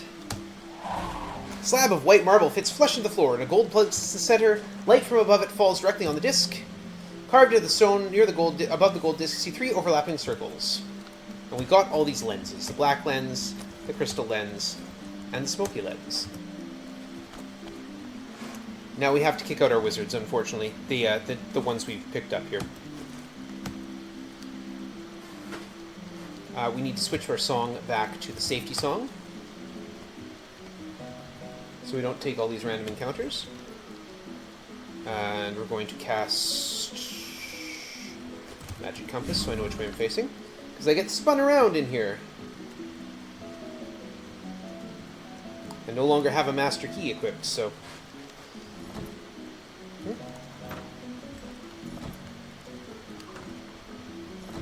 And we go up here to the stairs going down, take the stairs down.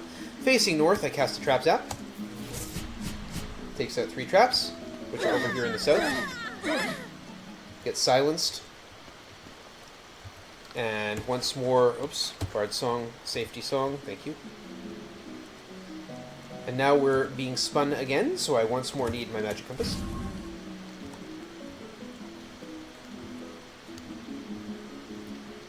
I'm watching the compass because I know I need to go east. Here lies Lanatir, last guardian of all magics. Only in the name of his blood may you enter. So I know his daughter's name is Kala.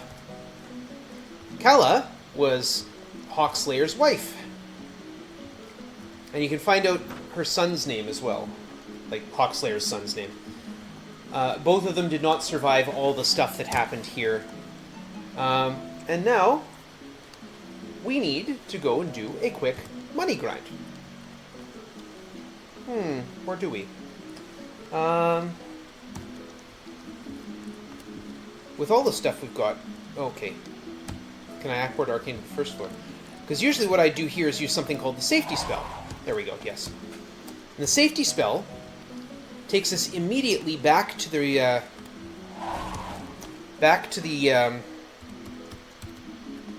refugee camp.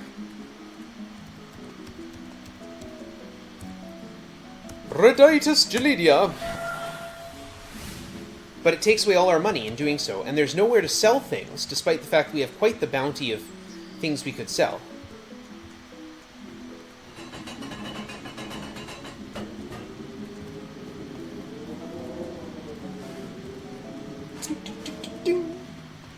So normally what I do here is go on an item grind, but I've done an item grind, so I don't really need to do that. So now he sends us to Lucencia. We want to get Illyria's Crown of Truth and Belt. Advancement, please.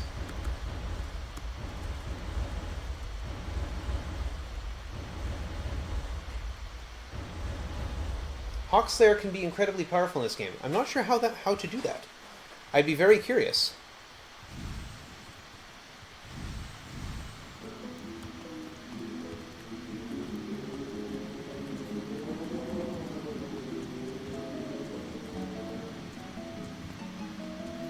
Okay, next stop.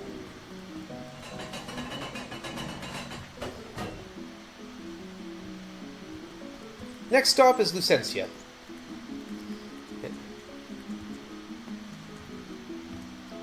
So Rebecca Heinemann, known as Burger Becky, was integral to the creation of these games, which is why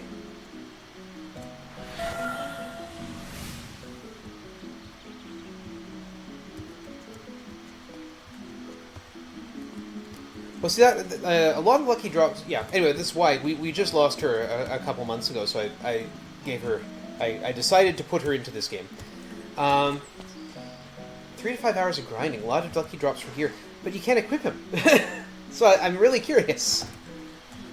Apport Arcane -6 and +1. And in here, we've just gone right through the Violet Mountain entirely. I've entered the lair of a rainbow dragon. Lunchtime, it says. Will there ever be an end to them, you shout. You see one rainbow dragon at 70 feet. We could just kill him with the ranged attack there, but I'd prefer to use the Spectre Snare.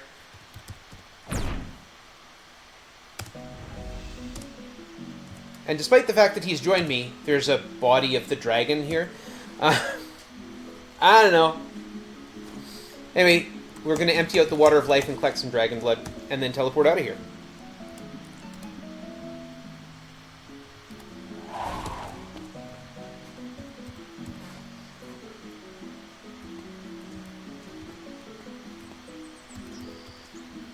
We will take a blue rose.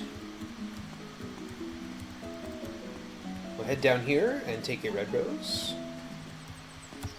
And then we're going to head up here into this decrepit tower.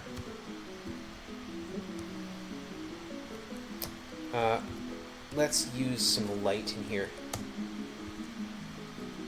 There's my... We just use that crystal key. We're also going to put that rainbow dragon at the front.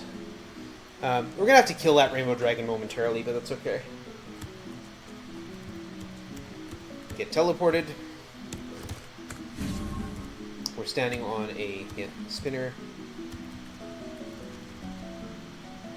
And where's my map? Here we are. Turn this way and cast the trap zap. Scooch across the area that drains my magic points. Turn north and cast the trap zap.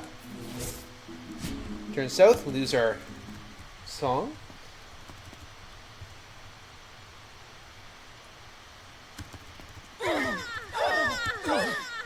And now we hit an era of malevolence. There's dissension in my ranks. So, party attack, the Rainbow Dragon. Party attack, the Rainbow Dragon. Hide in the shadows. Yeah, party attack. Cast Far Death on the Rainbow Dragon. And cast Restoration. All I need is someone to land a blow.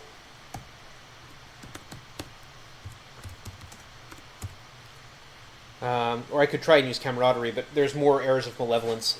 And I want to keep this Rainbow Dragon around for a while. What was my spell here? It is Death Strike. There we go. Go up the stairs. Switch back on the safety song.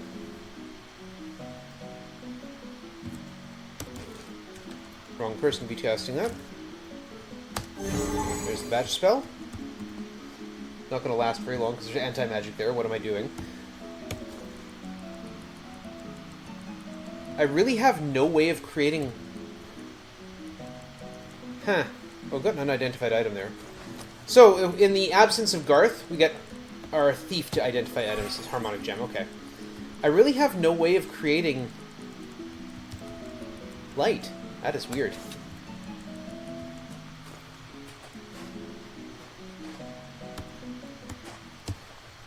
Safety song. Spell points undraining.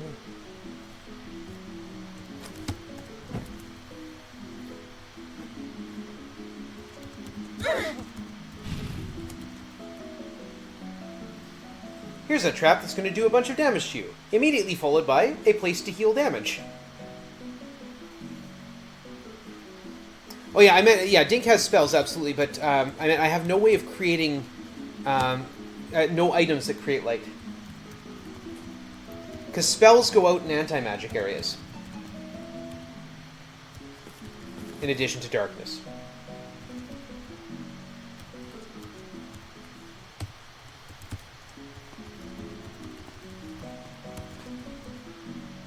Gonna get hit here. And we're gonna go find Sianis.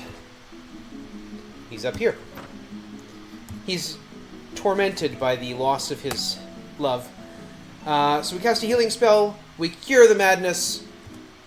Illyria was murdered many moons ago by something far more powerful than anything she had ever fought. Tarjan tortured her before she died, and I was forced to watch it happen. So yeah. A bard can open Illyria's tomb with the magic triangle we just got. This is the only time in the game, or in the whole trilogy, that a bard is absolutely required.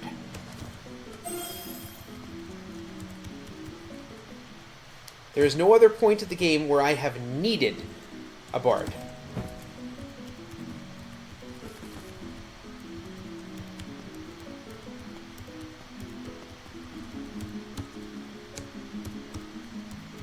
It's okay. People saying my kingdom for a torch in the chat. I have maps.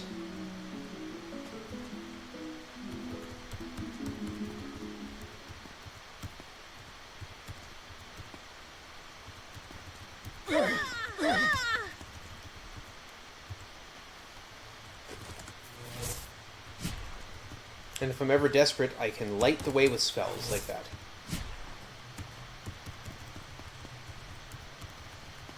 And anyway, there's darkness here, too. And healing spot.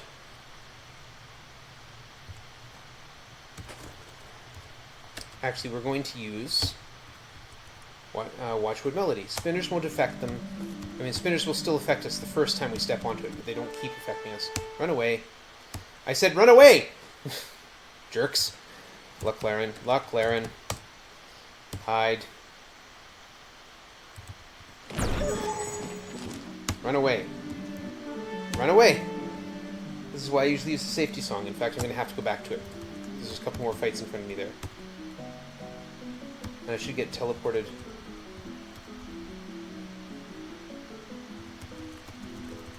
There we go. Out we go! Thought the bard was necessary for the first game. Nope. You can teleport past the the puzzle that requires the bard.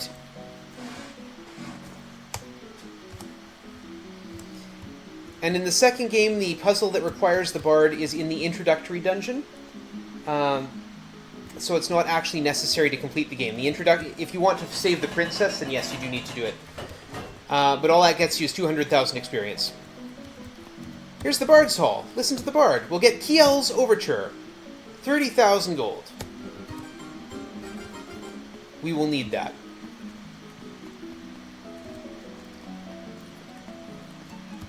The Wizard's Guild. We can actually advance here. But more importantly, we can buy a new spell. Martha can learn Divine Intervention, and so can Dink.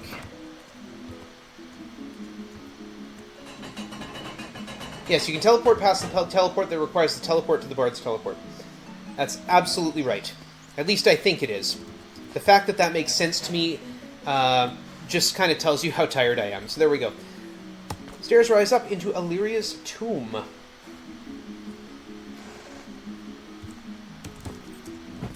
In fact, we can apport arcane part of this area. It's not much, and it's actually probably just as good to walk it. It's 1, 2, 3, 4, 5, and 1, 2, 3, 4, 5, 6. Yeah, here's the door. So, this is Illyria's tomb. We're going to lose our song here. We're going to get a fight right here. We're going to run away. We're going to go north to here. We're going to go here. We're going to trap zap.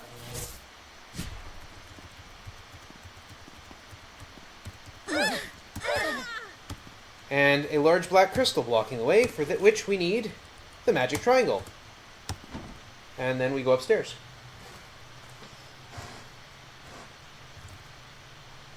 Once more in the safety song. Yeah. So are there any... There's no forced encounters in here. So we'll go to the... not Wayland's Watch. Watchwood. So this is the tomb. So she wants the Flower of Truth. If we step past her, she pushes us back. So the Flower of Truth, I have a tendency to save just to make sure I don't use the wrong one. If you give her the wrong one, she walks away with it and says it doesn't help you out.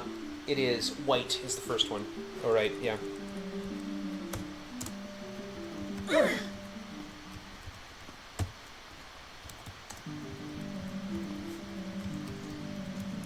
So this is Illyria's tomb. It's a little bit of a weird place. Flower of Valor. Blue.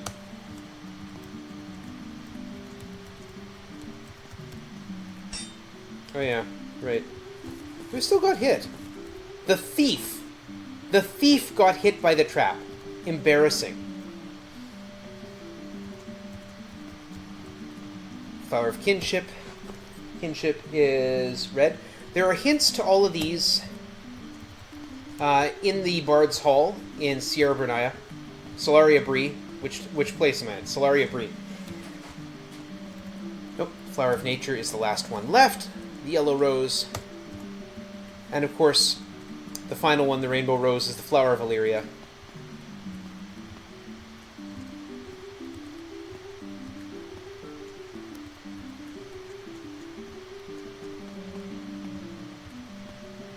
And almost there. Want the Flower of Illyria. Here's the Rainbow Rose. Bam! We get the Crown of Truth and the Belt of Illyria. And instead of grinding for money, we're just going to teleport out instead of using the safety song. I've already told you, there's no shops left. Garth is gone. There's not much that we need money for, except for spells. I think that'd be an easy grind, but we actually have other stuff that we need to do with our money. That's no, it's a spell. That's Eruditus Lucentia. There, my Rainbow Dragon's back in action. My solar-powered mages are regaining spell points. Environmentally friendly, no less. Alright, I think I made that joke already.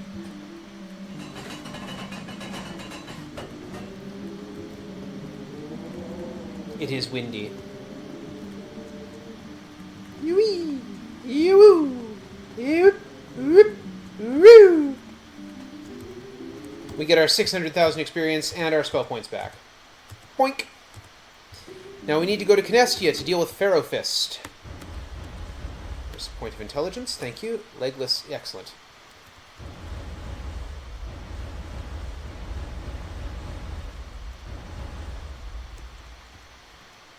Mangar's Mallet. Okay.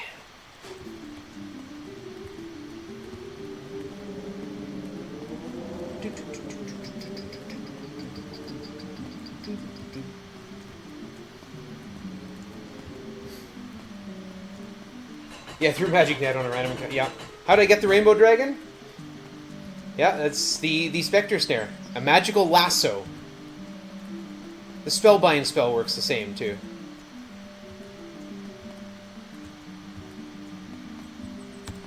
Here's the Old Dwarf Mine, where we will cast Apport Canestia. And we will Apport Arcane our way through Canestia. We go east 11. There's a passageway here. We will take it. We will Apport 3 to the north. We get the right key, as opposed to the wrong key. We go 4 and 6. We go 8 and -1. Get the left key, as opposed to the one that was taken with us. We go that way, and we cast 6 and -4. There's a passageway. We're going to have to teleport 3 and -4, because this place is surrounded by spinners, and I would rather just go right to it. left key, which will turn 15 times in the lock, and the right key, which will turn 18 times in the lock. The lock pops off, sealing the door. We're going to cast a levitation spell. Zip down there. Run away. So the story here, Canestia was run by Pharaoh Fist. We're now in this goo. We're going to use that Arfolia, which lets us breathe underwater. So Canestia was run by Pharaoh Fist, and Pharaoh Fist betrayed the pact of the gods. They weren't supposed to do any more creation, and Pharaoh Fist did. So that's what allowed Mangar to get out of wherever he was.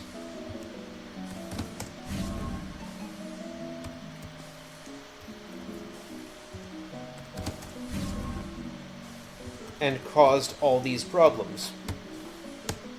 And now we are in the Inner Sanctum.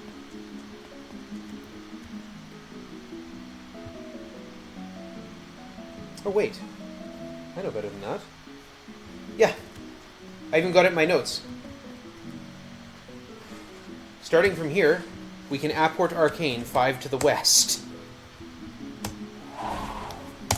We get Pharaoh Fist's Helm and the Hammer of Wrath. There's a large machine here that radiates a magical aura. No one in the party can figure out how to use the machine and what it does. Fortunately,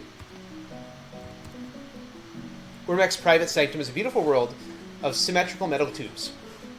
So, this is the thing that Pharaoh Fist created, Ormek. So, no, we're good. We don't have to fight him. Pharaoh Fist created me despite the gods' pact barring further creation, and through his heinous act helped free the Dark One. I have done no evil except to live. So Canestia is under constant war between the machines and the dwarves. And the dwarves are losing, and losing badly. Ormek is running a good campaign. So hopefully this can be the start of peace. We've already got that stuff. So warrior, bard, paladin, hunter, or monk, we can use magic. But we will be more than a warrior, you will be a geomancer. You will lose some of your fighter abilities and skills, but the magic you possess will more than make up for the loss. So if you're a warrior, you lose the multiple hits. If you're a paladin, you lose multiple hits and the ability to use certain items. And the magic resistance. If you're a monk, you lose your multiple hits, your big unarmed damage bonus, and your armor class bonus. If you're a hunter, you lose the free critical hits. Boink. So we have a geomancer. And we're just going to apport ourselves the heck out of here.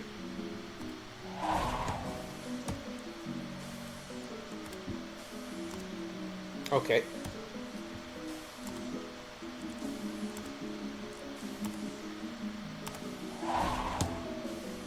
I knew there was something I could do. Alright, and apport out. So again, this is often where I would cast Raditis Canestia. This is often where I would cast the safety spell. You can also meet Hawkslayer there, too. He's younger in Canestia than when you meet him in Arborea.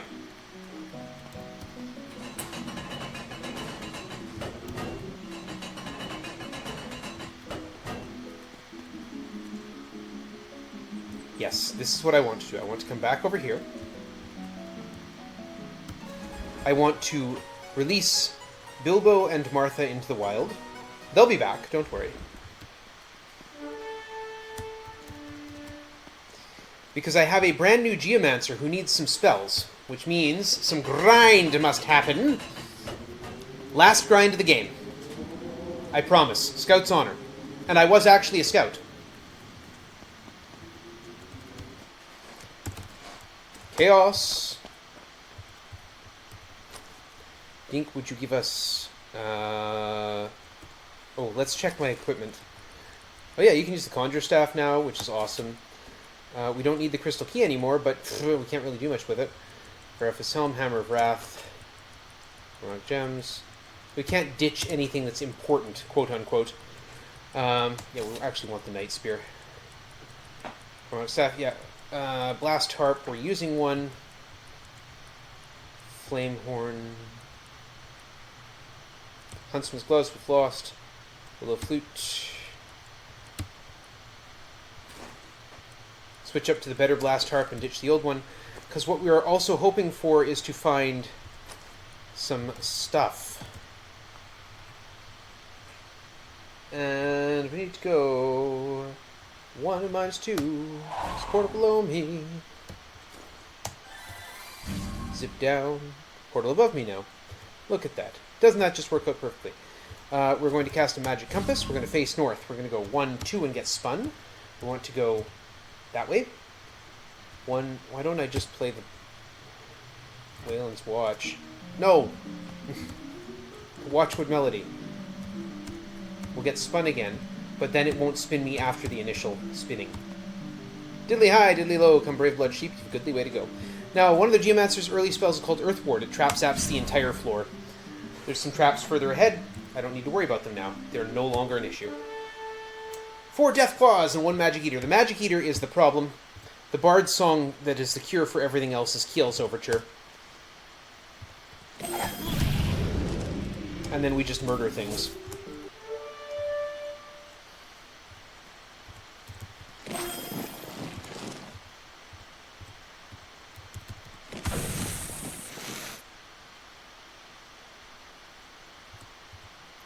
Okay.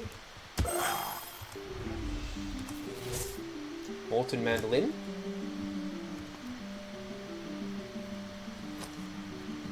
So we could switch back to Mandolin. I don't know if Molten is better than Blast offhand. It doesn't actually make a difference when we're using like the songs. It makes a difference when we're using the breath weapon off the actual item. Death Imps, Spirit Mage.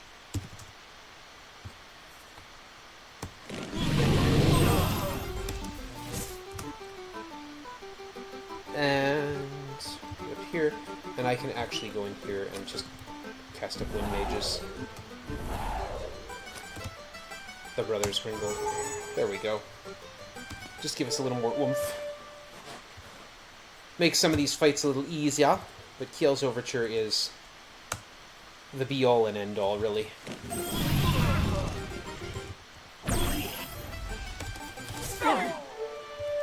Although if I can't find a canteen or a wineskin,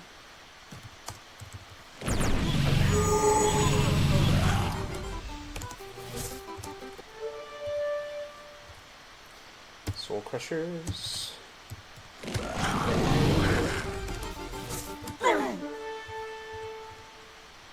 The Prime Daemon. Thor's Hammer. 2 songs remaining, okay. We're going to skip this aisle because it's all anti-magic. We'll go to this one. Enjoy your next life.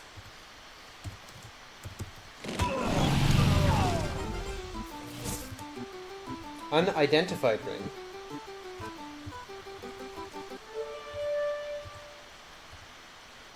Oh. And we are out of songs. You're already using a Ring of Accuracy. You should use a Ring of Accuracy as well. Okay, with no songs remaining, we're just going to keep going. We're just going to change up my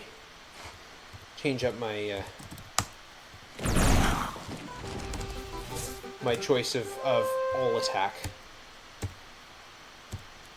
We're just going to cast Mangar's Mallet, which is something the Master Mages do, too. Then every so often, the Rainbow Dragon's just going to throw Restoration, just to make life a little nicer. Magic Eaters are immune to spells, and if they hit you, as you can see here, they drain off your magic points. Speed Boots! Fantastic. That is one of those things that I would have liked to have picked up last game, but didn't. It is what it is.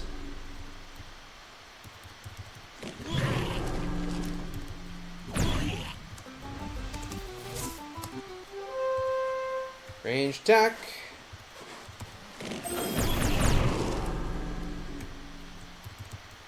I mean, if these guys would stop casting Osman's Haltfo and just throw Mangar's Mallet, we'd be fine. Thank you.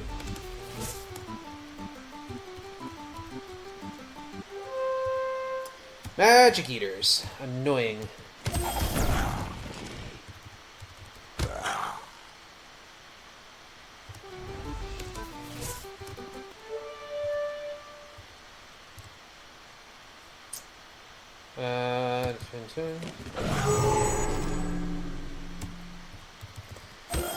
Let him summon more of themselves. There we go. There's another cold spit here. Am I staying warm? Yeah. I'm inside. Death Ring. It's not as cool as it sounds. Kind of hoping for a no spin ring, but you know. Okay, we've reached... Nah, we'll leave that alone. Move to the end of this particular passage.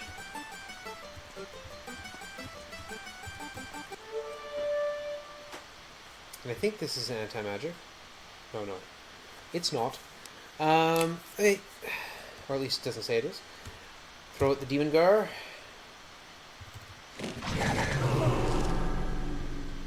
Yeah, don't throw Osman's Haltfo. It's not going to help you. Thank you.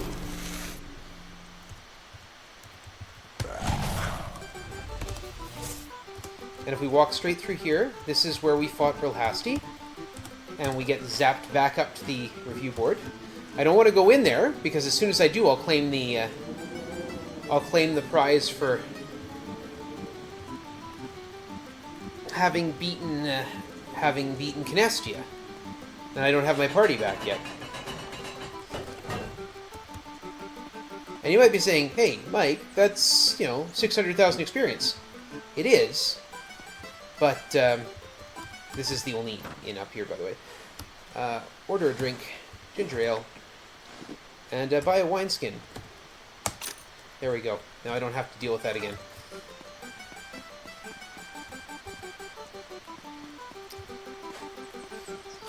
So is it really better to do this? Yeah, it is.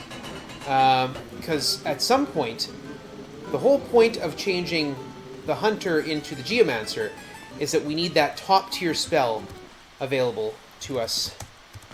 It's called Earth Maw, and it instantly kills a whole group of enemies. That's the whole point of doing this.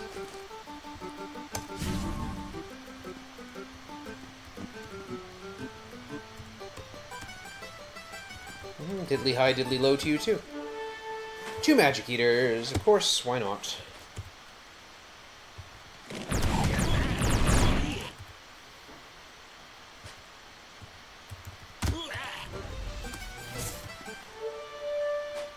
I am not finding stuff.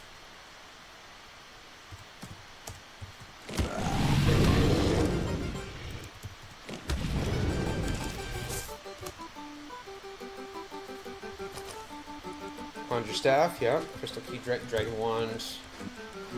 Herb figurine, Master Wizard figurine. 2 Staffs of Floor. Youth Potion. I've got Youth.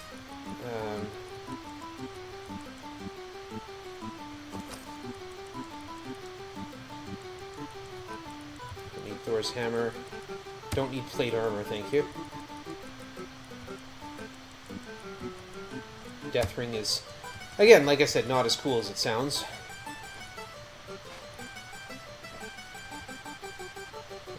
Yeah, you don't have anything in your hat.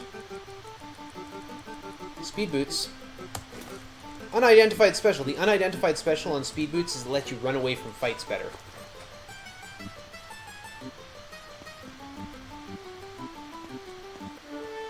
Which, let's be honest, is kind of awesome, given how much you have to run away from fights.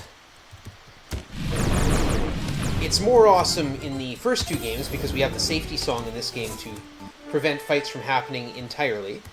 But, a benefit is a benefit.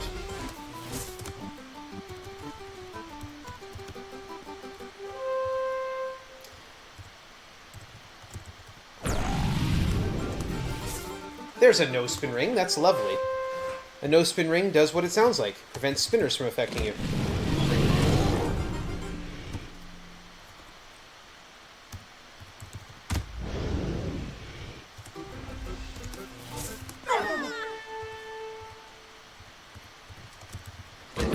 And since I don't have a master key to make that happen,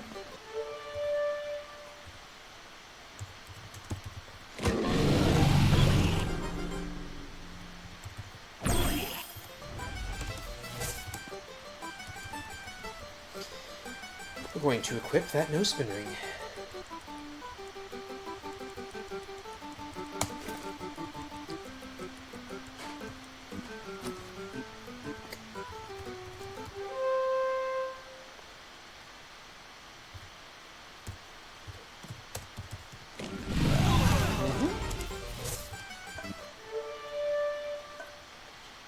Blood Feasters, Mad Howlers, Demon Gari.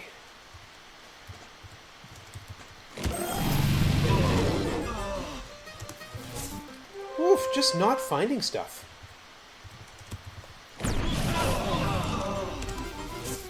Dragon Shield. I mean, that's not stuff I want, but at least it's stuff.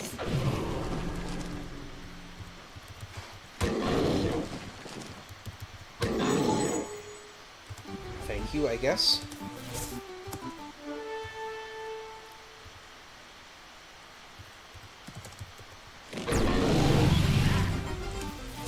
An identified helm. There's a couple things that could be that would be nice. A travel helm is one, but again, would have been more useful before we got here.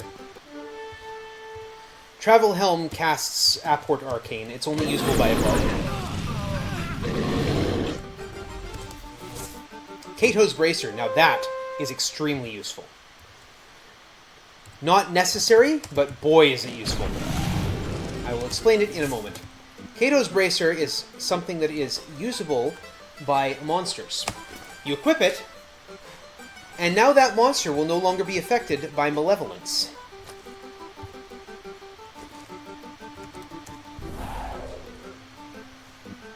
So, that rainbow dragon cannot be turned against me. Now, I haven't tested to see if it can still be affected by party attack. There's a Thief Dagger. Okay, good. How's my experience level? I have it written down how much I need. 700,000. Okay, we're almost there. Should be one more pass.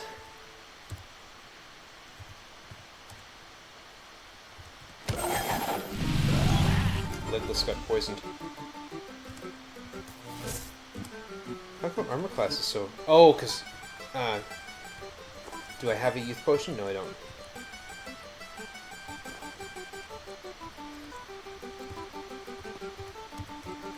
That's okay. Hardly the end of the world.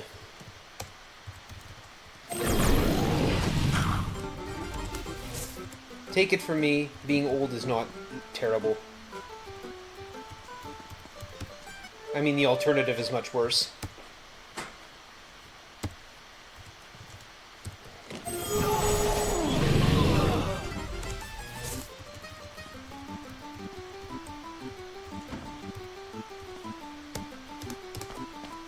But we will still go and cure that before we continue. Found leather gloves. Great, thank you.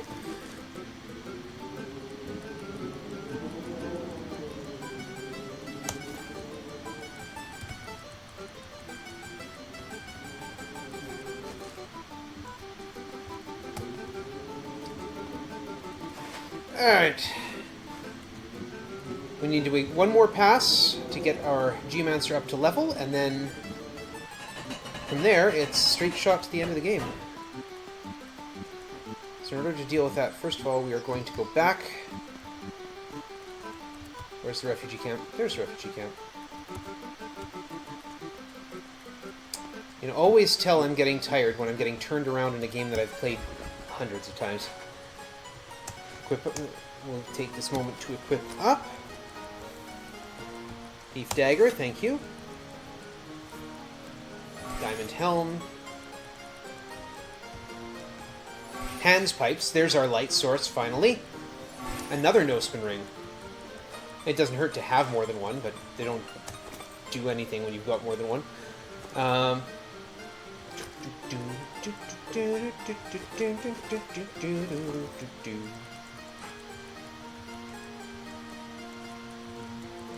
did I put... Well, you can't use the diamond dagger. Okay. Yeah, warrior, paladin, rogue, and spellcasters. Huh. Rogue, hunter, and spellcasters. Hunters got... Hammer of Wrath, we don't need... Okay!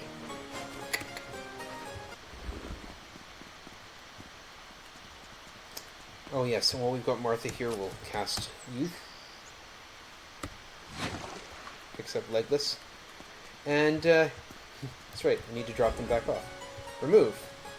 Yogo and Martha. One more pass. And we should be good to go.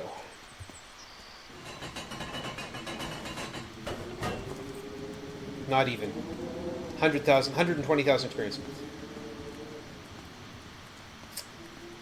Because that, combined with the 2 bonuses we will be getting for completing Kinestia and completing the next level, Termitia,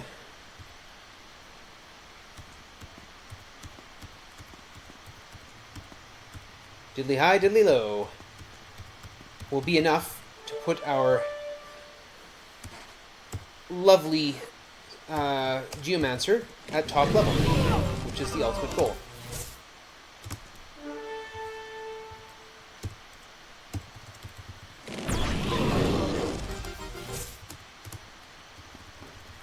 Of course, getting a Song Axe would be nice too.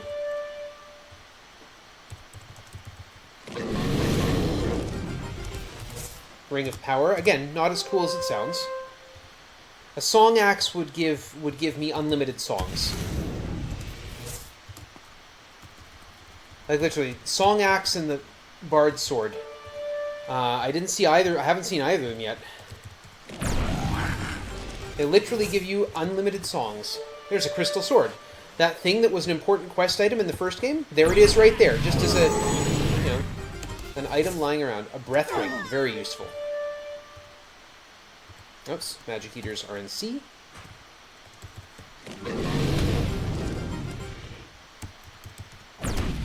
Magic Eaters also have on average like 10,000 experience, or 10,000 hit points. Is ridiculous. Enemies you can't hit with magic that have like thousands and thousands of hit points, they just suck up your time if you don't have critical hits.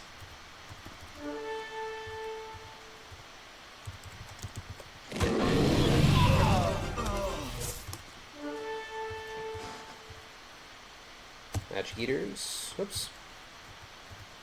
Ranged attack, Magic Eaters. Bard Song, Keel's Overture.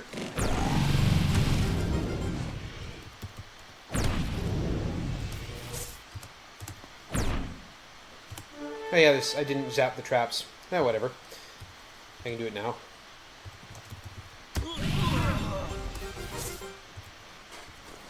Earth Ward. Boom. Soul Crushers. Galt's Flute.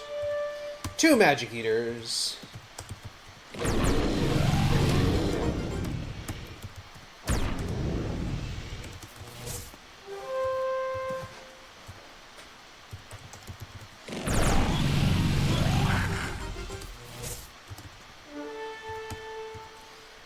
I should probably have already completed the necessary experience. One Nefast Master and a Magic Eater. Sure.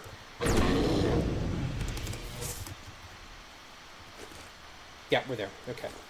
Diamond Shield, I saw.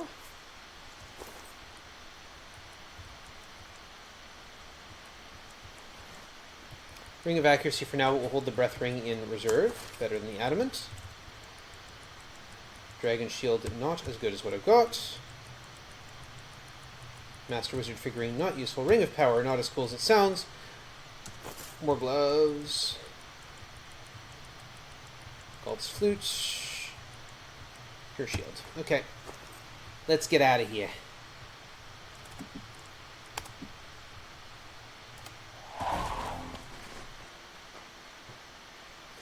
I fly through Ultima 4 and the Bard's Tale trilogy and any other old RPGs from C64. I do the first 4 Bard's Tale games, actually. Not just Ultima 4. Any other old ones? What else do I do?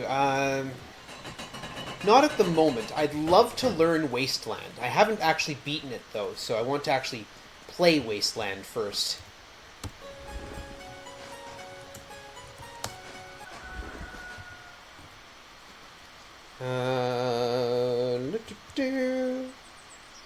There we go. Make sure my party order is proper. Go talk to the old man on the review board. Start teaching Legless some spells.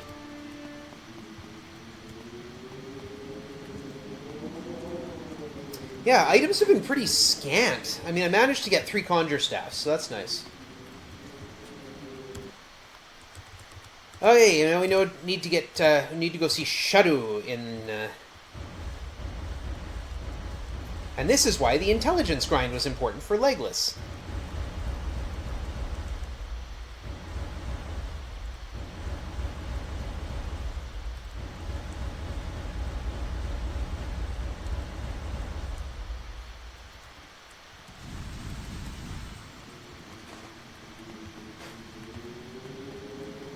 Okay.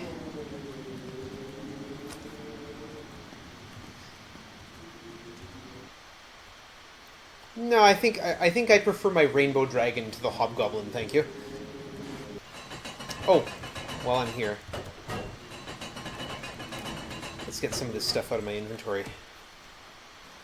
Magic triangle we no longer need. The right and left key and the crystal key we no longer need.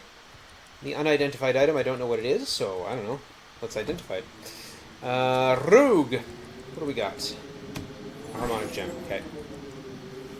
A no spin, ring of accuracy. You should have a breath ring. Because generally speaking, you're not going to be using ring of accuracy. We'll have it on hand just in case death ring is not useful.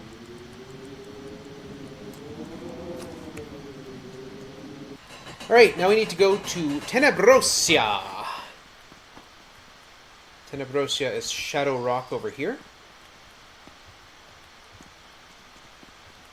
You can see the little point of interest sign here. Cast! Apport Tenebrosia! It's another place where we're just going to completely trivialize the whole thing through magic.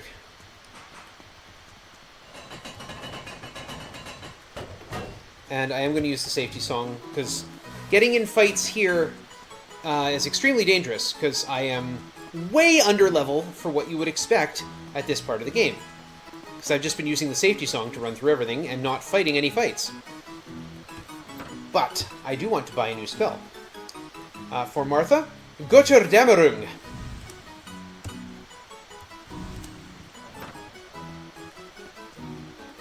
The Twilight of the Gods. Listen to the Bard, the Minstrel Shield.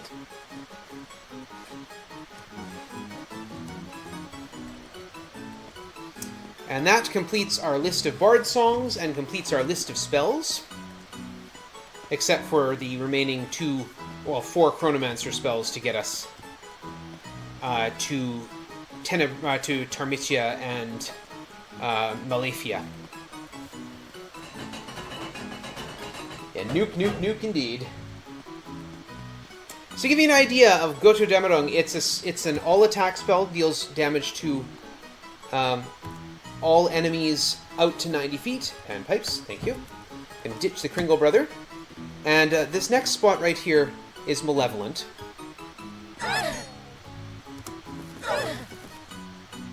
Yeah, it's also true. I've got to Earth Ward, please.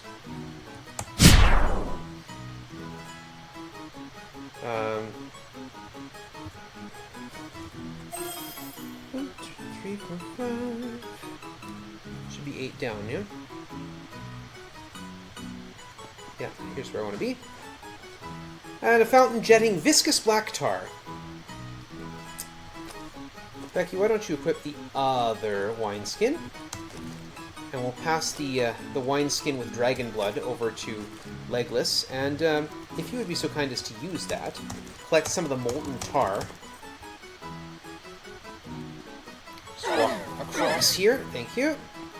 Rather than walking all the way around the whole place, I just walk through those spots. There is a path. And I'm heading down here now. I need to go to the Shadow Cops. Do I have any interest in the SSI games? I have interest in them. They're lovely games. I have not done much with them for a long, long time. I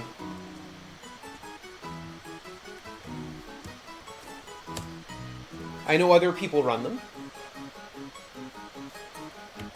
So yeah, we're just going to burn down parts of the forest here with molten tar. Boop, and leave.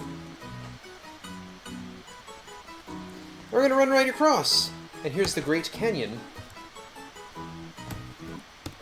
No, I don't want to go back. And as with many dungeons in here, we're just going to apport to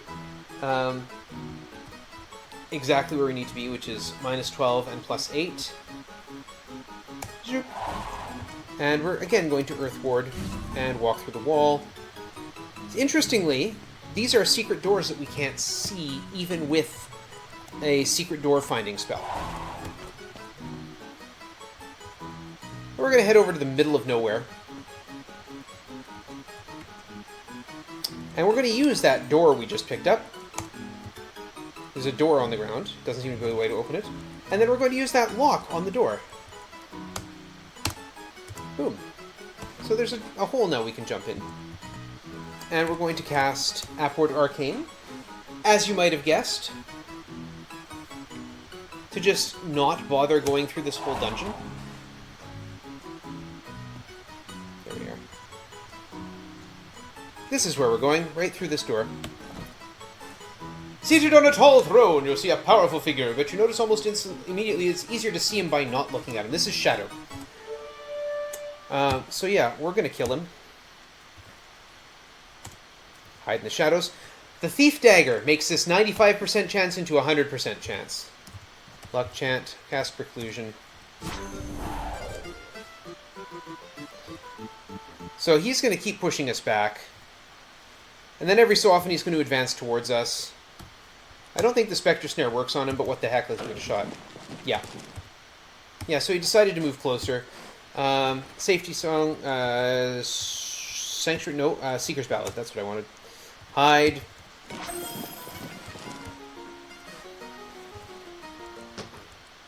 The best way to get him is sneak a thief up to him and just stab him. Get that critical hit.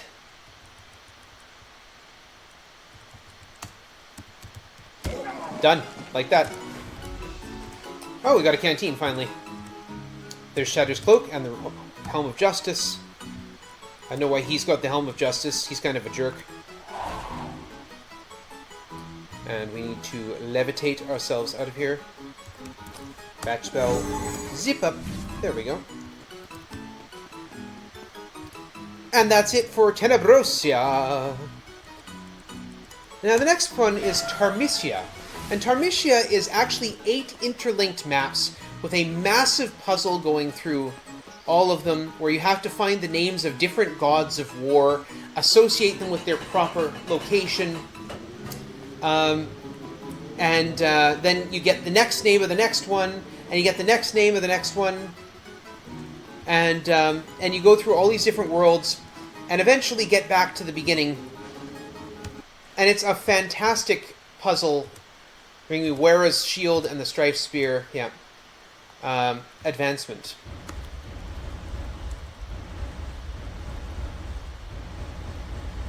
Get our levels. Legless. Earthmaw, that's the one.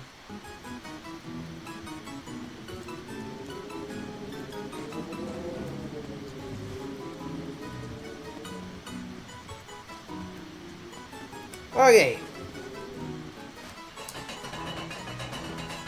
So yeah, there's these 8 interconnected dungeons. They're full of nasty monsters. They're all sorts of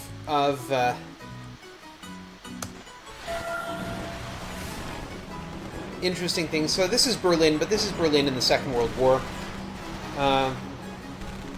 We're just going to apport Arcane right to our specific spot. Say the answer.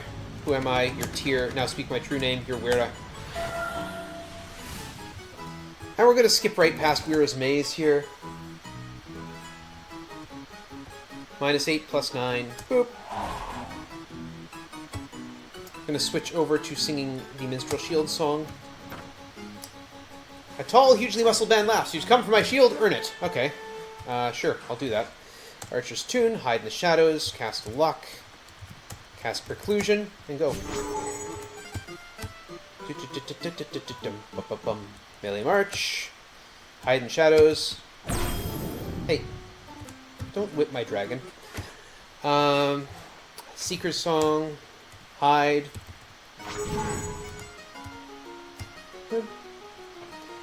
The dragon actually burned Wera with a little... I mean, I can also do Kiel's Overture if I want. Yeah, it doesn't actually do anything. Luclaren, hide. Thank you for the restoration. Ranged attack. What else we got? Sanctuary Score, hide. Ranged attack, defend, attack. There's a stab out of the shadows. Hey!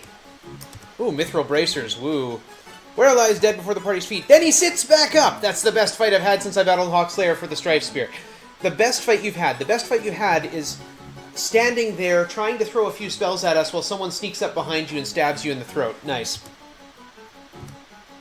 My shield is yours. You'll find it in the next room.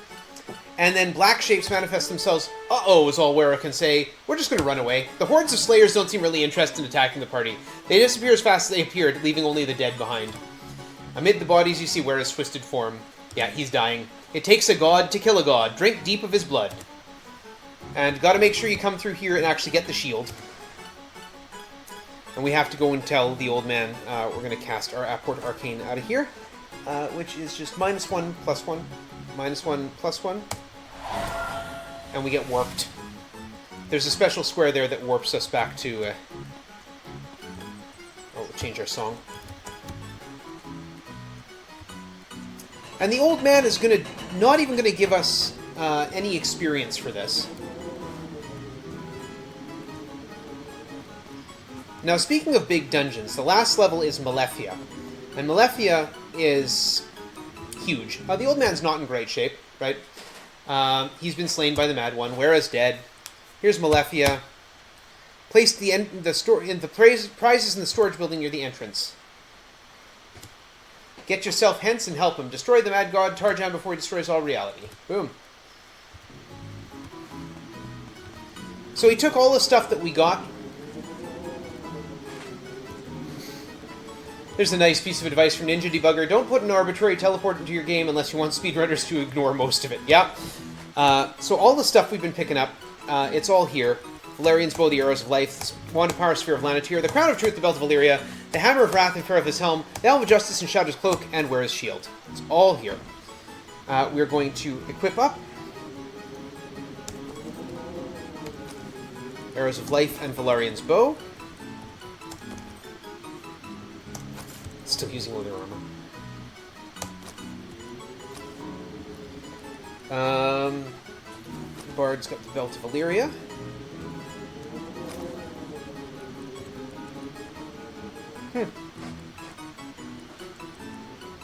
Don't really need another canteen, but why not?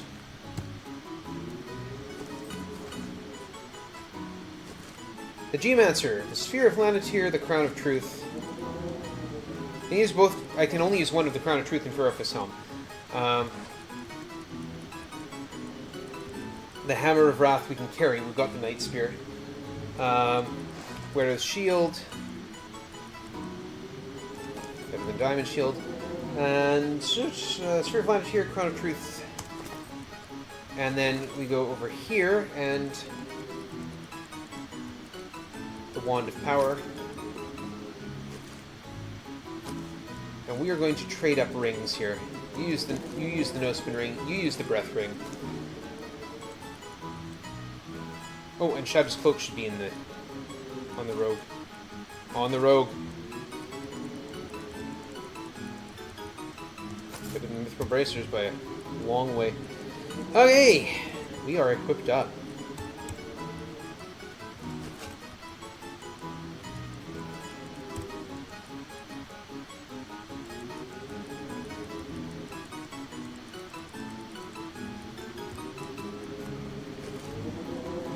Now we have the massive dungeon ahead of us of Malefia. Each map of Malefia is 22 by 22 squares, and there are 3 floors. They are interconnected by teleporters, portals, and stairways. Apport Malefia. Here we go. So this is a Malevolence Square. That's what that red drippy thing is. But we have Kato's Bracer on the Rainbow Dragon. And here's Hawkslayer. The back and breastplates are crushed as if some giant child grabbed a doll and squeezed it in rage. And we've got a blackened steel spear with razor edges. This is Wera's Strife Spear. The skeleton belongs to Hawkslayer. You are the only hope of reality. We're not going to equip that. There's a nice spot here you can stand if you want to break, recover your magic points, or if you want, like me, to get your map closer and see if you can actually read it. Okay, yeah, okay, good, yes, there we are. Okay, here we go. See if my old eyes will hold up. We're going to start with a Earth Ward. This is another Malevolent spot. We're going to return the safety song. Get teleported. That's okay, this is normal. Hey. Okay, we are now there.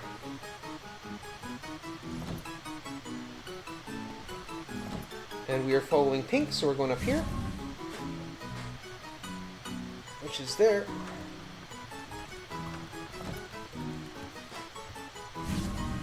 One, two, three. 1, 2, 3.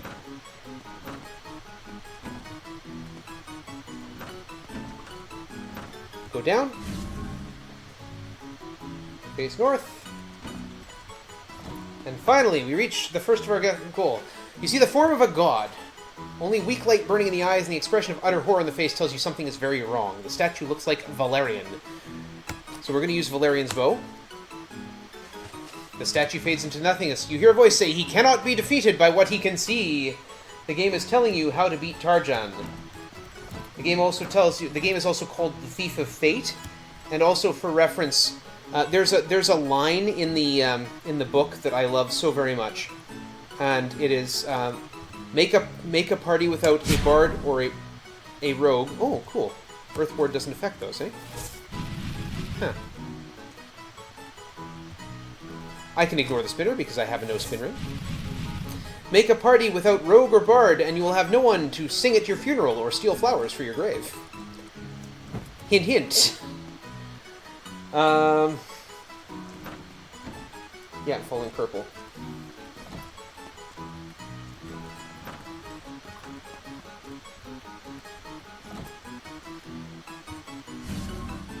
Oh, wait.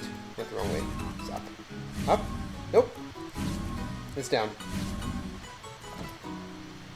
Is it? Where am I going?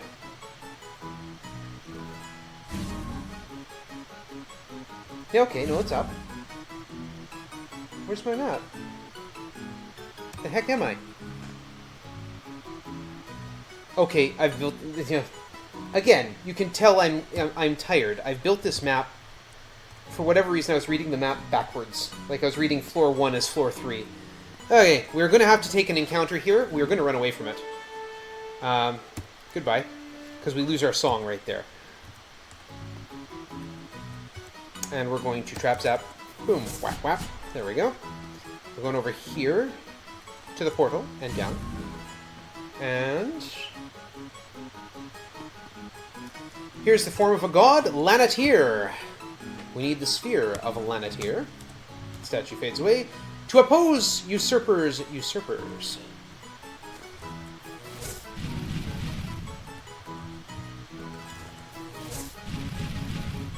This time I'm following my red line.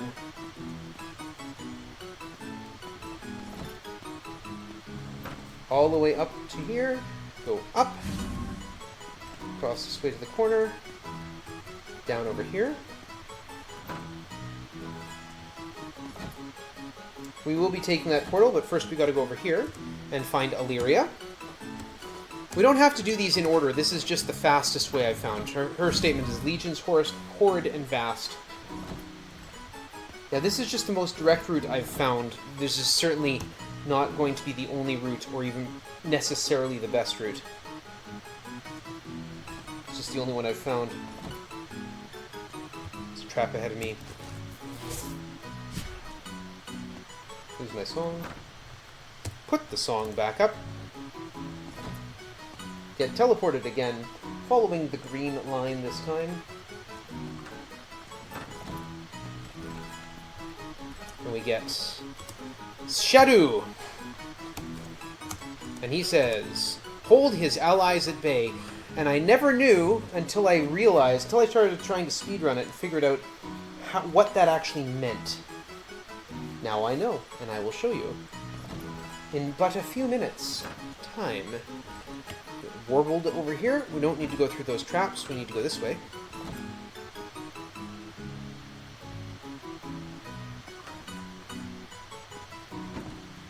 Sort down.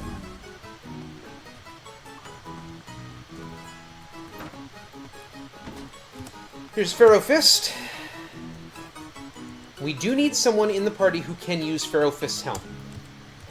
And you cannot use it if you can't equip it. So he opened Gates of Hell. So that is why we need a Geomancer or a fighter type. My first attempts at routing a speedrun ended there, because I did not have a Geomancer or fighter type, figuring that I could get by with just mages. I was wrong. Bard, Rogue, and 2 mages did not work.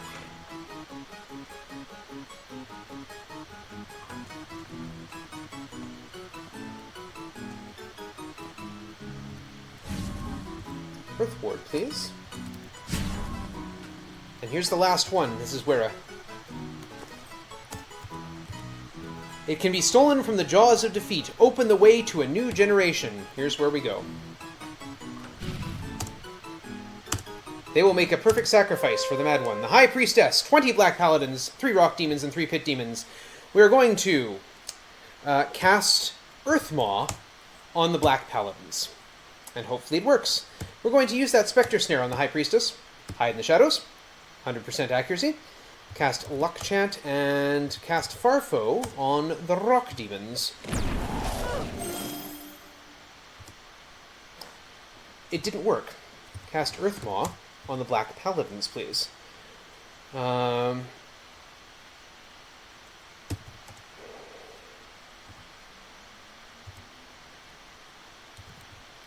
Force of Tarjan on the Black Paladins. Push them away from me.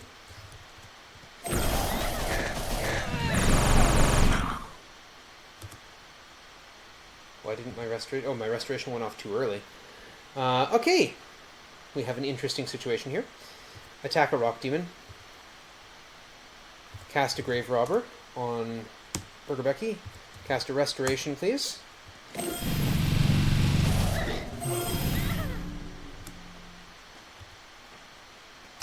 Ranged attack. Rock oh no, Legless. Earthmaw. Out of magic points. Brilliant!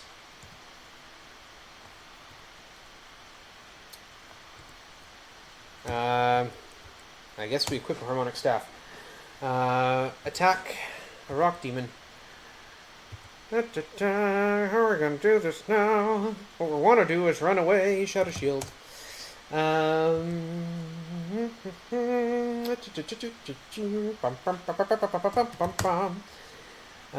Bard Song. Sanctuary score.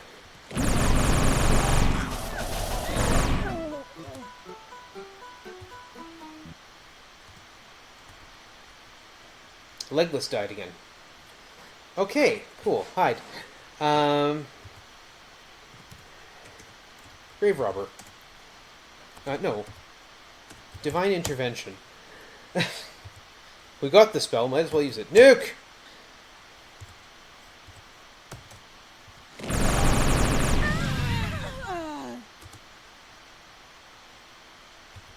This just gets better and better. Divine intervention, please. Thank you. Hide in shadows. Nuke! Götterdämmerung.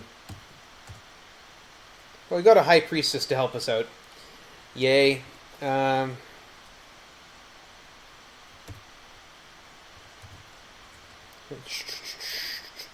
Minstrel Shield.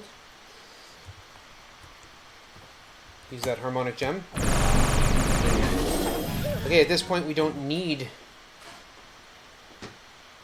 right. I'm sorry, I was saying. Equip. Staff of Lore. Bard. Melee March. Ranged attack. Demon. Hide in shadows.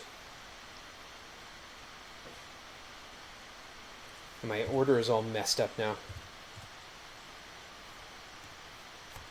No, use the Staff of Lore. That's why I equipped it. Ranged attack. There! There's still... Oh, the Rainbow Dragon got hit, which means that now it's mad.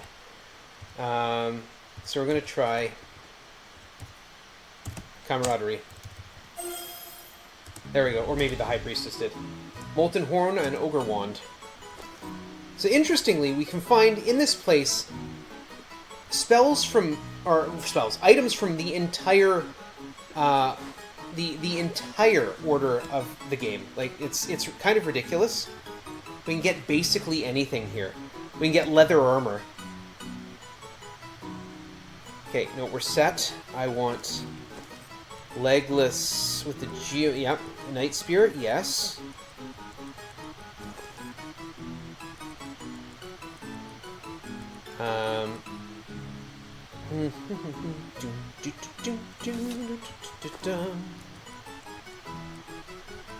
Yes, I want you still using the Staff of Lore, even though that means we don't get the benefit of the Conjure Staff.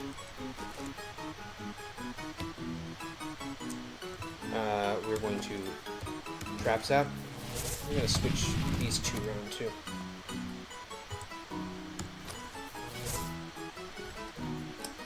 Through this door, we get our next big fight,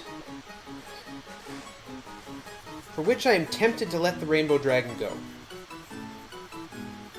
I think I shall. I'm going to take its Kato's Bracer. I'm going to give that Kato's Bracer to the High Priestess. And we're going to kick out the Rainbow Dragon.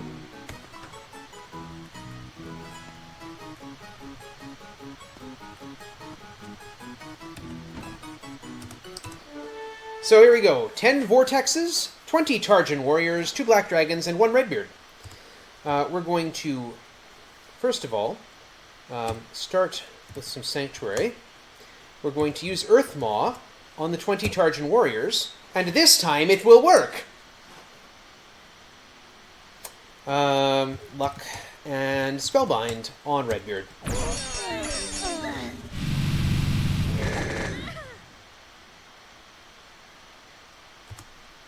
It didn't work.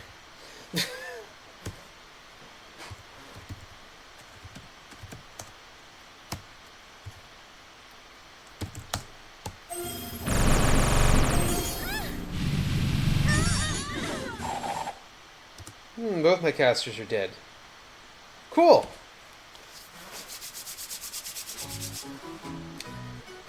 Okay. The heck.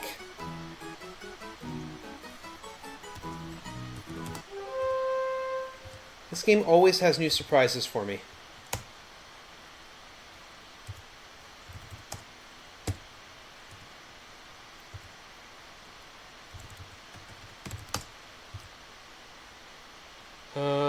Farfo, the Warriors.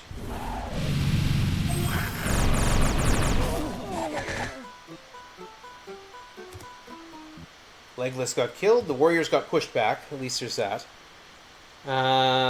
Okay. Got a lot of options, we just go at them. Hide.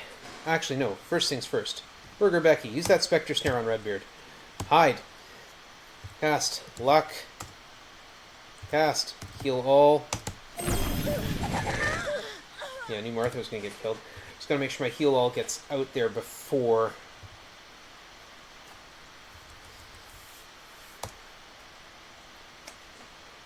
hide. Cast. Heal all.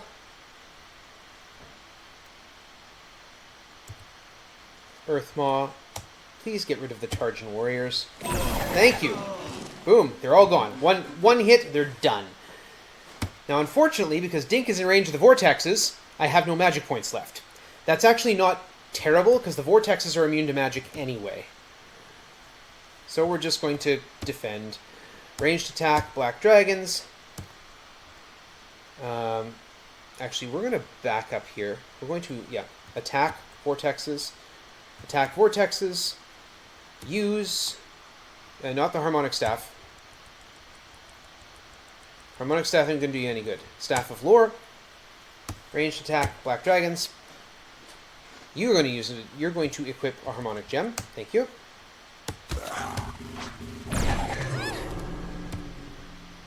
Attack a hide. Use the Staff of Lore to heal everybody. Ranged attack on the Black Dragons.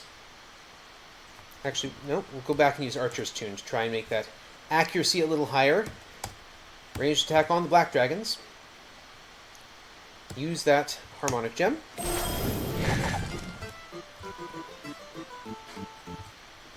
If I can't get past the Black Dragons one way, I'll get past them another. Hide. I mean, you're not going to be fighting. You're not going to be casting any spells. Got Divine Intervention up already. Nuking isn't going to do anything. Because the Vortexes can't be hit by magic. Vortices. Spell Song, thank you. Hide. Attack. Ranged attack, B. Cast. No, really nothing I can do. Just defend.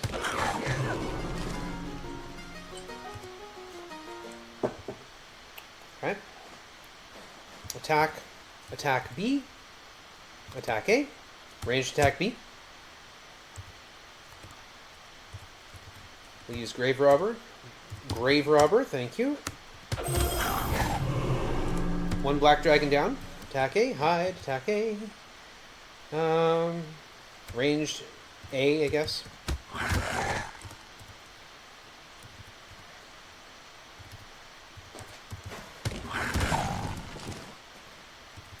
So why am I using ranged attack? Well, I mean, for one thing, the Geomancer's behind the lines, but the Night Spear does not have a critical hit on it, on its melee, but it does on its ranged attack.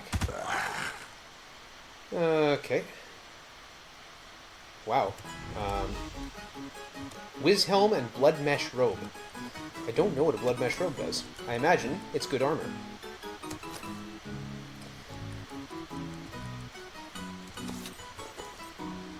And I know what Whiz Helm is. Pretty rare that you find armor for a caster. Okay! Well, as unmitigated a disaster as it has been, we have Redbeard and a High Priestess. We are not... Yeah, Spectre Snare will pull its weight right to the end. If I wanted, I could use it to get Lorini on my party, too. Legless, Harmonic Gem. Dink, Harmonic Gem. Martha. We've got so many of them, it doesn't matter.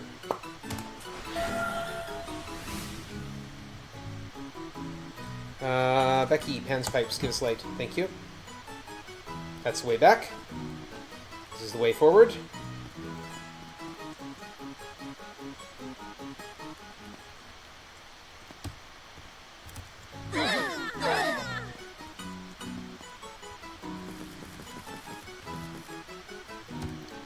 Might as well trap zap that. You feel power pulsing like a heartbeat. You are very close to the very source of evil. Yeah, it's right there. Okay. Before I go in, I think we're going to go in this order. And we're going to go in with Minstrel Shield. And we might as well drink, because why not? Do I have Shadow Shield up? I do, yeah. Okay. Okay, so wish me luck. This is it. A dark cloaked figure laughs. So you think you could defeat me again like the way you tricked me at Baron Harkon's castle so many years ago? Now I'll have my revenge on you and take what should rightfully be mine. I will possess control over all time and space. Buddy, if you think control over all time and space is what's rightfully yours, maybe the problem is you. Here we go. 2 High Priestesses, 30 Black Slayers, 30 Rock Demons, and 1 Larini. So, to run you through this, we are going to Bard Song a spell song up, please. Try and protect ourselves. We are going to cast Sandstorm at the Black Slayers. Yep, I'm going to cast Sandstorm at the Black Slayers. I want them moved back. That is important. If they're in my face, I'm dead. We're going to Farfo the Rock Demon's way, give myself a little bit of time there, and Luck Chant to protect me.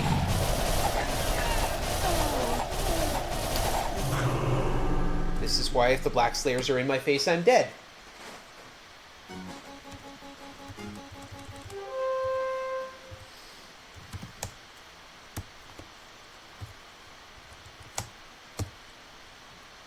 Hide. Cast Farfo on the Rock Demons. Cast Fota on the Black Slayers.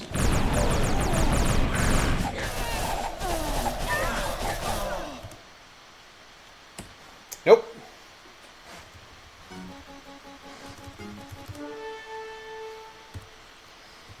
Okay. I don't think the Molten Mandolin's going to do much. Sanctuary. Cast Sandstorm on the Black Slayers. Hide. Cast Farfo on the Rock Demons. Cast Force of Tarjan on the Black Slayers. I heard something get moved. There they go. Okay, good. They're out of my way. Burger Becky got killed. That's okay. I mean, yeah. Earthmaw to take on the Rock Demons. Stab a High Priestess. Cast a Heal All. No, we don't need a Heal All. We need a Divine Intervention. And we're going to start nuking Black Slayers.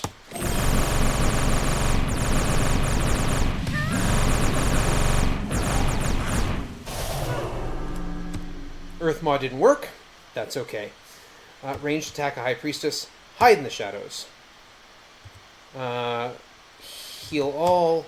Nuke. And Bard Song. Archer's Tune. Here we go. Ranged attack. Rock Demon. Attack High Priestess. Cast Anti-Magic. Cast Luck Chant. Bard Song. Seeker's Ballad. So what I'm doing right now is buffing my chance to hit. Ranged attack A, Hide in Shadows. Cast Farfo on the Black Slayers. I want them... 60 feet is where they can start using their they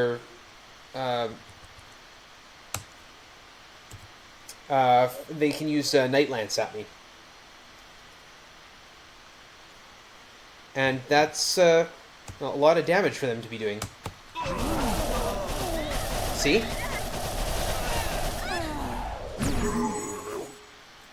A Larini cast the Brother Skringle. Oh, lovely. Hide. Go all. And, no,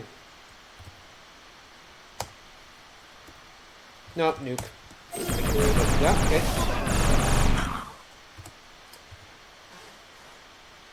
Hide. I don't want to... So maybe I do want to kick that. Kick. Yeah, I do. Equip Harmonic Gem. Equip Harmonic Gem. Use the Spectre Snare on Larini. There we go. Told you, it ends fights. Now, what we have here is a very serious problem. We have two spellcasters who are on the front line.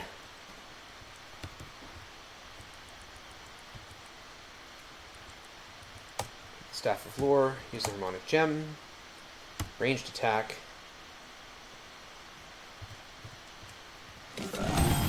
And I've got no way to get them off it, because I don't have a chance before the next fight.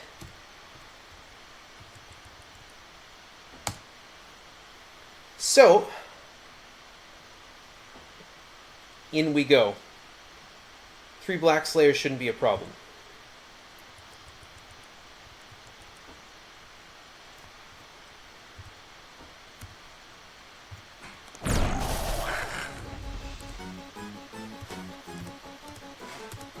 Most impressive, you are a hardy lot. Here comes Tarjan. Last fight. So Tarjan is going to continually summon Black Slayers into the fight. We're going to do everything we can to stop that from happening. The first thing I have to do, though, is push these ones back. And hope it works. No, not Keel's Overture. Oh well. It's damage.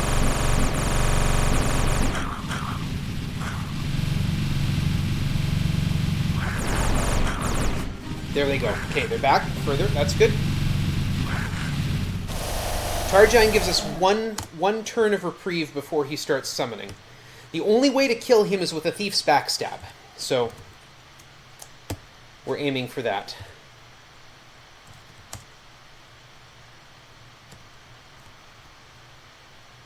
Earth Maw did not work.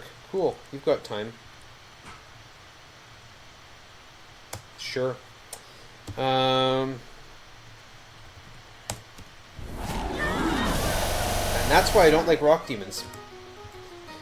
Okay, cool. This just got really stupid dangerous. I don't know that I'm going to be able to finish this one. Both spellcasters down. No way to heal them.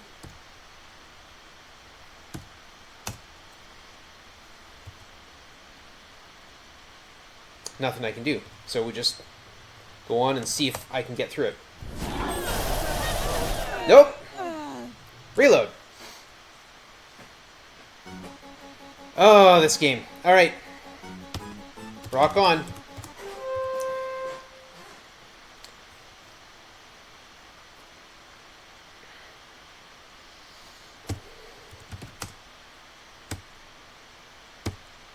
Nope. Sandstorm, Black Slayers. Hide in the shadows. Divine Intervention. Force of Tarjan, the Black Slayer. Nope. Shoot. Bardsong, LaClaren. Sandstorm, the Black Slayers. Hide in shadows. Divine Intervention. Does it protect me from... Yeah, it does... Yeah, saving throw goes down, yeah. And Force of Tarjan, the Black Slayers. Get hit. They're hitting me.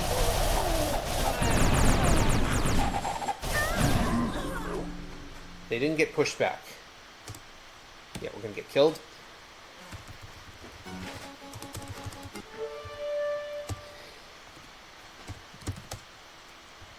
Not ranged attack. Sandstorm. Black Slayers. Hide in shadows. And magic. And Force of Tarjan, Black Slayers.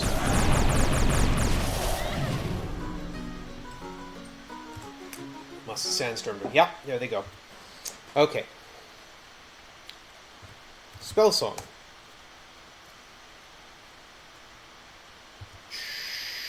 Earth Maw. Rock Demons. Attack of the High Priestess. Divine Intervention. Luck Spell.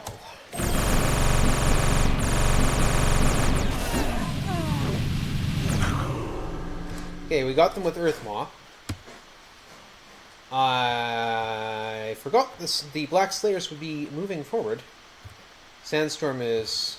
Yep. Is my option. And Farfo. Let's push him back, if I can.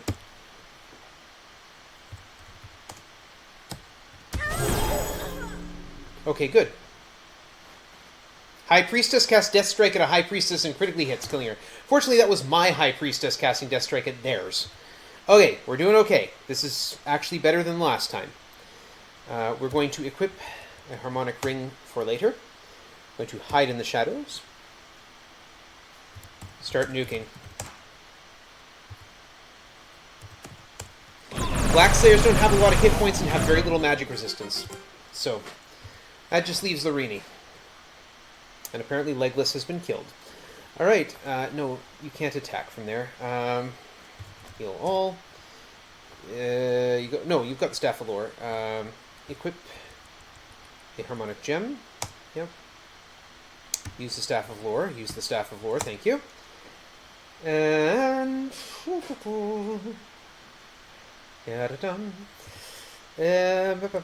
Claren. Hide.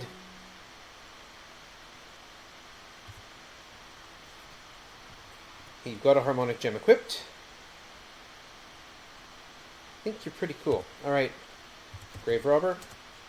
Legless. And...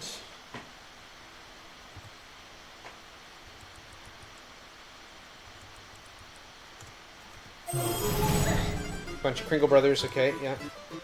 Kringle Brothers are not a problem for me anymore.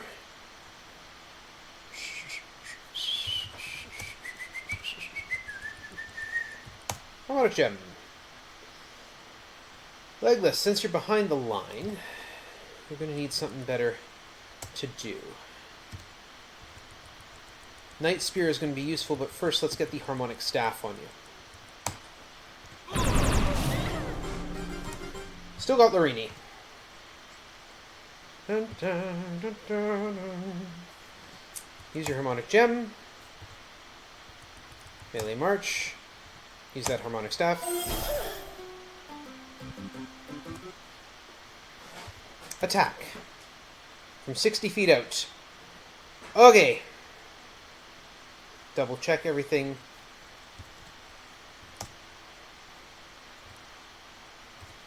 So you've got the Harmonic Staff on. So you can re-equip a gem. There we go. Critical hit. And here comes Tarjan again. Here we are. Yeah, see, we just found a lamp. After defeating the runner-up to most evil creature in the game, we got a lamp. Push the rock demons back. Cast Force of Tarjan on the Black Slayers. Bard Song. Sanctuary Score. Cast Sandstorm on the Black Slayers. Rock demons went back. Good.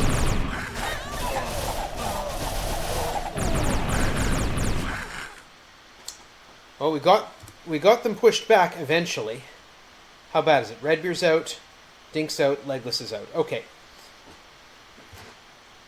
Ain't the end of the world. Hide. Grave Robber on Dink.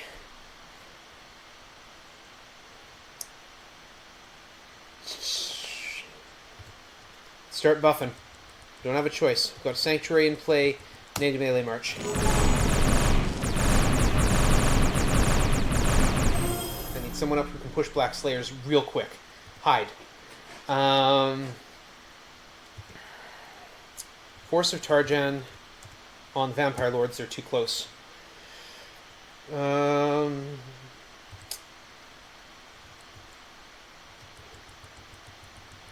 I haven't had a chance to cast Preclusion yet, so... And I'm going to cast Divine Intervention, so...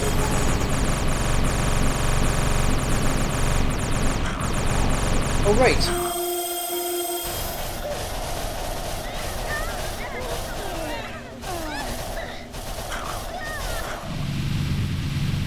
I forgot I needed to push the Rock Demons back, or the Black Slayers back. Now the Rock Demons are on my front step. Black Slayers have to go back. Oh, jeez. Yeah, I was worried about that. Nah, there's no way.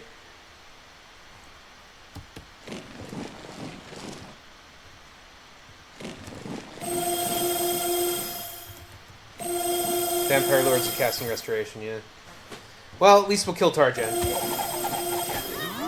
We killed Tarjan, but it doesn't matter. Okay, this is really giving me a problem. Like, I'm not sure what's going on here. But, here we go. We'll give this another couple runs and see if I can get through this. I'd like to say this has never happened before, but I'm not sure. It's more a question of I'm not sure why this is happening. Black Slayers, go away. Hide. Farfo Rock Demons. Cast. Force of Tarjan. Black Slayers. Go. Black Slayers are at 90. There we go. That's where I want them. Cast. Earth Maw. Rock Demons. Who died? Burger Becky and the High Priestess. Sounds like a rock band. We're okay. You can kick. Cast. Anti-magic. Grave Robber on Burger Becky. Okay. With that open spot, we're going to claim Larini again. Okay, good. We got the Earth Model land. That's good. We need healing. We need you to equip. Actually, no. We need you to throw your spear. We need you to hide. Have we thrown a Divine Intervention? We have not. Let's do that. Nuke. And use the Spectre Snare on Larini.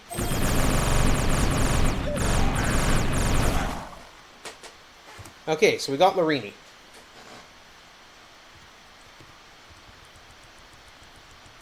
Equip Harmonic Gem. Attack A. Cast Farfo on the Black Slayers. Keep them out of range. Nuke. And Bard Song Melee March. I heard the noise, but it didn't work. Oh, we got stunned. Great.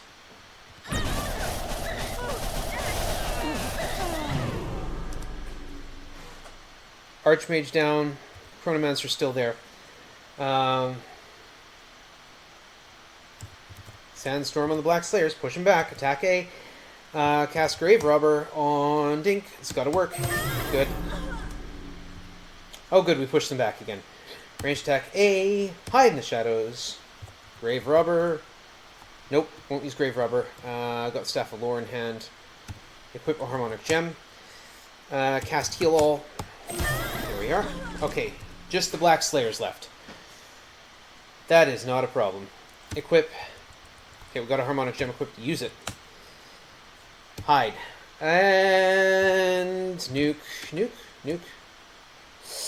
Nope, not nuking. Use the Harmonic Gem. You nuke. Heals Overture. Okay, now we're doing alright.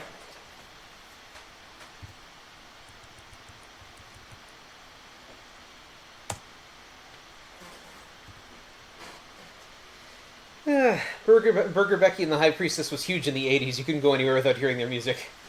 Yeah. I remember those days. What do we got here? One Power Staff of Lore. You know what? Just use the moment to re-equip your Harmonic Gem.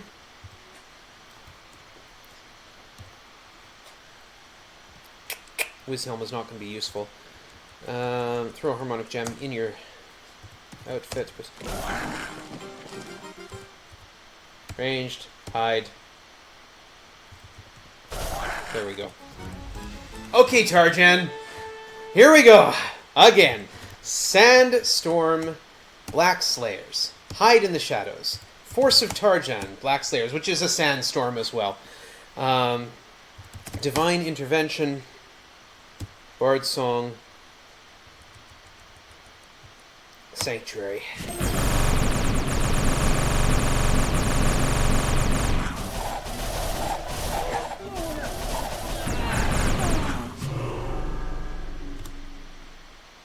I don't like that they didn't move. That's not encouraging. Okay. Hide. Force of Tarjan, the Black Slayers. Farfo on the Rock Demons.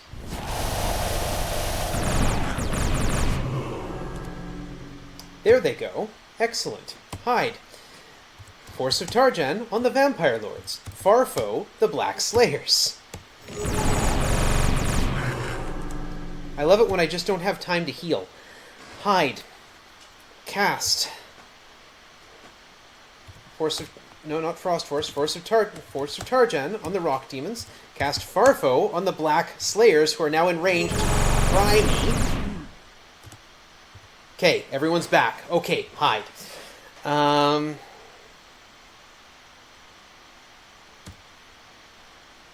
We're healthy. Luck chant. Heal all. Okay. Vampire Lords are advancing unfortunately quickly. Hide. They do that. Force of Tarjan. Vampire Lords. Farfo. The Black Slayers. No, we got a moment. Preclusion. Earthmaw. The Rock Demons. And Spell Song. There go the Rock Demons. Okay, good. Fantastic. We're actually doing okay. This looks like the one. Divine Intervention has already been cast, hasn't it? Yeah. Nuke. Get the Black Slayers out. It also ain't particularly good for the Vampire Lords, so let's do that.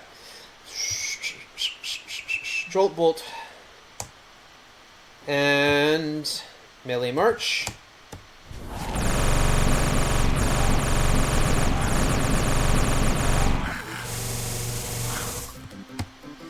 Okay, hide.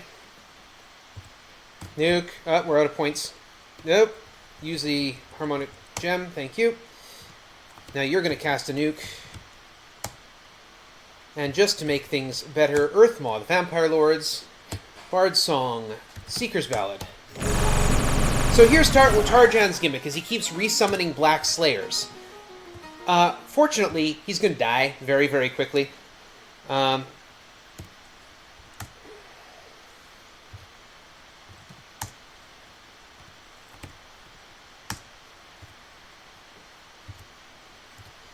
So we have this, I think. There it is. And that is time. Slowly drift upward. And there's the old man from the review board, and Hawkslayer beside him. That last fight was being mean to me, and I don't like it.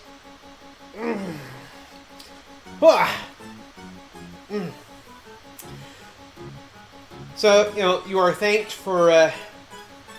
You are thanked for ending a threat to all reality, and we get the ultimate in reward in that we get to become the next gods, to follow in the footsteps of the ones who got offed on the journey. So yeah, that's the Bard's Tale trilogy. The item drops were not particularly kind to me, but Bard's 4 next. Yeah, it's got to be on. It's on my list somewhere. Oh, yeah, of course. Someone was asking earlier if I do other old RPGs. I do the first Avernum game, which is Ultima inspired. It's an indie RPG from 2000. It's lovely. Yeah, I do recommend this one if you're interested. The second game by itself is it's a puzzle game, and sorting that puzzle out has been a lot of fun. I have a really good run for a solo character, so you can eliminate a lot of the complexity, especially because the solo character is a spellcaster, which means that you can go in and you don't have to do any of the fighting yourself. You just summon a bunch of creatures to do it for you. Right. Thank you very much again. I will talk to you again soon. I'm going to get out of here. Sorry for heading over time.